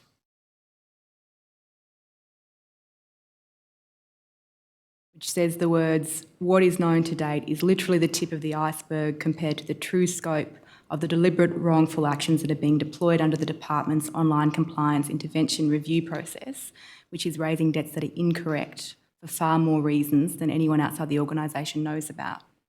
That's consistent with your recollection of that whistleblower incident. It definitely is. The questions that I was being asked by members routinely was about the legality of the department being able to actually raise a debt without actually providing any evidence that the debt occurred. And people were, our members and delegates were incensed about the unfairness of that, and also that they were placing people less able or the least able to deal with a complex government system in the position of having to prove their innocence. So it shifted the burden of proof from the government to its citizens, and it also shifted the administrative burden similarly. And what I heard repeatedly was that people were being asked to contact their previous employers and get access to their PAYG statements, which was a disaster and well beyond the capacity of some of the most vulnerable people. I think the other issue that members were absolutely incensed about was the impact that this had on people from non-English speaking backgrounds who needed translators to deal with the most basic routine government functions and complex systems, and also the impact on First Nations people. And Ms Newman, in the verification process that the CPSU engaged in, I understand that while this document isn't a CPSU document, your view was that it was sufficiently characteristic of the spirit of the complaints that you had received that you endorsed the campaign that came out of it. Yes, that's right. There were some things that we weren't in a position at that time to confirm, but there was certainly, we got confirmation very quickly from members and delegates that we needed to do everything in our capacity that we could to raise these concerns and try and stop the system. Thank you.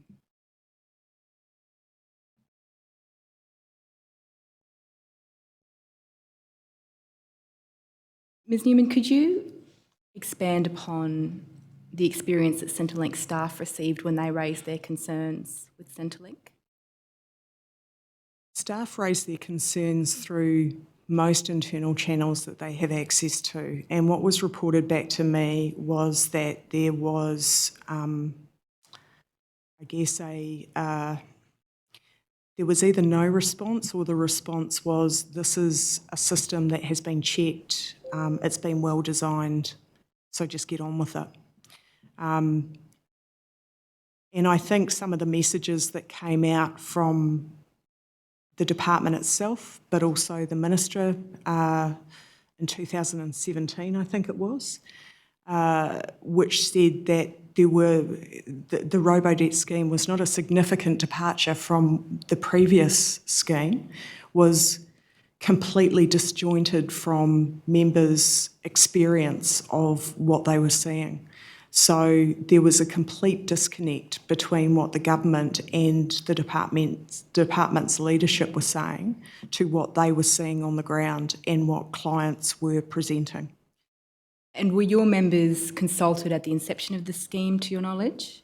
No, I do not recall any formal consultation. I do recall that there was briefings for staff on this, but the feedback that we subsequently got on the penetration and the effectiveness of those briefings showed that the information that was provided was woefully inadequate for what they were asking staff to actually do. And were your members raising those concerns with Centrelink? I believe they were. These issues were reported to us generally as a second or last resort. So most staff have good relationships with their direct managers, so it is entirely consistent with my anecdotal experience of the way that the department operated. But this was not a collaborative implementation of a scheme. It was a command and control, top-down drive to automate the system. And was your impression that there was meaningful engagement with concerns raised internally? No. I would say that staff's experience of raising their concerns was not dissimilar from the unions, and that when we raised issues both to senior people in the department and the department leadership as well as the relevant minister at the time, there was no discernible impact of our engagement with those people. What about the whistleblower letter? What was the departmental response to that? There was Commissioner on or about, sorry, just check my notes. On or about that time, I think around the 17th of January, the People Services Manager at the department at that time, Adrian Hudson, sent an email to all staff reminding them of the consequences of improper leaking and warning them that they would not be protected if they didn't act in accordance with the Public Interest Disclosure Act. And what staff understood that at the time, and it's reflected in some of the comments to our surveys, is that there was no room for external avenues, and people really felt that had a chilling effect on their capacity to raise concerns, that in response to an anonymous letter at the height of a media maelstrom around these issues, the response staff got was an all-staff email saying, you better not leak, otherwise you'll get in trouble. What about the issues raised in it? Any engagement with those? Not that I'm aware. There was no meaningful change to the system that we could discern. The issues that were raised in that letter became core elements of public discussion after that letter was released, but I think it's on record that there was no discernible change. Thank you. Ms Donnelly, I might take you to a document, and I'd ask whether this is the document that you're referring to. Can I ask the operator to go to Exhibit 2490, which is RBD 9999 0001 0229?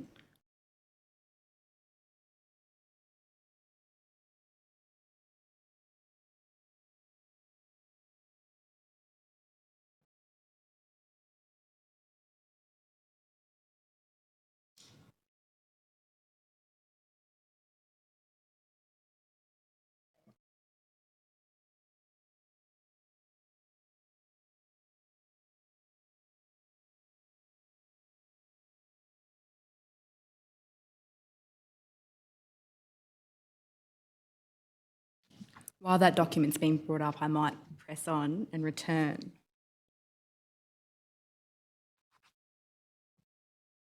In the meantime, can I trouble the operator, who is no doubt frantically finding the other document, to go to Exhibit 2477, which is CPU 9999 0001 0026.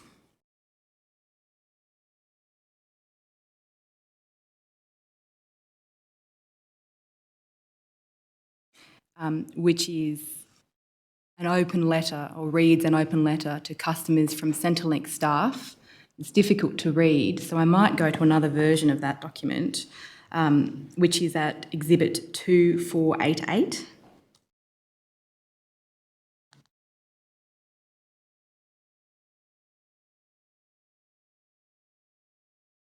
And page 0004 of that.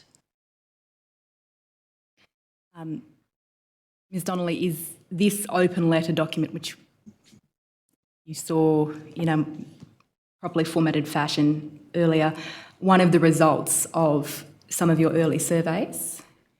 It is. And was that a document that was released to the media?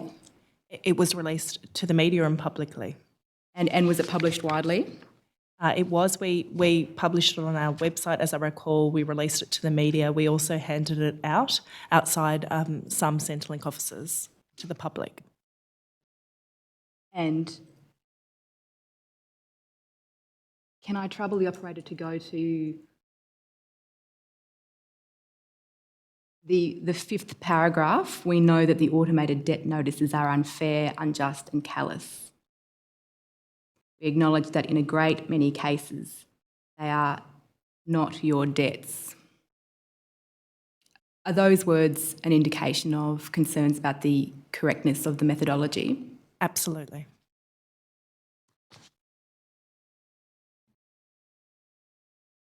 So, am I right in saying that by the end of January 2017, your members had reported a number of core problems with the Robodebt scheme to you? That's correct. And that those concerns had been made loud and clear by the CPSU in their engagement with the media? Absolutely. We made our concerns very clear in the media and also to the relevant minister and the senior leadership of the department. And also that Centrelink staff were individually taking it upon themselves to raise those issues as well, for example, by way of whistleblower activity.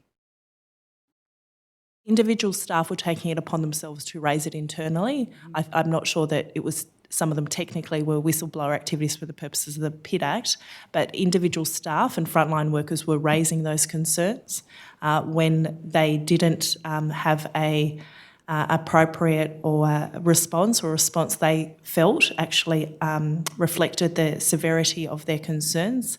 That they would also be raising them with the union, and we escalated it both through to the government and the senior leadership and also publicly as best as we could. And that those concerns were then also amplified by a high volume of general media on the topic. That's correct.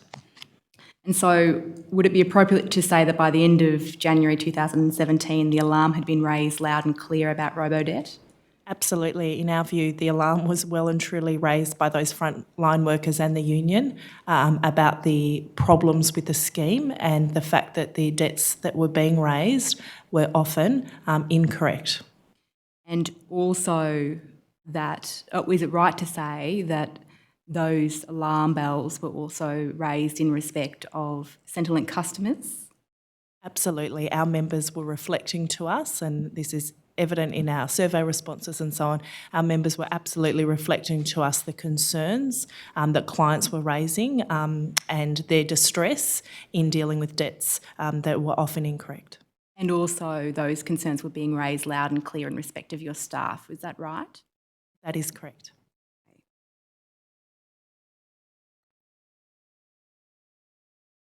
I think I saw in one of your attachments that you'd sought a meeting with Ms Campbell.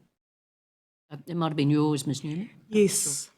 We don't have any record of a response to that request. Or do you have any recollection of a meeting, more to the point?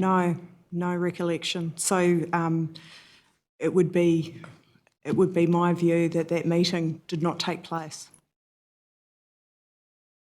And I might take you to some of those documents in terms of engagement with ministers and also the department. Can I trouble the operator to go to Exhibit 2462?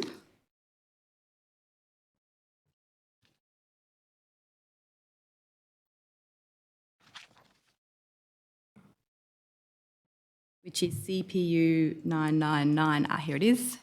And can I go to the second page?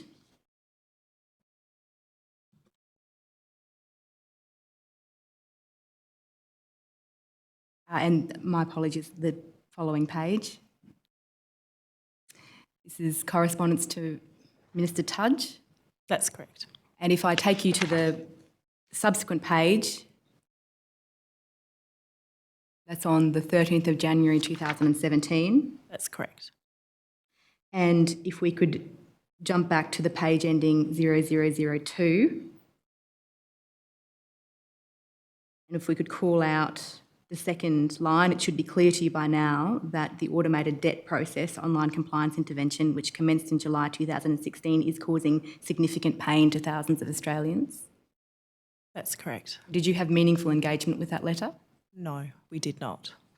And if I could take you to Exhibit 2464, which is CPU 99990001. This is the document. Hi Susie, Andrew from Minister Tudge's office. If I could call out that email. And is that the response that you received from Minister Tudge's office? It is.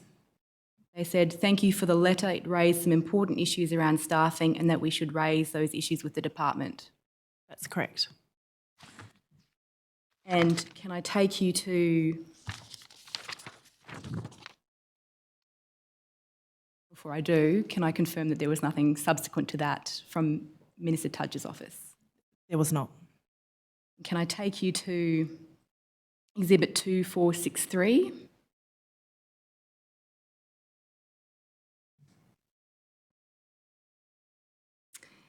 And is that, Ms Newman, is that a letter from you to Catherine Campbell? It is. Of DHS of the 19th of January 2017? That's correct. And is that raising concerns about the online compliance system? It is. And did you have meaningful engagement with that letter? No. And I'll now take you to Exhibit 2469.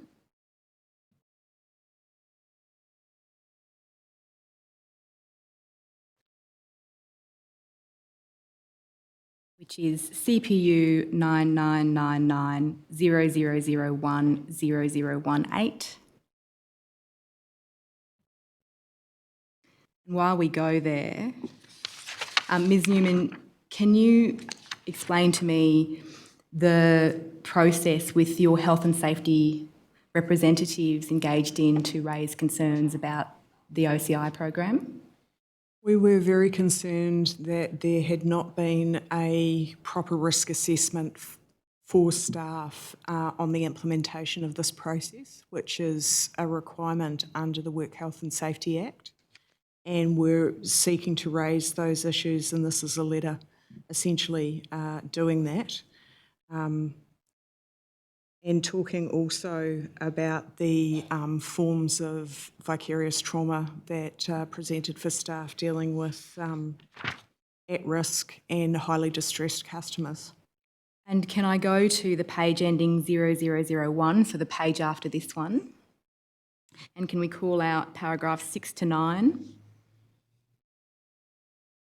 And you see the words, staff broke down under the pressure and stress. Some were in tears because of anxiety. They felt helpless and unable to support customers. That's very consistent. Is that consistent with your impressions of the time? It is, and on several occasions I had members call my mobile basically telling me that they couldn't continue to work at the department because of the damage that they felt the system was doing to welfare recipients, clients, customers, and this is entirely consistent. And was some of the experience of customers that you're referring to the sorts of things referred to in paragraphs 8 and 9, which are customers who are suicidal, desperate or need urgent assistance? Yes. And also in paragraph 9, customers threatening self-harm? Yes. And did you receive meaningful engagement with that correspondence? No, we didn't. No, we didn't. Okay. Over the course of 17, we were made aware that in response to this risk, they essentially put more physical security at some offices and also provided more training for dealing with aggressive customers. But that was dealing with symptoms. It actually wasn't dealing with the root cause of the distress that these comments are based on.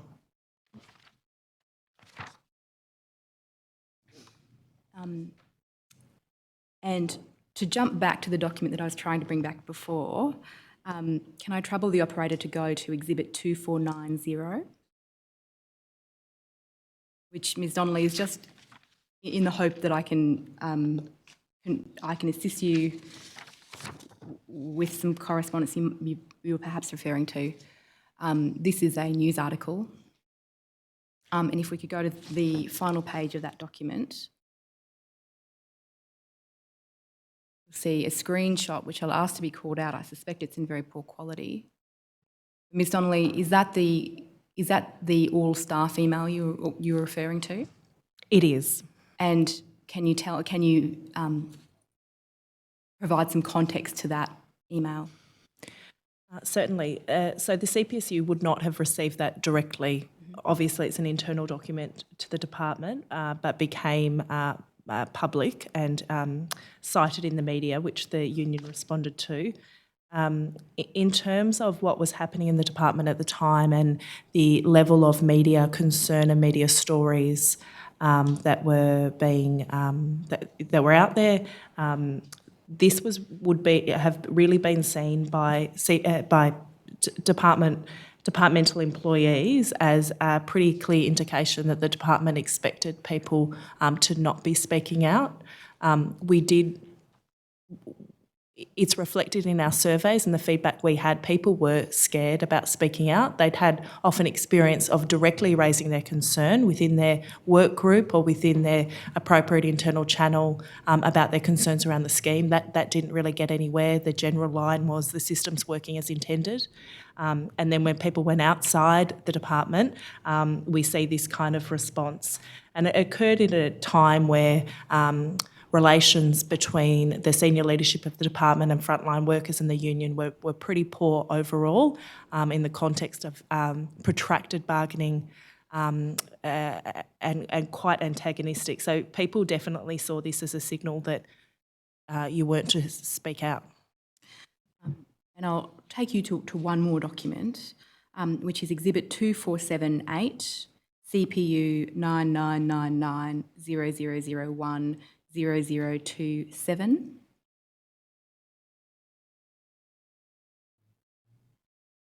Ms Donnelly, this is a document that is exhibited to your statement. Do you recognise that document? I do. Can you expand on that document?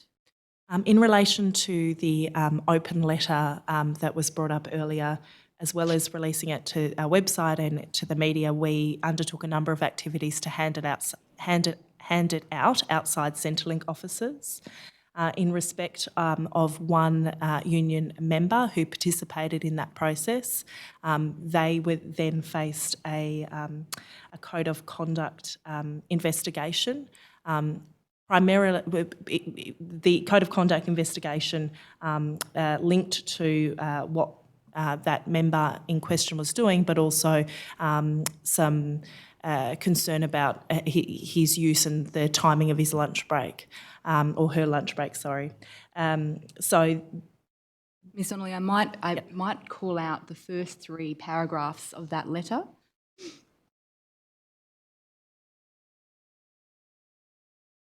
And the second paragraph describes the incident, which is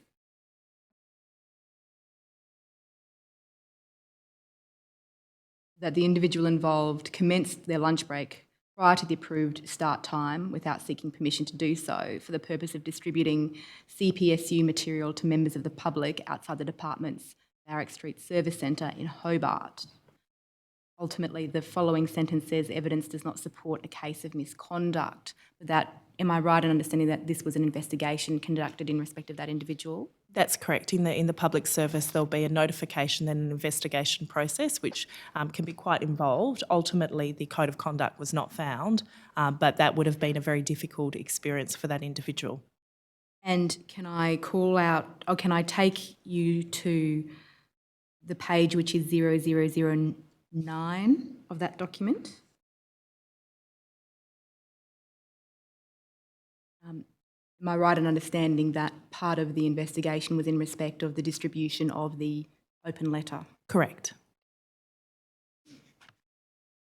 What was the issue? Criticism of the department, or what's the thing in the code of conduct that they were supposed to have breached? Apart from taking their lunch break early? They essentially, there is no breach of code of conduct. No, I see it wasn't found, but what was the But- allegation? But the allegation was that they were handing out information essentially that brought the department into disrepute, and that they did that. They did that without, on their lunch break, without seeking permission. There's no allegation that the information was anyway not factual or correct. It's simply that they participated in that activity. And this instance, people talk about this, and delegates right around the country knew that this person had undergone this process, which was incredibly stressful for that individual because their employment is at jeopardy. So it had a chilling effect on people's ability, and we had to take precautions in relation to what activity we asked people to participate from this point on. Had that been commonly the response when people raised issues in this sort of way, or had nobody had occasion to before? Commissioner, just in the broad context of what was happening in the department of this time, this was not uncommon. But it's important to understand that staff were seeing the erosion of basic service levels in terms of payments, so carers payments, Austudy payments. There were 36 million calls that could not get through to call centres. Some of those would have been people trying to contact to question or correct the information in relation to debt letters that they had received. So staff were seeing systematic failures of service level standards right across the deck, and Robodebt happened, which all of these things compounded on each other.